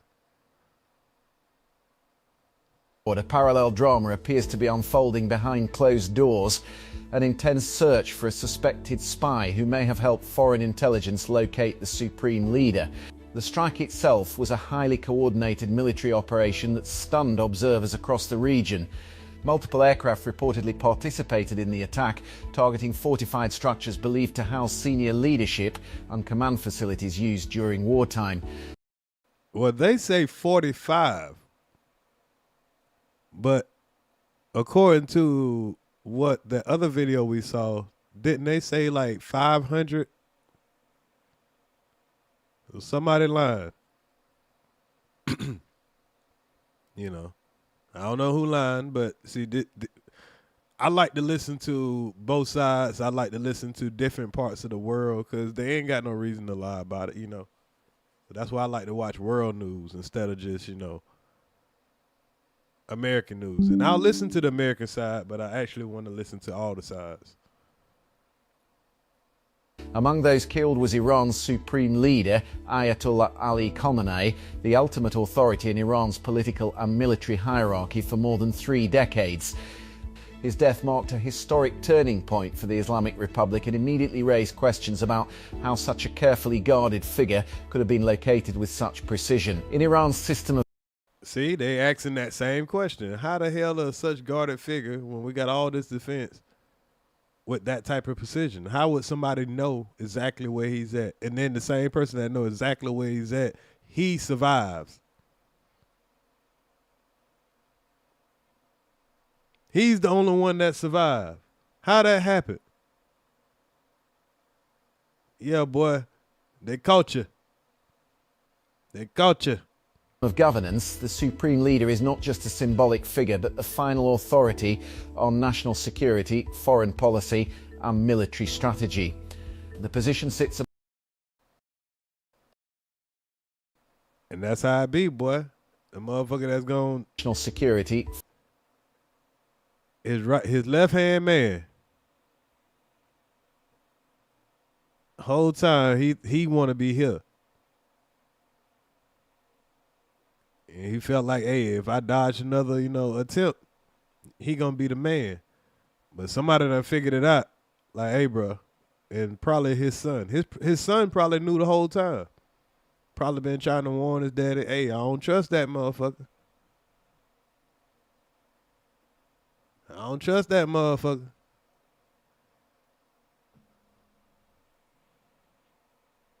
Foreign policy and military strategy. The position sits above the president and commands immense influence, but frequently raised questions about how such a carefully guarded figure could have been located with such precision. In Iran's system of governance, the supreme leader is not just a symbolic figure, but the final authority on national security, foreign policy, and military strategy. The position sits above the president and commands immense influence over the Islamic Revolutionary Guard Corps, the country's most powerful military institution. Because of this status, security surrounding the supreme leader is among the most intense in the world. Access to his movements is tightly restricted, and only a small circle of trusted officials typically know his exact location during sensitive periods. That reality has led analysts and observers to focus on a troubling possibility. The strike may have been enabled by intelligence from inside Iran itself. The precision of the attack has fueled widespread speculation that the location of the bunker was revealed through a leak. Intelligence experts note, man, those ads do know how to come in at the right time, ain't it? Or the wrong time. But yeah, man. That world news, they done found out who got the Ayatollah knocked out, y'all. Iran itself. The precision of the attack has fueled widespread speculation that the location of the bunker was revealed through a leak.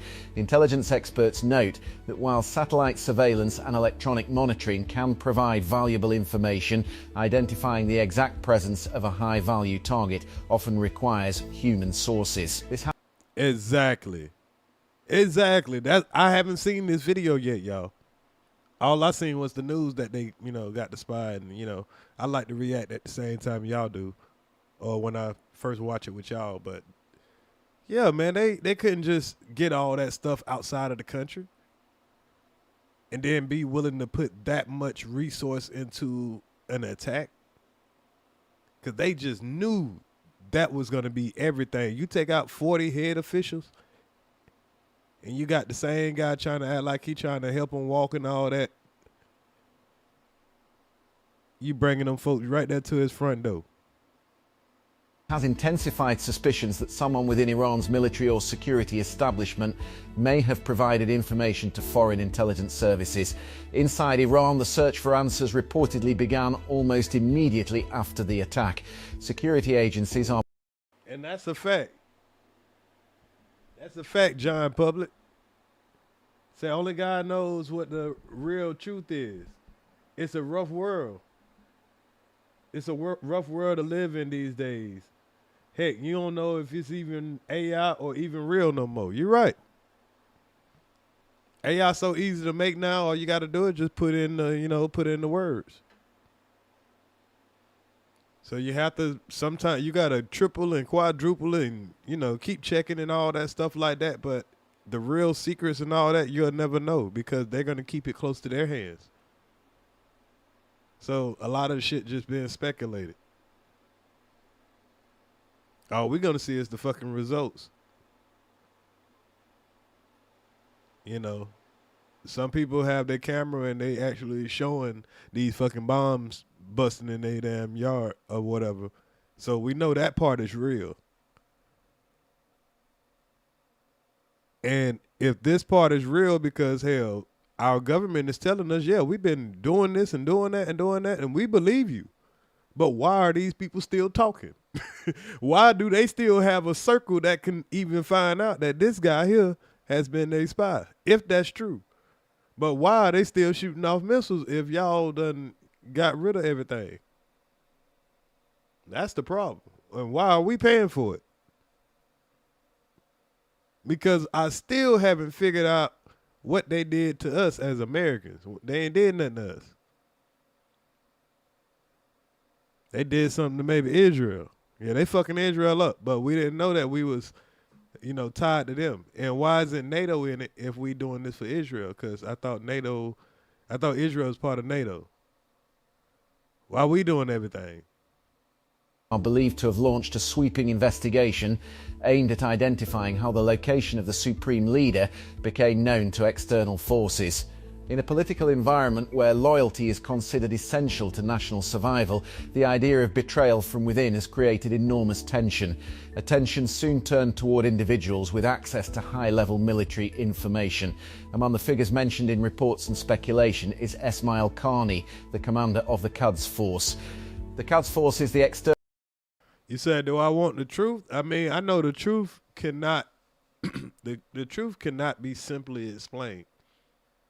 There has to be trillions of layers of what's going on and the reason it's going on. Whether it's religious, whether it's spiritual, whether it's financial, whether it's, control. And, it's definitely, there's a resistance. Let's just say that.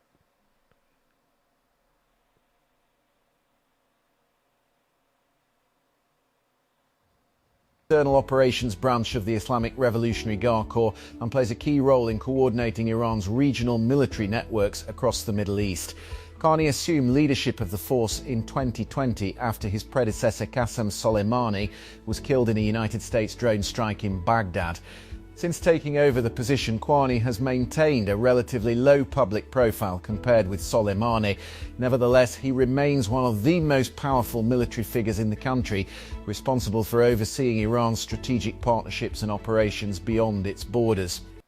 Now, if that's true, and that's who this guy is, it would explain how the leader would be taken out. All of their weapons and shit can be taken out, and why they in the shit that they in right now. Pretty much all the information that the Americans have about them. So we might be in a good position to go in and try to handle everything because according to them, this guy done gave the whole fucking blueprint to their whole operation. If what this video is saying is true. If this guy was in this position and he was able to get the Ayatollah taken out, they probably know the whole lineup right now. If he has that much information in there. And that is some high-class spy shit if he could have did that. Nigga, that's some famous James Bond shit, boy. If he made it to that position and to be, on that.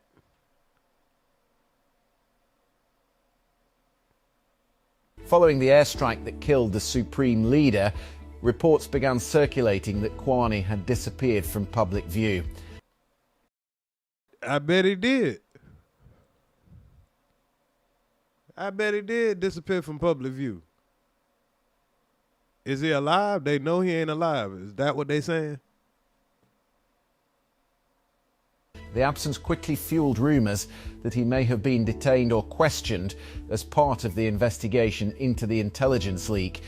Some reports suggested that Iranian authorities were examining whether information from within the Quds Force or other senior circles may have reached foreign intelligence agencies. These claims have not been officially confirmed by the Iranian government. However, the speculation reflects the deep sense of shock and suspicion that has spread through Iran's leadership following the assassination. In the days after the attack... I mean, he could just be ducking off, though, you know what I mean? But now that they got a new Ayatollah, I'm pretty sure he's going to try to find this motherfucker. Yeah, if you was a top general and you don't just disappear, motherfucker, where you at? We looking for your body too. We done found all the 40 other motherfuckers. Where you at? How you get away for the 5th time? Like I said, when they were showing those lasers and all that, yeah, you had to be damn near in there and ran out at the last minute. Type shit. Attack, Iranian officials and military figures repeatedly vowed revenge.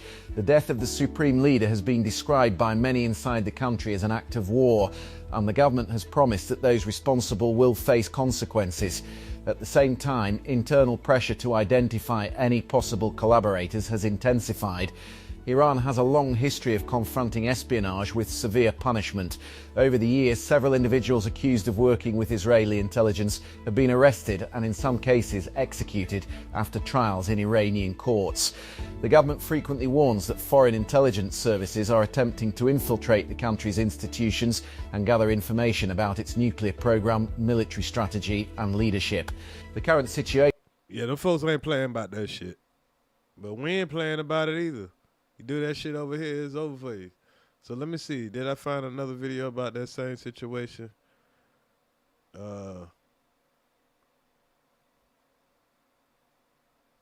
Iranian's top general hired by Israel to kill Iran? Yeah, see, you know, they're speaking of that a good bit. So that's just speculation. Like they say, you know, you wouldn't know if it really happened, but that's the propaganda that's being put out there, or the free information, however you want to look at it.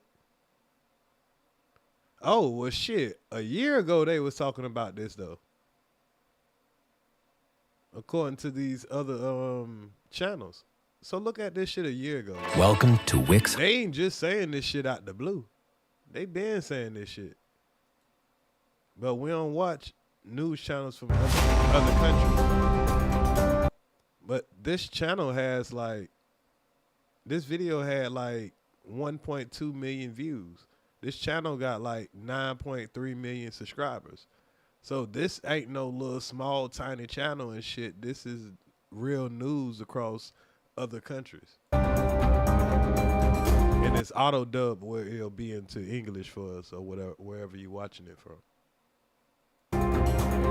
هر کجا لازم باشه مخصوصا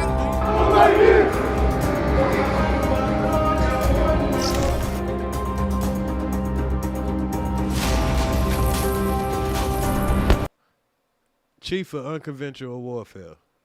That's what he was. Successor to Qasem Soleimani.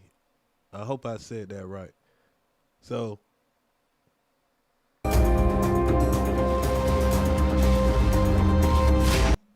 and I'm pretty sure the Sazi Soleimani dude is probably the top, you know, military operative in their country. So he was right up under them. So yeah, they might be more fucked than I thought. Y'all had this nigga up under y'all, right up under y'all, where he know where everything at. Oh shh.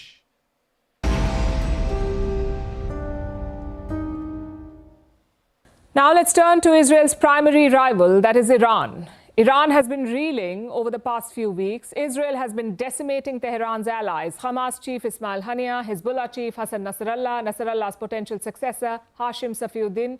Israel has taken them out one by one. Damn. So they ain't been fucking off with these people. Yeah, we just seeing what's going on now, but they been taking out all these people, folks, and they still around. This was bound to send alarm bells ringing in Tehran because Iran has spent years setting up its network of proxies, and Israel took out their leaders in quick succession. This has also raised questions. Does Israel have spies in Iran's top military force? Is that how they're being able to zero in on these leaders and kill them? The Iranian force in question here is the IRGC, the Islamic Revolutionary Guard Corps. It is a military with multiple branches. They have their own army, a navy, and a rocket force. But in the fight against Israel, their most deadly unit is the Quds Force. It is the IRGC's unconventional warfare and military intelligence unit. The Quds force is led by this man, Ismail Ghani. We mentioned him earlier this week. There were rumors that he had gone missing. But now some different rumors are doing the rounds, saying that Ghani is not missing. Instead, he is being interrogated.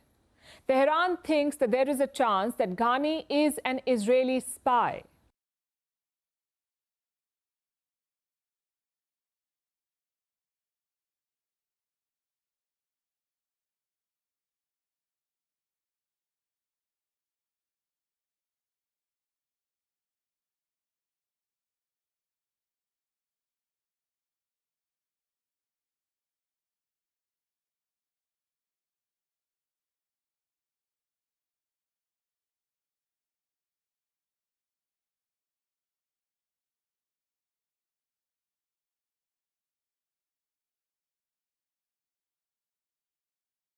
My bad. They was like, they got him. They got our snitch. He compromised. I think, yeah. They were saying this a year ago, though, man. Let that sink in. Ismail Ghani, the head of the Quds force, the man responsible for organizing all of Iran's proxies, that man might be an Israeli spy. Let's look at the timeline of events to see why Ghani might be under investigation. We start with the assassination of Ismail Haniyeh, the chief of Hamas. Haniyeh was killed on the 31st of July this year in Tehran, in the Iranian capital. He was killed at a guest house that was reportedly secured by the IRGC. Iran has not confirmed the exact method of killing yet, but one version is that a bomb had been planted in that guest house. And that does not paint the IRGC in a good light. Did they not check for bombs before housing such an important guest? Hey, boy, they been over there causing hell, too. Yeah, Israel ain't been bullshitting over there. That was strike one. Strike two was the assassination of Hassan Nasrallah, the chief of Hezbollah. Nasrallah was killed on the 27th of September at the Hezbollah headquarters in Lebanon's capital, Beirut. How did Israel know where to strike? Could it have anything to do with Iran? With IRGC Brigadier General Abbas Nilforushan. He was killed along with Nasrallah, but some interesting details have now come out. Nilforushan was a member of the Quds force. He was overseeing operations in Syria and Lebanon. He took over these duties in the month of April, after his predecessor was killed in an Israeli airstrike. So an Israeli attack led to Nilforushan's promotion. Fast forward a few months to September 27th, Nilforushan flies into Beirut that day, on the 27th.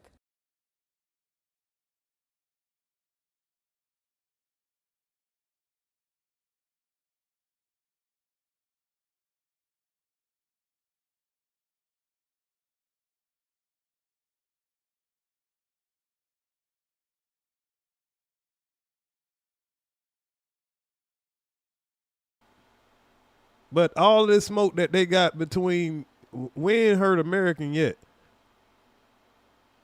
Oh, this is somebody else smoke right here.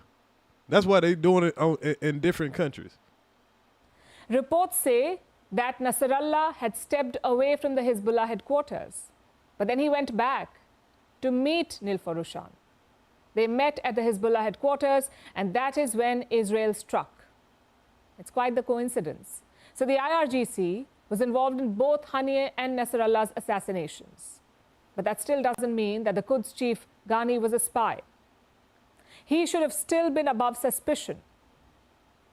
But then the next attack took place, the assassination of Hashim Safiuddin, Nasrallah's heir apparent. And this time, the Quds chief was said to be directly involved. Ghani flew down to Beirut after Nasrallah's assassination. He reportedly arrived there on the 29th of September to assess the situation on the ground. He was apparently in touch with Safiuddin, and he was invited to a Hezbollah senior leadership meeting on the 3rd of October. Now, reports say that Ghani cancelled at the last minute, and Israel later bombed that very meeting. Oh, hell nah. Yeah, that's suspicious as a motherfucker. Come on now. Yeah, bro. Yeah. I mean, you good at what you do, but you on some James Bond shit. Damn. He done set up a meeting with a motherfucker, then they show up to the meeting, and then you cancel the meeting at the last minute, and then that motherfucker get blah blah blah.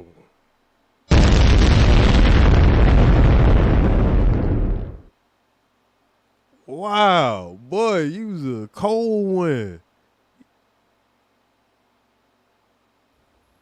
Ghani has been under the radar ever since. Initially, there were rumors that he had been killed as well, but on Monday, Iran said that he was in good health. Ghani has not been seen in public, but an alleged photo of him from last Sunday has been doing the rounds. So he done kind of pulled this move before when all the smoke, you know what I'm saying, go down. He'll disappear. Then he just popped the fuck back up out of nowhere. So they don't know if they might be claiming that they executed him and all that because it could be some type of strategy.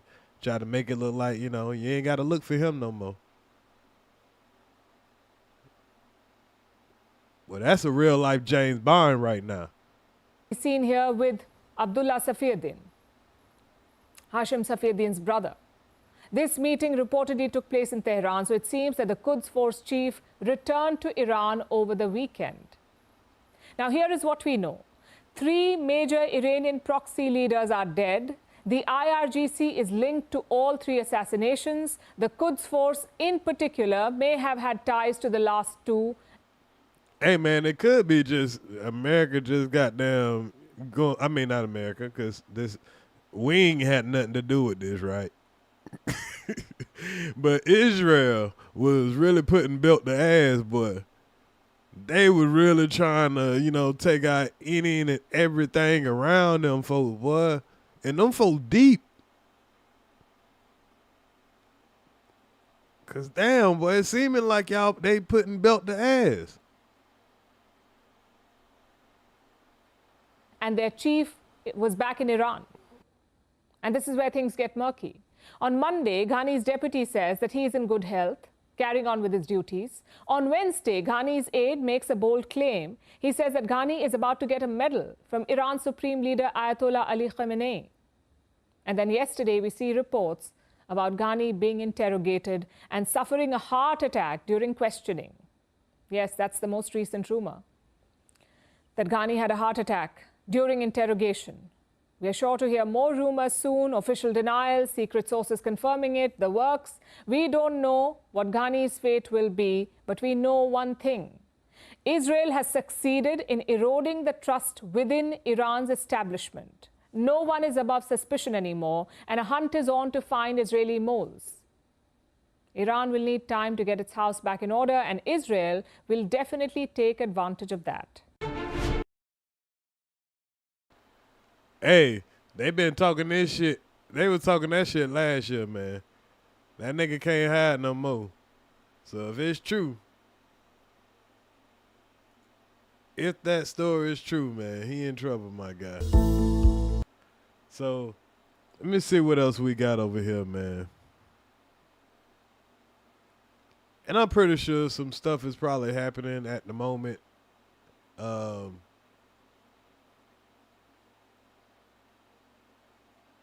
Yeah, at the moment. So even as we talk about this stuff right now, there's going to be something new happening every minute. Their time is different from us. We'll wake up in the morning and it'll be all type of shit that happen. Let's see. Anything else I want to kind of cover in here?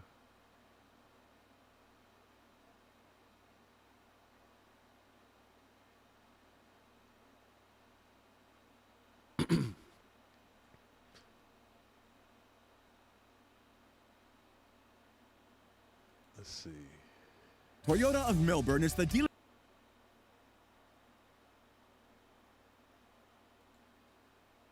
Okay. Yeah, I found this video was pretty interesting. So, you know, it's not AI. So that's good to know. But check it out. Hello everyone, so I thought in this video I'd go through some satellite imagery that we have, both showing strikes on Iranian targets and also Iran's own counter-strikes against American bases in the Middle East. These images were shared over the past few days and I've waited until I've had more to look at so I can see it in bulk. So we're going to start off with the most recent image. Okay, so the voice might be AI, but as they're gonna show these images, and like I said, you can always do your research yourself. Hello everyone, so I thought in this video I'd go through some satellite imagery that we have, both showing strikes on Iranian targets and also Iran's own counter-strikes against American bases in the Middle East. These images were shared over the past few days, and I've waited until I've had more to look at so I can see it in bulk. So we're going to start off with the most recent images shared, which show the Bushehr naval facility in Iran. This looks primarily to be a repair and maintenance base. It's described by the uploader as a naval facility.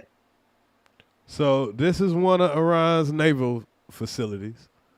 You know, something we about to use millions of dollars worth of bombs to drop on there, because we want to make sure they ain't got them filling up and all that shit, blowing up they little fast little boats they talking about they got thousands of. But many of the boats here don't look to be naval ones, they just look to be generic various craft. We can see a couple of naval boats here as well. At the top, one looks to be a patrol boat or landing craft, which is highlighted in yellow being repaired.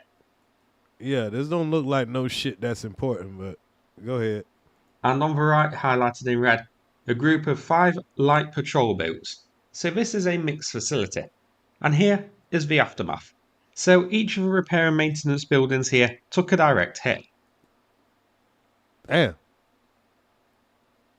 Motherfucker drop bombs. Shit. And the ones that was over here, they're no longer over there. So I don't know if they were gone before those actually dropped, but look like about 5-6 million though. These are very accurate strike. 6 impacts seen, each one landing bang in the middle of the warehouse in question, destroying what's inside as the missiles would have penetrated and detonated inside the buildings. The 5 patrol boats which are to the right near the warehouse have scattered, as you can see. I assume they've been hidden somewhere in the hope that they survive. Next, the next section of the base. This is again the before. Keep an eye on the 3 small patrol boats which are on dry land here, presumably undergoing repairs or maintenance. And here, the aftermath. So firstly, the small facility highlighted in red is completely destroyed. There's a bunch of light patrol boats near it, so I guess this one repairs those. Now the 3 naval patrol boats, these look like they may have gotten pinged by shrapnel, as there's black marks now visible across them.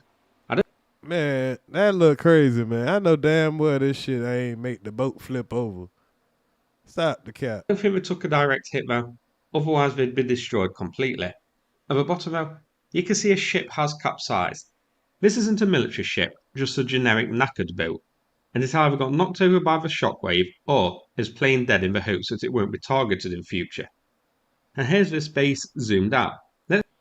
That's fucked up, man. If they just blew up people's shit, man, that's just out there, they ain't got shit to do with this. That's fucked up. But right here, the little mark is where he's saying that happened at. And that's definitely in the zone. Let's check our next target. So these images here are from Iran's Hamadan Air Base. So here you can see interestingly that America targeted the runways here to render them inoperable. And check out the accuracy of these hits as well. The craters all hitting right bang in the middle of the runways and the taxiways. Dang, these craters look like Garrick face. So yeah, they making sure y'all don't fly no motherfucking planes. That's smart. Cratering them so no aircraft can take off from it, pretty much grounding Iran's Air Force to a halt. This image was taken on March the 4th, so a few days after the start of the American operations against Iran. The imagery doesn't capture any damage to the base's infrastructure, but I have to assume that was hit as well, especially because the aircraft now are sitting ducks and can't be moved.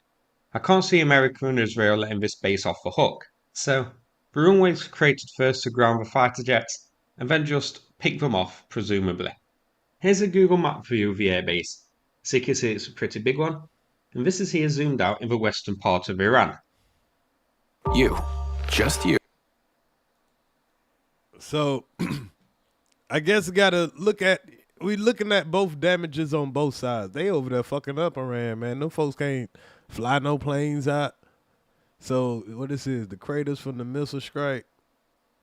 And this is, I guess this is American. And we can see the same again here. These images are from Tabriz International Airport, and once more you can see that America and Israel first targeted the runway to crater it, and then again, these strikes slap bang in the middle of the runways and the taxiways here. Okay, so this is the retaliation that Iran sent to, Israel and America's allies. Y'all fucked up their airways, they coming back to fuck up y'all airways. Okay. So, extremely accurate strikes once more. You can also see on the first image that an aircraft was destroyed, highlighted in red. We can't tell which aircraft this was. Second image shows a destroyed F-5 fighter jet. Now, I'm not sure how this was identified as being an F-5. Oh, okay. So now they supposedly destroyed their Iranian F-55. That's what this is. I'm wondering if this one of those motherfuckers paintings on the ground that they was talking about. Cause I seen a lot of shit on X where they was bombing some artwork on the ground or some blow up fucking, and you're spending a lot of money doing that. I gotta find that video.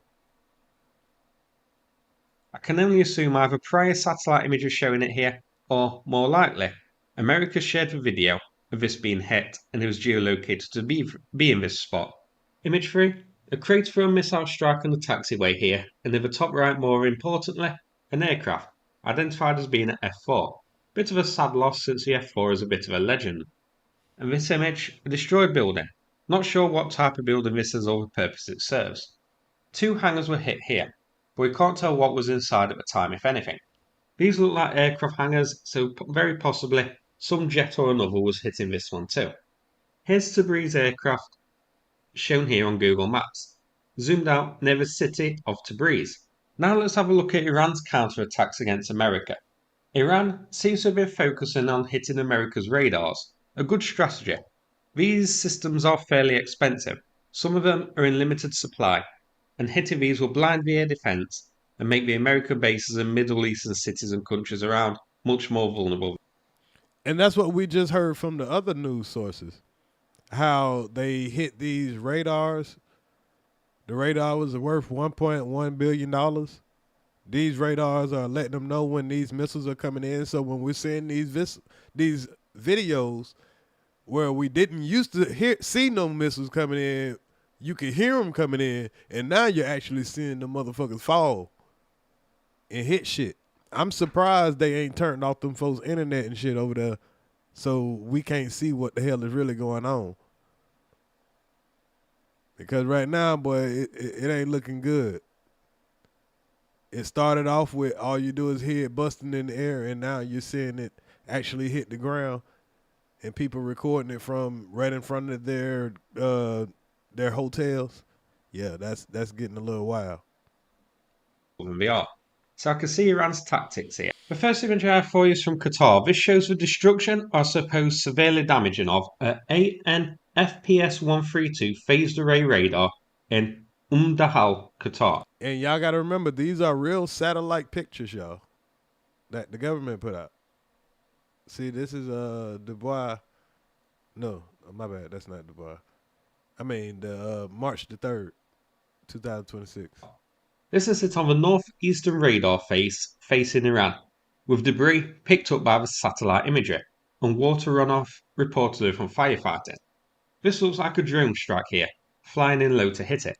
If this is the case, then it's a very accurate strike. Now, reports online say that this is a very important strike, and the destruction of these radars and the AN/FPS-132 in Qatar and the AN/TPS-59 in Bahrain could take years to replace. This is a report by Foreign Policy. They say it may take 5 to 8 years and over $1 billion to rebuild the AN/FPS-132, and between 12 to 24 months and between 50 to 75 million for the AN/TPS-59. So these folks sent their drone to target this particular radar, which costs $1.1 billion and is a very crucial element to what we do. And, maybe they'll downplay that. I don't know. Or maybe we could all be wrong, you know. But if you spend $1.1 billion on something, it's very important. And they destroyed that with a drone that probably cost $20,000 to $30,000.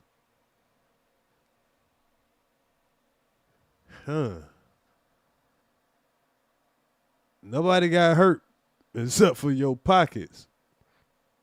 This ain't how war was supposed to be. People were supposed to die. That's what it was supposed to be. But you gonna die inside. How broke you gonna be trying to fight this war? With replacement further complicated by... And they say it take 5 years to replace that. Ain't no quick fix. By reliance on gallium, which is 98% controlled by China. By over 8 years and over this, and the ANFPS 132 in Qatar and the ANTPS 59 in Bahrain could take years to replace. This is a report by Foreign Policy. They say it may take 5 to 8 years and over $1 billion to rebuild the ANFPS 132, and between 12 to 24 months and between 50 to 75 million for the ANTPS 59, with replacement further complicated by reliance on gallium, which is 98% controlled by China. So a big And China ain't trying to sell us that shit again. Like, oh, so hold on. You telling me you need some more of that shit to make your little radar shit? Oh, so you telling me the nigga that talking all that shit, now you need me. You need me. Man, we in a fucked up situation, y'all. Man. Strike here. One in Bahrain, the ANTPS 59 is this one. We've seen this satellite imagery before, so just a quick look at it here. This was hit very early by Iran. This satellite image here. One in Bahrain, the ANTPS 59 is this one. We've seen this big strike here. One in Bahrain, the ANTPS 59 is this one.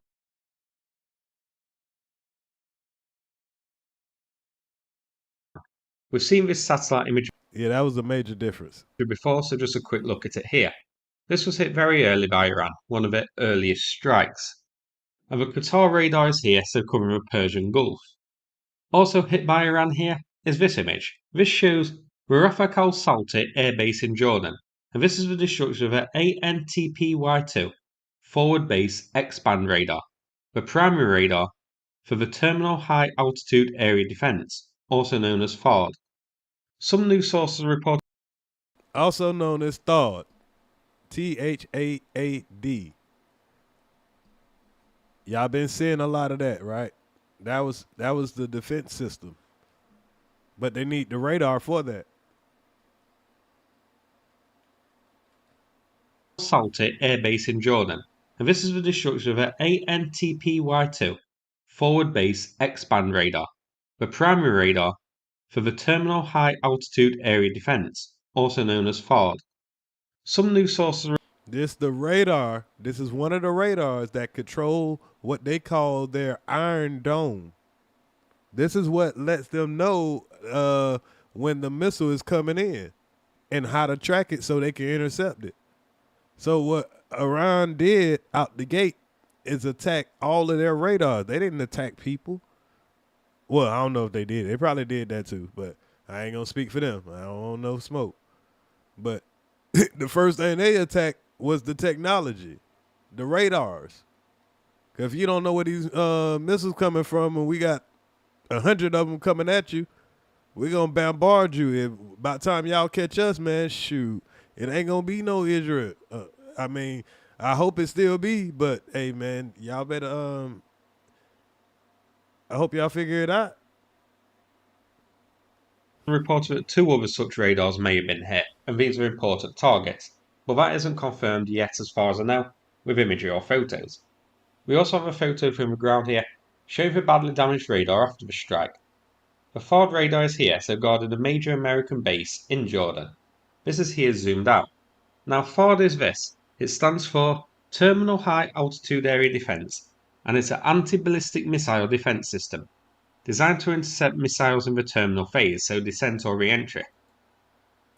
So this is the thought radar that they're talking about right here where I got my cursor at.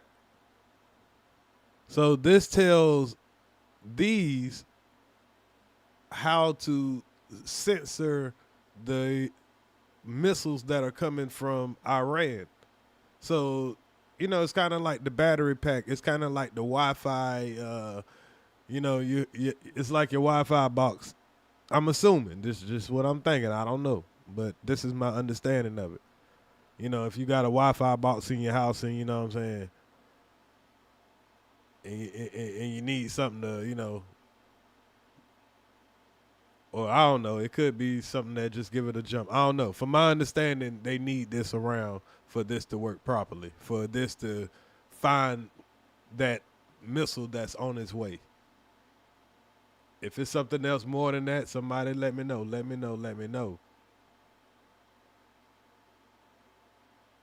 There's an external track up here. It looks like a satellite. Let's get some kind of link. Defended asset. So, yeah. It doesn't have a warhead and relies on kinetic impact to destroy the missile. It's a pretty cool system as demonstrated by the graphic here showing how exactly this works. America has 8 batteries of them, so not a huge number.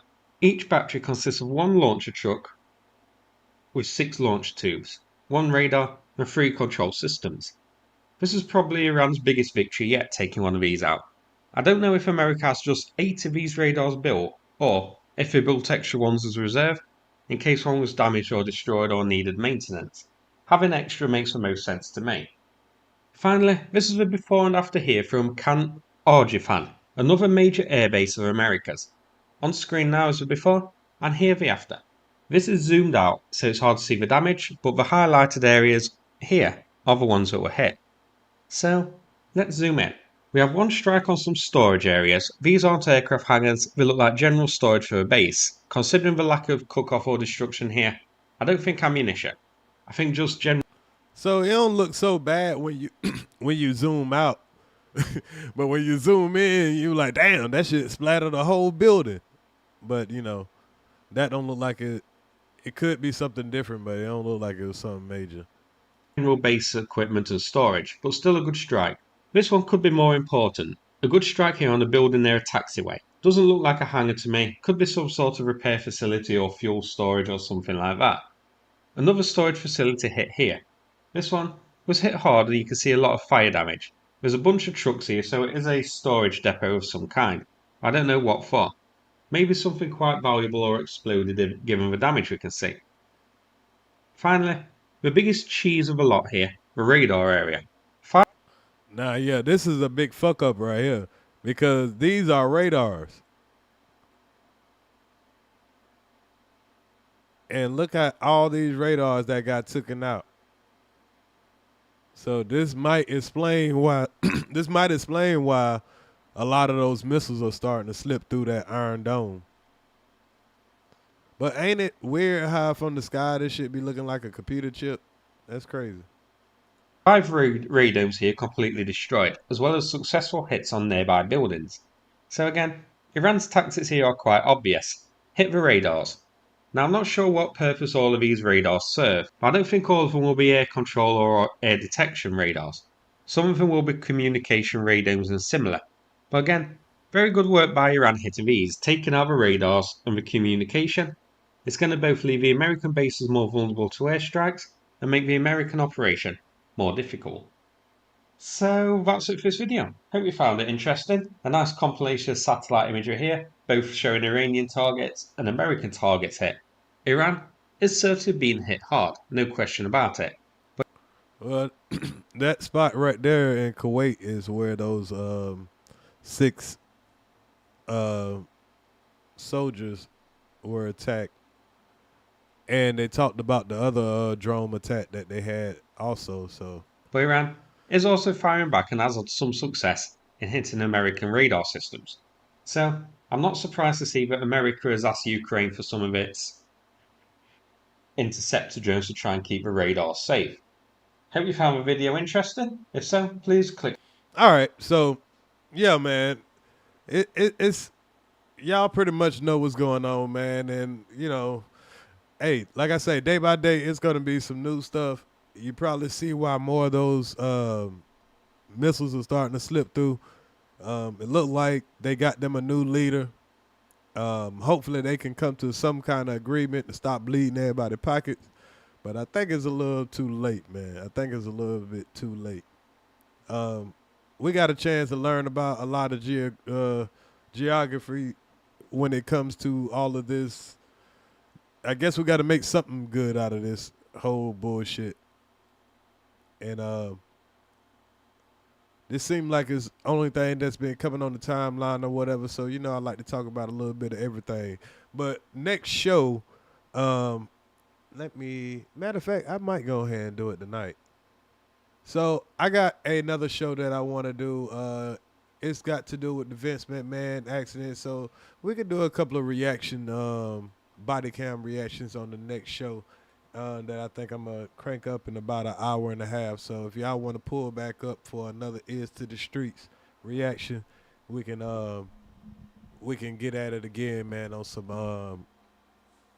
some body cam reaction. And then we'll be back on time for the shit in a couple of days. Y'all be patient for that. But y'all make sure y'all hit the like button, man. I think I can wrap it up right there. I think we wrapped up about what we put in the title. And hey, if you didn't have an understanding of what the hell going on, hell, I don't have a full understanding of it. But I'm trying to figure it out. So I figured while I figure it out, yeah, we can all just look at some shit and figure it out together. So just to be clear, I am not anti-Semitic, so don't be mad at me. I'm just, reporting what somebody else reported. I don't want no smoke with none of these folks, man. I just want all this shit to end, get back to the peace, simplify everything. So, but appreciate y'all for pulling up. I'm going to get up out of here. Y'all tell me what you think in the comments after the show. Y'all have a nice one. I'm out of here.